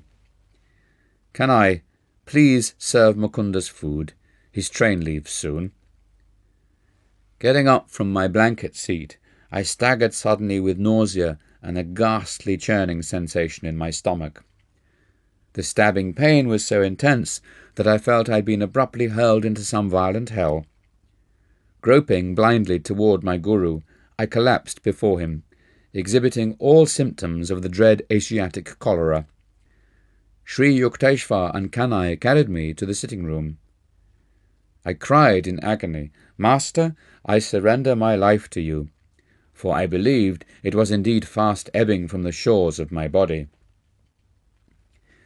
Sri Yukteswar put my head on his lap, stroking my forehead with angelic tenderness. You see now what would have happened if you were at the station with your friends, he said. I had to look after you in this strange way because you chose to doubt my judgment about taking the trip at this particular time. I understood at last. As great masters seldom see fit to display their powers openly, a casual observer of the day's events would have considered them quite natural. My Guru's intervention had been too subtle to be detected. He had inconspicuously worked his will through Behari and my uncle and Rajendra and others. Probably everyone but me had thought the situations logical and normal. As Sri Yukteswar never failed to observe his social obligations, he instructed Kanai to summon a physician and to notify my uncle. Master, I protested, only you can heal me. I am too far gone for any doctor. Child, you are protected by the divine mercy. Don't worry about the doctor. He will not find you in this state. You are already healed. With my Guru's words, the excruciating suffering left me. I sat up feebly. A doctor soon arrived and examined me carefully. You appear to have passed through the worst, he said. I will take some specimens with me for laboratory tests. The following morning the physician arrived hurriedly. I was sitting up in good spirits. Well, well, here you are, smiling and chatting as though you had had no close call with death. He patted my hand gently. I hardly expected to find you alive, after I had discovered from the specimens that your disease was Asiatic cholera. You are fortunate, young man, to have a guru with divine healing powers. I am convinced of it. I agreed wholeheartedly. As the doctor was preparing to leave, Rajendra and Audi appeared at the door. The resentment in their faces changed into sympathy as they glanced at the physician and then at my somewhat wan countenance. We were angry when you didn't turn up as agreed at the Calcutta train. You've been sick? Yes. I could not help laughing as my friends placed the luggage in the same corner it had occupied yesterday. I paraphrased. There was a ship that sailed for Spain. Before it arrived, it was back again. Master entered the room. I permitted myself a convalescent's liberty and captured his hand lovingly. Guruji, I said, from my 12th year on, I have made many unsuccessful attempts to reach the Himalayas. I am finally convinced that without your blessings, the goddess Parvati will not receive me. Chapter 21. We visit Kashmir. You are strong enough now to travel. I will accompany you to Kashmir. Sri Yukteswar informed me 2 days after my miraculous recovery from Asiatic cholera. That evening, our party of 6 entrained for the north. Our first leisurely stop was at Simla, a queenly city resting on the throne of Himalayan hills. We strolled over the steep streets, admiring the magnificent views. English strawberries for sale, cried an old woman squatting in a picturesque open marketplace. Master was curious about the strange little red fruits. He bought a large basket of them and offered it to Kanai and me, who were nearby. I tasted one berry but spat it hastily on the ground. Sir, what a sour fruit!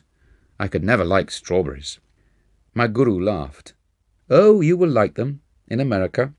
At a dinner there, your hostess will serve them with sugar and cream. After she has mashed the berries with a fork, you will taste them and say, "What delicious strawberries!" Then you will remember this day in Simla. Sri Yukteswar's forecast vanished from my mind, but reappeared there many years later, shortly after my arrival in America. I was a dinner guest at the home of Mrs. Alice T. Hasey, Sister Yoga Mata, in West Somerville, Massachusetts. When a dessert of strawberries was put on the table, my hostess picked up a fork and mashed my berries, adding cream and sugar. The fruit is rather tart. I think you'll like it fixed this way, she remarked. I took a mouthful. What delicious strawberries, I exclaimed. At once, my guru's prediction in Simla emerged from the fathomless cave of memory. I was awestruck to realize that long ago his God-tuned mind had detected the program of karmic events wandering in the ether of futurity. Our party soon left Simla and entrained for Rawalpindi. There we hired a large closed-top landau drawn by 2 horses for a 7-day trip to Srinagar, capital of Kashmir. The second day of our northbound journey brought into view the true Himalayan vastness. As the iron wheels of our carriage creaked along the hot, stony roads, we were enraptured with changing vistas of mountainous grandeur. Sir, Audi said to Master, I am greatly enjoying these glorious scenes in your holy company. I felt a throb of pleasure at Audi's appreciation, for I was acting as host on this trip. Sri Yukteswar caught my thought. He turned to me and whispered, Don't flatter yourself. Audi is not nearly as entranced with the scenery as he is with the prospect of leaving us long enough to have a cigarette. I was shocked. Sir, I said in an undertone, please do not break our harmony by these unpleasant words. I can hardly believe that Audi is hankering for a smoke. I looked apprehensively at my usually irrepressible guru. Very well, I won't say anything to Audi, Master chuckled, but you will soon see, when the landau halts, that he's quick to seize his opportunity. The carriage arrived at a small caravanserai.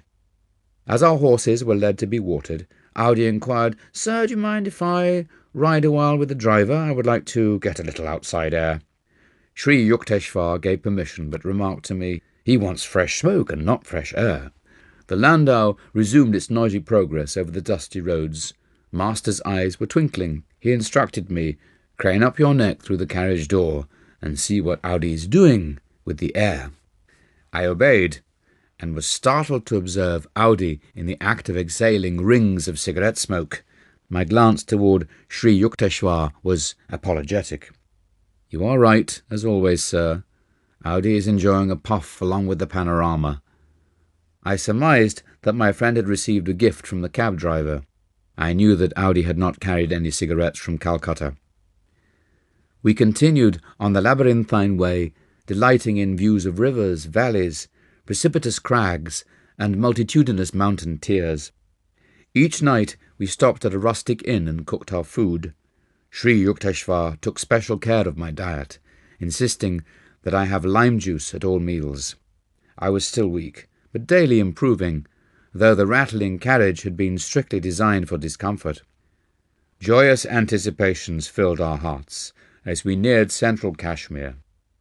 Paradise land of lotus lakes, floating gardens, gaily canopied houseboats, the many-bridged Jhelum River, and flower-strewn pastures, all encircled by the Himalayas. Our approach to Srinagar was through an avenue of tall, welcoming trees. We engaged rooms at a double-storied inn overlooking the noble hills. No running water was available. We drew our supply from a nearby well. The summer weather was ideal, warm days and slightly cold nights. We made a pilgrimage to an ancient Srinagar temple, dedicated to Swami Shankara. As I gazed upon the mountain peak hermitage, bold against the sky, I fell into an ecstatic trance. A vision appeared of a hilltop mansion in a distant land.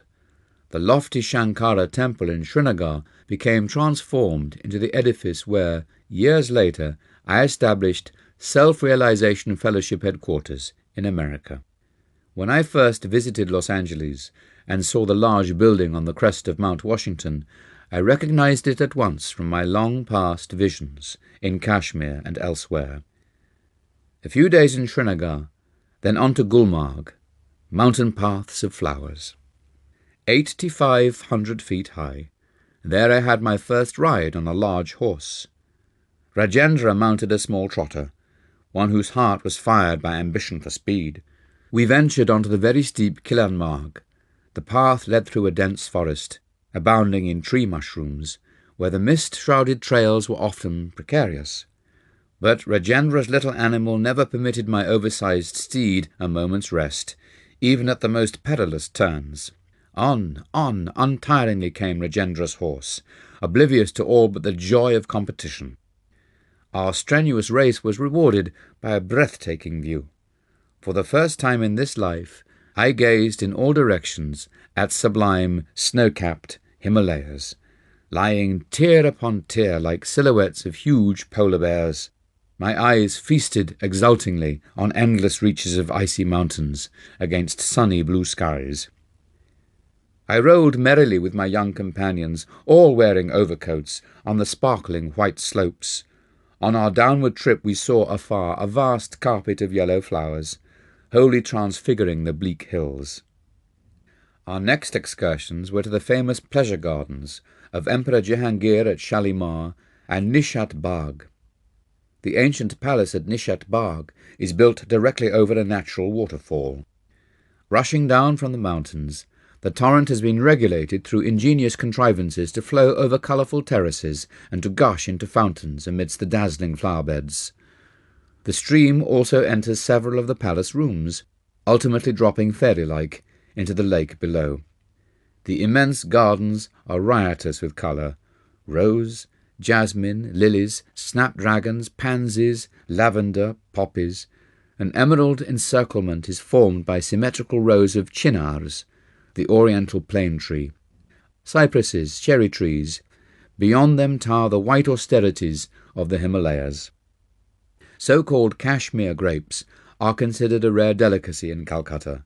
Rajendra, who had been talking about the grape feast awaiting us in Kashmir, was disappointed to find there no large vineyards.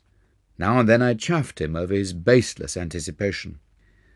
"Oh, I have become so much gorged with grapes. I can't walk," I would say. "The invisible grapes are brewing within me." Later we heard that sweet grapes grow abundantly in Kabul, west of Kashmir. we consoled ourselves with ice cream made of rabri, heavily condensed milk, flavoured with whole pistachio nuts. We took several trips in shikaras, small boats shaded by red-embroidered canopies, coursing along the intricate channels of Dal Lake, a network of canals like a watery spiderweb. Here the numerous floating gardens, crudely improvised with logs and earth, strike one with amazement, so incongruous is the first sight of vegetables and melons growing in the midst of vast waters. Occasionally one sees a peasant, disdaining to be rooted to the soil, towing his square plot of land to a new location in the many-fingered lake. In this storied vale one finds an epitome of all the earth's beauties. The Lady of Kashmir is mountain-crowned, lake-garlanded, and flower-shod. In later years, after I had toured many countries, I understood why Kashmir is often called the world's most scenic spot. It possesses some of the charms of the Swiss Alps, and of Loch Lomond in Scotland, and of the exquisite English lakes. An American traveller in Kashmir finds much to remind him of the rugged grandeur of Alaska and of Pikes Peak near Denver.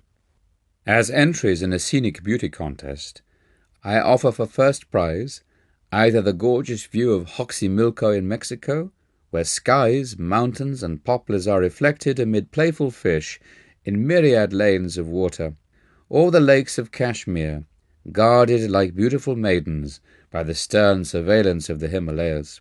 These two places stand out in my memory as the loveliest spots on earth. Yet I was awed also when I beheld the wonders of Yellowstone National Park, and of the Grand Canyon of the Colorado and of Alaska. Yellowstone is perhaps the only region on earth where one may see numerous geysers erupting high in the air with almost clock-like regularity. In this volcanic area, nature has left a specimen of an earlier creation. Hot sulphurous springs, opal and sapphire-coloured pools, violent geysers, and freely roaming bears, wolves, bison, and other wild creatures. Motoring along the roads of Wyoming to the Devil's Paint Pot of bubbling hot mud, observing the gurgling springs, spouting geysers, and vaporous fountains, I was disposed to say that Yellowstone deserves a special prize for uniqueness. At Yosemite Park in California, the ancient majestic sequoias, stretching huge columns far into the sky, are green, natural cathedrals, designed with skill divine. Though there are wonderful falls in the Orient, none match the torrential beauty of Niagara in New York on the Canadian border.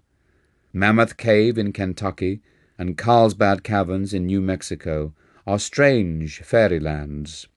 Long stalactites, hanging from cave ceilings and mirrored in underground waters, present a glimpse of other worlds as fancied by man.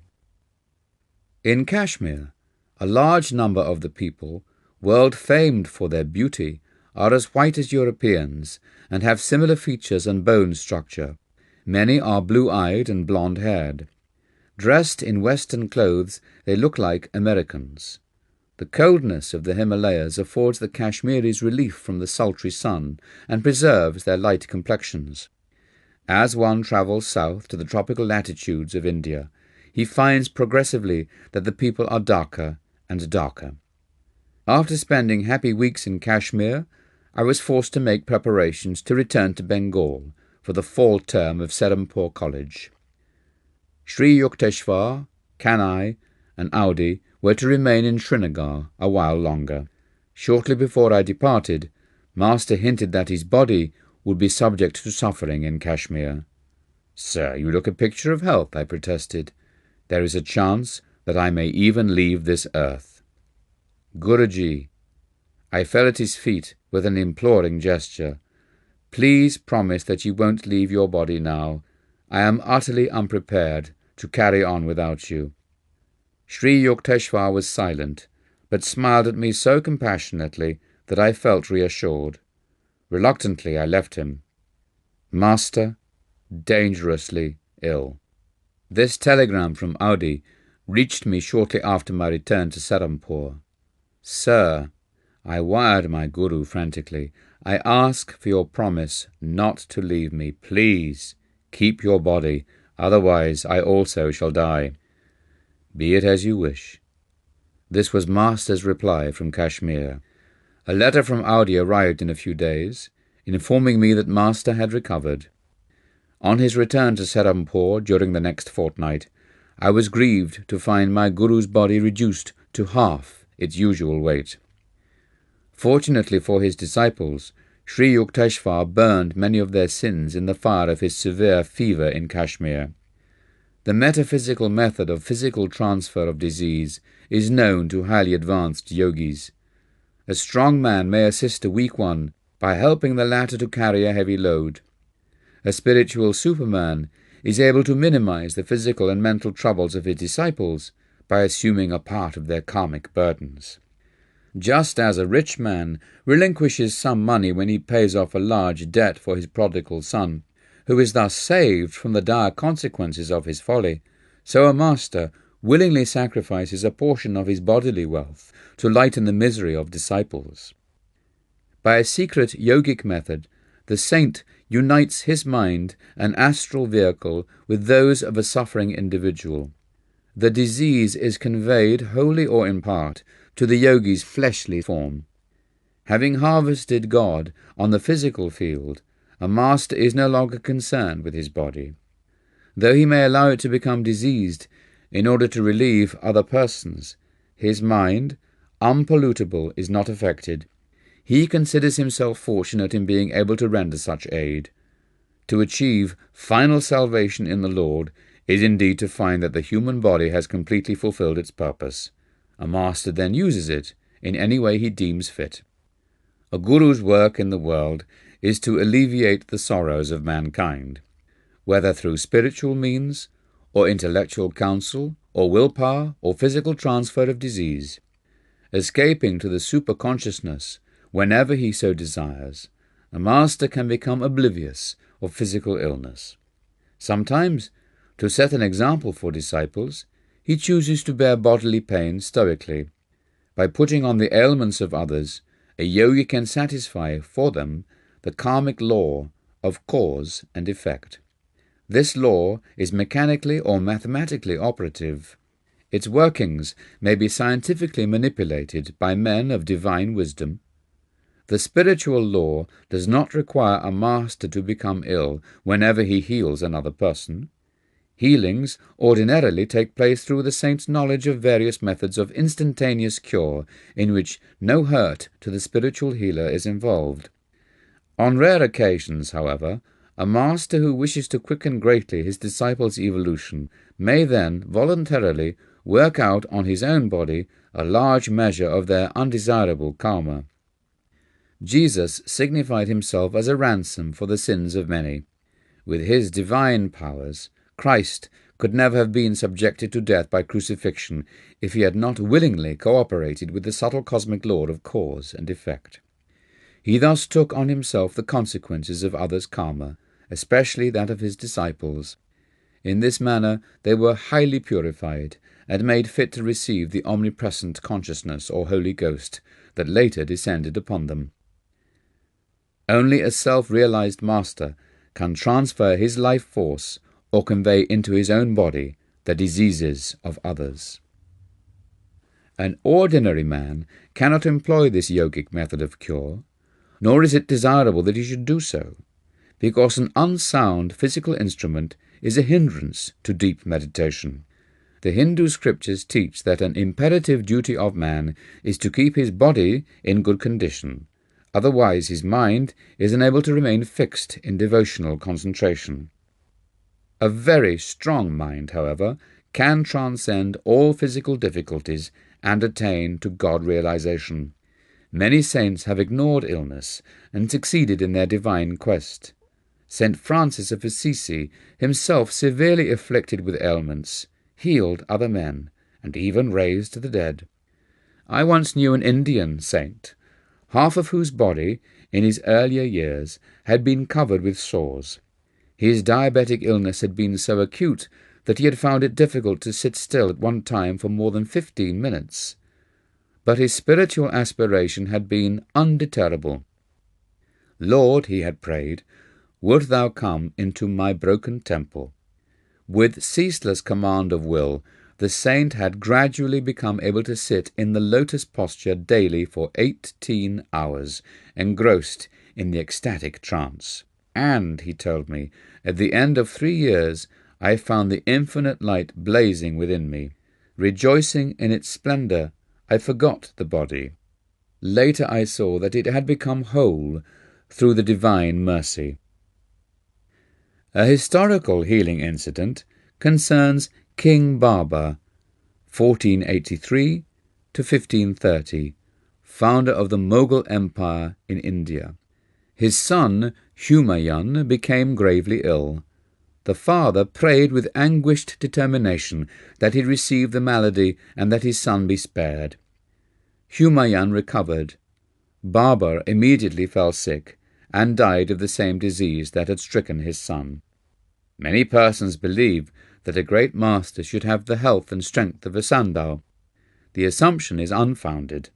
A sickly body does not indicate that a guru is lacking in divine powers, any more than lifelong health necessarily indicates inner illumination. The distinguishing qualifications of a master are not physical, but spiritual. Numerous bewildered seekers in the West erroneously think that an eloquent speaker or writer on metaphysics must be a master. Proof that one is a master, however, is supplied only by the ability to enter at will the breathless state, sabhikalpa samadhi, and by the attainment of immutable bliss, nirbhikalpa samadhi. The rishis have pointed out that solely by these achievements may a human being demonstrate that he has mastered Maya, the dualistic cosmic delusion. He alone may say from the depths of realization, Ekam Sat, only one exists. When there is duality, because of ignorance, one sees all things as distinct from the self. Shankara, the great monist, has written, when everything is known as the self, not even an atom is seen as other than the self. As soon as knowledge of the reality has sprung up, there can be no fruits of past actions to be experienced, owing to the unreality of the body, just as there can be no dream after waking. Only great gurus are able to assume the karma of disciples. Sri Yukteswar would not have suffered in Srinagar unless he had received permission from the spirit within him to help his disciples in that strange way. Few saints were ever more sensitively equipped with wisdom to carry out divine commands than my God-tuned master. When I ventured a few words of sympathy over his emaciated figure, my guru said gaily, "It has its good points. I am now able to get into some small ganjis, undershirts, that I haven't worn for years." Listening to Master's jovial laugh, I remembered the words of St. Francis de Sales, "A saint that is sad is a sad saint." Chapter 22. The Heart of a Stone Image. As a loyal Hindu wife, I do not wish to complain of my husband, but I yearn to see him turn from his materialistic views. He delights in ridiculing the pictures of saints in my meditation room. Dear brother, I have deep faith that you can help him. Will you? My eldest sister, Roma, gazed beseechingly at me. I was paying a short visit at her Calcutta home on Girish Vidyaratna Lane. Her plea touched me, for she had exercised a profound spiritual influence over my early life, and had lovingly tried to fill the void left in the family circle by mother's death. Beloved sister, of course, I will do anything I can. I smiled, eager to lift the gloom plainly visible on her face, in contrast to her usual calm and cheerful expression. Roma and I sat a while in silent prayer for guidance. A year earlier, my sister had asked me to initiate her in Kriya Yoga, in which she was making notable progress. An inspiration seized me. "Tomorrow," I said, "I am going to the temple of Kali in Dakshineswar. Please come with me, and persuade your husband to accompany us. I feel that, in the vibrations of that holy place, Divine Mother will touch his heart. But don't disclose our object in wanting him to go." Sister agreed hopefully. Very early the next morning, I was pleased to find that Roma and her husband were in readiness for the trip. As our hackney carriage rattled along Upper Circular Road towards Dakshineswar, my brother-in-law, Satish Chandra Bose, amused himself by deriding the worth of gurus. I noticed that Roma was quietly weeping. "Sister, cheer up," I whispered. "Don't give your husband the satisfaction of believing that we take his mockery seriously." "Mukunda, how can you admire worthless humbugs?" Satish was saying. "A sadhu's very appearance is repulsive. He's either as thin as a skeleton or as unholily fat as an elephant." I shook with laughter, a reaction that annoyed Satish. He retired into sullen silence. As our cab entered the temple grounds in Dakshineswar, he grinned sarcastically. "This excursion, I suppose, is a scheme to reform me." As I turned away without reply, he caught my arm. "Young Mr. Monk," he said, "don't forget to make proper arrangements with the temple authorities to provide for our noon meal." Satish wished to spare himself any conversation with priests. "I am going to meditate now." "Do not worry about your lunch," I replied sharply. "Divine Mother will look after it. I don't trust Divine Mother to do a single thing for me, but I do hold you responsible for my food." Satish's tones were threatening. I proceeded along to the portico that fronts the large temple of Kali, God in the aspect of Mother Nature. Selecting a shady spot near one of the pillars, I sat down and assumed the lotus posture. Although it was only about 7 o'clock, the morning sun would soon be oppressive. The world receded as I became devotionally entranced. My mind was concentrated on Goddess Kali. Her statue in this very temple in Dakshineswar had been the special object of adoration by the great master, Sri Ramakrishna Paramahansa. In answer to his anguished demands, the stone image had often taken a living form and conversed with him. "Silent Mother of Stone," I prayed, "thou didst become filled with life at the plea of thy beloved devotee Ramakrishna. Why dost thou not also heed the wails of this yearning son of thine?" My aspiring zeal increased boundlessly, accompanied by divine peace. Yet, when 5 hours had passed, and the goddess whom I was inwardly visualizing had made no response, I felt slightly disheartened. Sometimes it is a test by God to delay the fulfillment of prayers, but he eventually appears to the persistent devotee in whatever form he holds dear.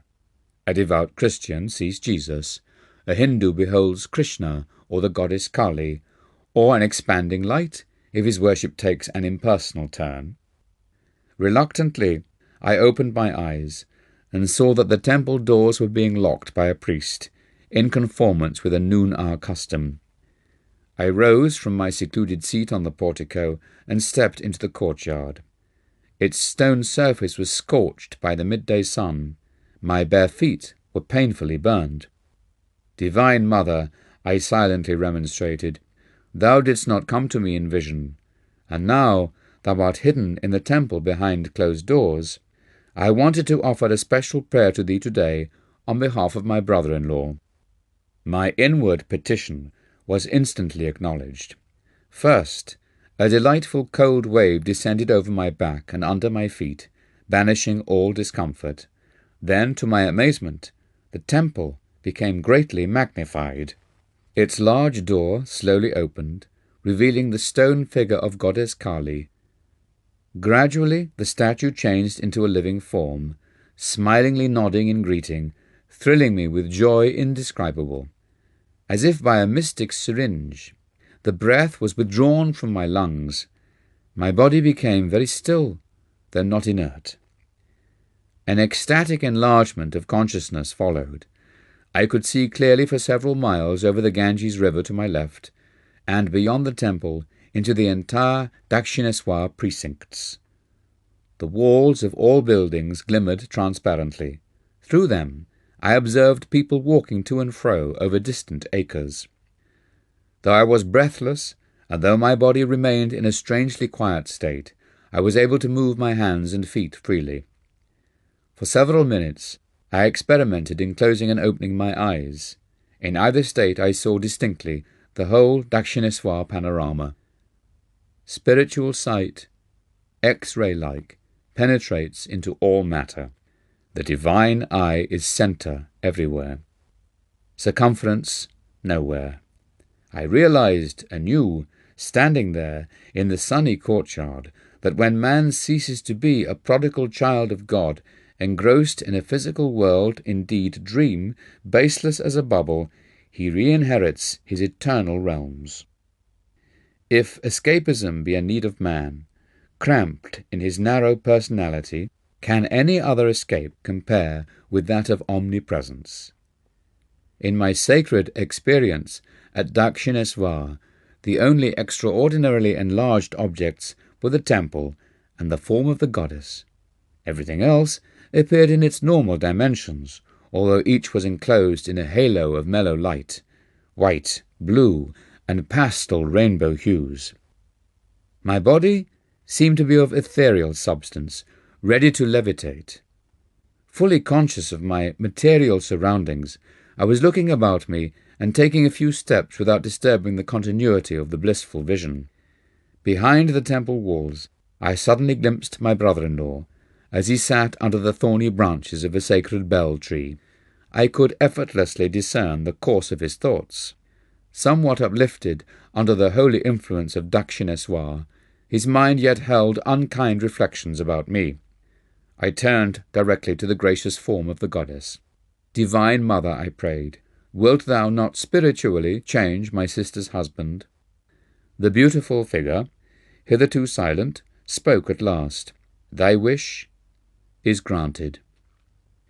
I looked happily at Satish. As though instinctively aware that some spiritual power was at work, he rose resentfully from his seat on the ground. I saw him running behind the temple. He approached me, shaking his fist. The all-embracing vision disappeared. No longer could I see the glorious goddess. The temple lost its transparency and resumed its ordinary dimensions. Again my body sweltered under the fierce rays of the sun. I jumped to the shelter of the portico, to which Satish pursued me angrily. I looked at my watch. It was 1 o'clock. The divine vision had lasted an hour. "You little fool," my brother-in-law blurted out. "You've been sitting there cross-legged and cross-eyed for hours. I have gone back and forth watching you. Where is our food? Now the temple is closed. You failed to notify the authorities about us. It's too late to arrange for our lunch." The exultation I had felt at the goddess's presence lingered with me. I exclaimed, "Divine Mother will feed us." "Once and for all," Satish shouted, "I would like to see your Divine Mother giving us food here without prior arrangements." His words were hardly uttered when a temple priest crossed the courtyard and joined us. "Son," he addressed me, "I have been observing your face serenely glowing during hours of meditation. I saw the arrival of your party this morning, and felt a desire to put aside ample food for your lunch. It is against the temple rules to feed those who do not make a request beforehand, but I have made an exception for you." I thanked him, and gazed straight into Satish's eyes. He flushed with emotion, lowering his gaze in silent repentance. When we were served a lavish meal, including out-of-season mangoes, I noticed that my brother-in-law's appetite was meagre. He was bewildered, diving deep into the ocean of thought. On the return journey to Calcutta, Satish, with softened expression, occasionally glanced at me pleadingly. But he did not speak a single word after the moment the priest, as though in answer to Satish's challenge, had appeared to invite us to lunch. The following afternoon, I visited my sister at her home. She greeted me affectionately. "Dear brother," she cried, "what a miracle! Last evening my husband wept openly before me." "Beloved Devi," he said, "I am happy beyond expression that this reforming scheme of your brother's has wrought a transformation. I am going to undo every wrong I have done you. From tonight, we will use our large bedroom only as a place of worship. Your small meditation room shall be changed into our sleeping quarters. I am sincerely sorry that I have ridiculed your brother. For the shameful way I have been acting, I will punish myself by not talking to Mukunda until I have progressed in the spiritual path. Deeply I will seek the Divine Mother from now on. Some day I must surely find her. Years later, in 1936, I visited Satish in Delhi. I was overjoyed to perceive that he had developed highly in self-realization and had been blessed by a vision of the Divine Mother. During my stay with him, I noticed that Satish secretly spent the greater part of each night in deep meditation, though he was suffering from a serious ailment and was engaged during the day at his office. The thought came to me that my brother-in-law's lifespan would not be a long one. Roma must have read my mind. "Dear brother," she said, "I am well, and my husband is sick. Nevertheless, I want you to know that, as a devoted Hindu wife, I'm going to be the first one to die. It won't be long now before I pass on." Taken aback at her ominous words, I yet realized their sting of truth. I was in America when my sister died, about 18 months after her prediction.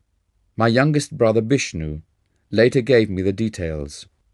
Roma and Satish were in Calcutta at the time of her death, Bishnu told me. That morning she dressed herself in her bridal finery.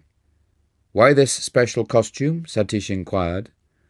"This is my last day of service to you on earth," Roma replied. A short time later, she had a heart attack. As her son was rushing out for aid, she said, "Son, do not leave me. It is no use. I shall be gone before a doctor could arrive."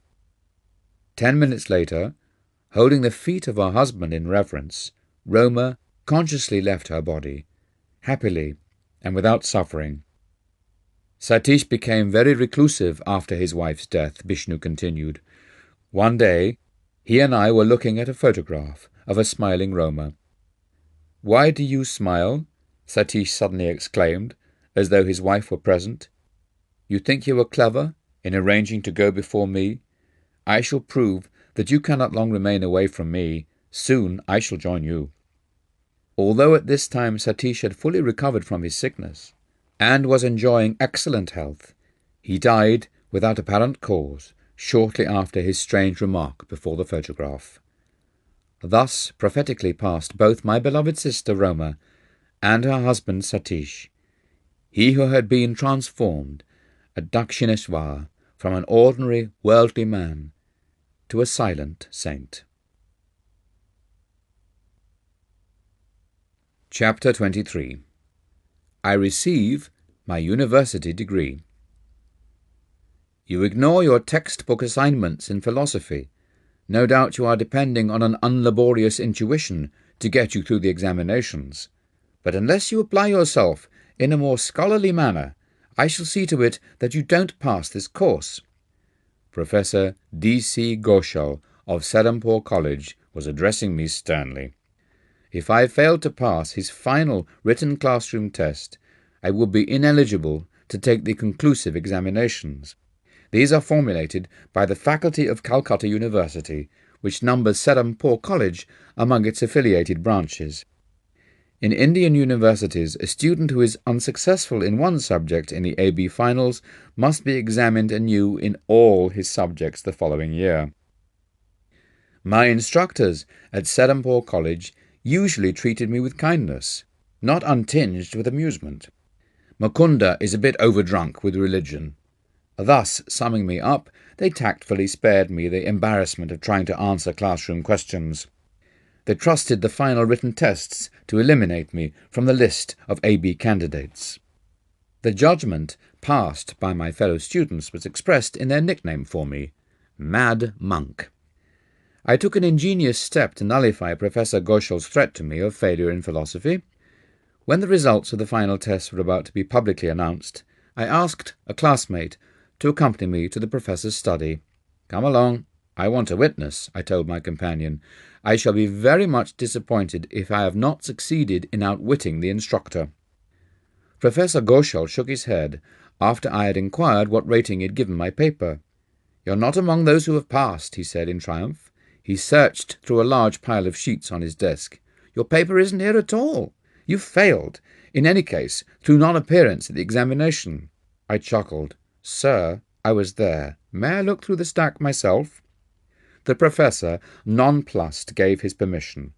I quickly found my paper, from which I had carefully omitted any identification mark except my roll call number. Unwarned by the red flag of my name, the instructor had given a high rating to my answers, even though they were unembellished by textbook quotations. Seeing through my trick, he now thundered. "Sheer brazen luck," he added hopefully. "You're sure to fail in the AB finals."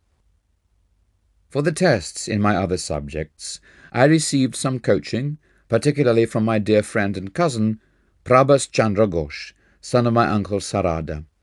I staggered painfully but successfully, with the lowest possible passing marks, through all my final tests. Now, after 4 years of college, I was eligible to sit for the AB examinations. Nevertheless, I hardly expected to avail myself of the privilege. The Serampore College finals were child's play compared to the stiff ones that would be set by Calcutta University for the AB degree. My almost daily visits to Sri Yukteswar had left me little time to enter the college halls. There my presence rather than my absence would cause my classmates to exclaim in surprise. The routine I followed almost every day started with me setting out on a bicycle at 9:30 in the morning. In one hand I would carry an offering for my guru, the few flowers from the garden of my Panti boarding house. Greeting me affably, Master would invite me to lunch. I invariably accepted with alacrity, glad to banish the thought of college for the day. After hours with Sri Yukteswar, listening to his incomparable flow of wisdom or helping with ashram duties, I would reluctantly depart around midnight for the Panti. Occasionally I stayed all night with my guru, so happily engrossed in his conversation that I scarcely noticed when darkness changed into dawn. One night, about 11 o'clock, as I was putting on my shoes — a disciple always removes his shoes in an Indian hermitage — in preparation for the ride to the boarding-house, Master questioned me gravely. "When do your AB examinations start?" "5 days hence, sir." "I hope you are in readiness for them." Transfixed with alarm, I held one shoe in the air. "Sir," I protested, "you know that my days have been passed with you, rather than with the professors. How can I bring myself to enact a farce by appearing for those difficult finals?" Sri Yukteswar's eyes were turned piercingly on mine. "You must appear." His tone was coldly peremptory.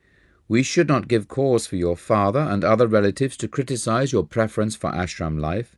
Just promise me that you will be present for the examinations. Answer them the best way you can." Uncontrollable tears were coursing down my face. I felt that my master's command was unreasonable, and that his interest was, to say the least, belated. "I will appear if you wish," I said with a sob, "but no time remains for proper preparation." To myself I muttered, "In answer to the questions, I will fill up the sheets with your teachings." When I entered the hermitage the following day at my usual hour, I presented my bouquet mournfully to Sri Yukteswar. He laughed at my woebegone air. "Mukunda, has the Lord ever failed you, at an examination or elsewhere?" "No, sir," I responded warmly. Grateful memories came in a revivifying flood. "Not laziness, but burning zeal for God has prevented you from seeking college honours," my guru said kindly.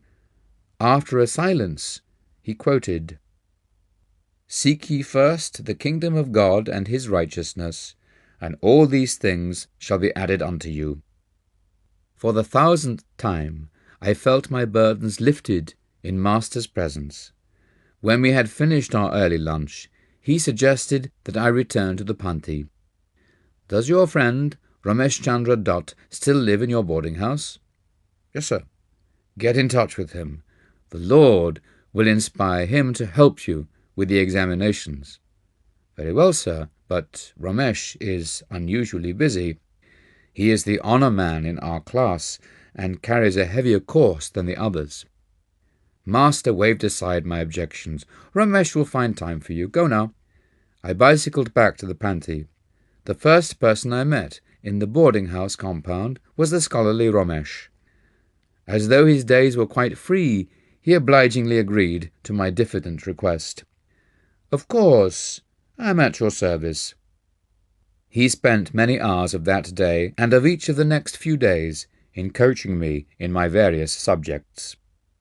I believe that many questions in the English literature examination will concern the route taken by Childe Harold, he told me. We must get an atlas at once.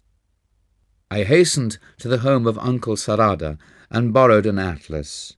Ramesh marked the European map at the places visited by Byron's romantic traveller. A few classmates had gathered around to listen to the tutoring. Ramesh is advising you wrongly, one of them commented to me at the end of a session. Usually, only 50% of the questions are about the books. The other half involve the authors' lives. When I sat for the examination in English literature, my first glance at the questions caused tears of gratitude to pour down my cheeks, wetting my paper. The classroom monitor came to my desk and made a sympathetic inquiry. My great guru foretold that Ramesh would help me, I explained. Look, the very questions suggested to me by Ramesh are here on the examination sheet. I added, fortunately for me, there are very few questions this year on British authors whose lives are wrapped in deep mystery so far as I'm concerned. My boarding house was in an uproar when I returned. The boys who'd been ridiculing me for my faith in Ramesh's coaching now almost deafened me with congratulations.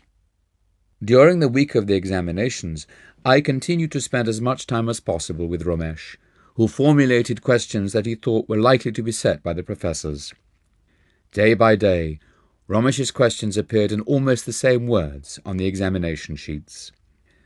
The news was widely circulated in the college that something resembling a miracle was occurring and that success seemed probable for the absent-minded mad monk. I made no attempt to hide the facts of the case. The local professors were powerless to alter the questions, which had been arranged by the faculty of Calcutta University. Thinking over the examination in English literature, I realized one morning that I had made a serious error. Certain questions had been divided into two parts, A or B and C or D. Instead of considering one question in each part, I had answered both questions in the first section and had carelessly overlooked the second section.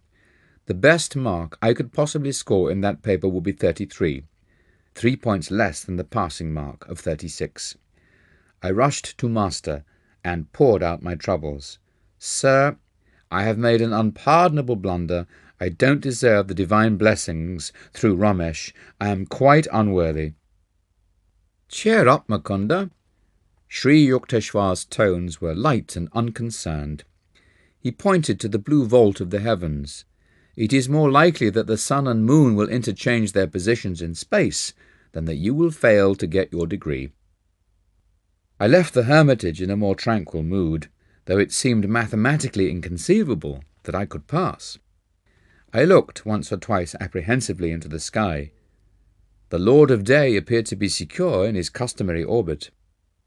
As I reached the Panti, I overheard a classmate's remark. I've just learned that this year, for the first time, the required passing mark in English literature has been lowered. I entered the boy's room with such speed that he looked up in alarm. I questioned him eagerly. Long-haired monk, he said laughingly, why this sudden interest in scholastic matters? Why cry in the 11th hour? But it is true that the passing mark has just been lowered to 33 points. A few joyous leaps took me to my own room, where I sank to my knees and praised the mathematical perfections of my divine Father. Each day I thrilled with the consciousness of a spiritual presence that I clearly felt to be guiding me through Ramesh.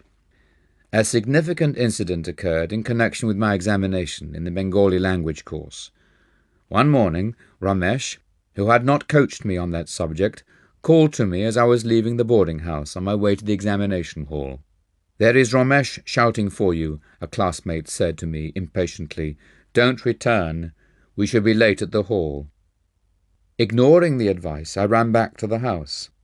"Usually, the Bengali examination is easily passed by our Bengali boys," Ramesh said, "but I have just had a hunch that this year the professors have planned to massacre the students by asking questions about the required reading books." He then outlined 2 stories from the life of Vidyasagar, the renowned Bengali philanthropist of the 19th century. I thanked Ramesh and quickly bicycled to the hall. There I found that the examination sheet in Bengali contained 2 parts. The first instruction was, "Give 2 instances of the charities of Vidyasagar." As I transferred to the paper the law that I had so recently acquired, I whispered a few words of thanksgiving that I had heeded Ramesh's last-minute summons. Had I been ignorant of Vidyasagar's benefactions, which now included one to me, I could not have passed the Bengali examination. The second instruction on the sheet read, "Write an essay in Bengali on the life of the man who has most inspired you." Gentle reader, I need not inform you what man I chose for my theme. As I covered page after page with praise of my guru, I smiled to realize that my muttered prediction was coming true. I will fill up the sheets with your teachings.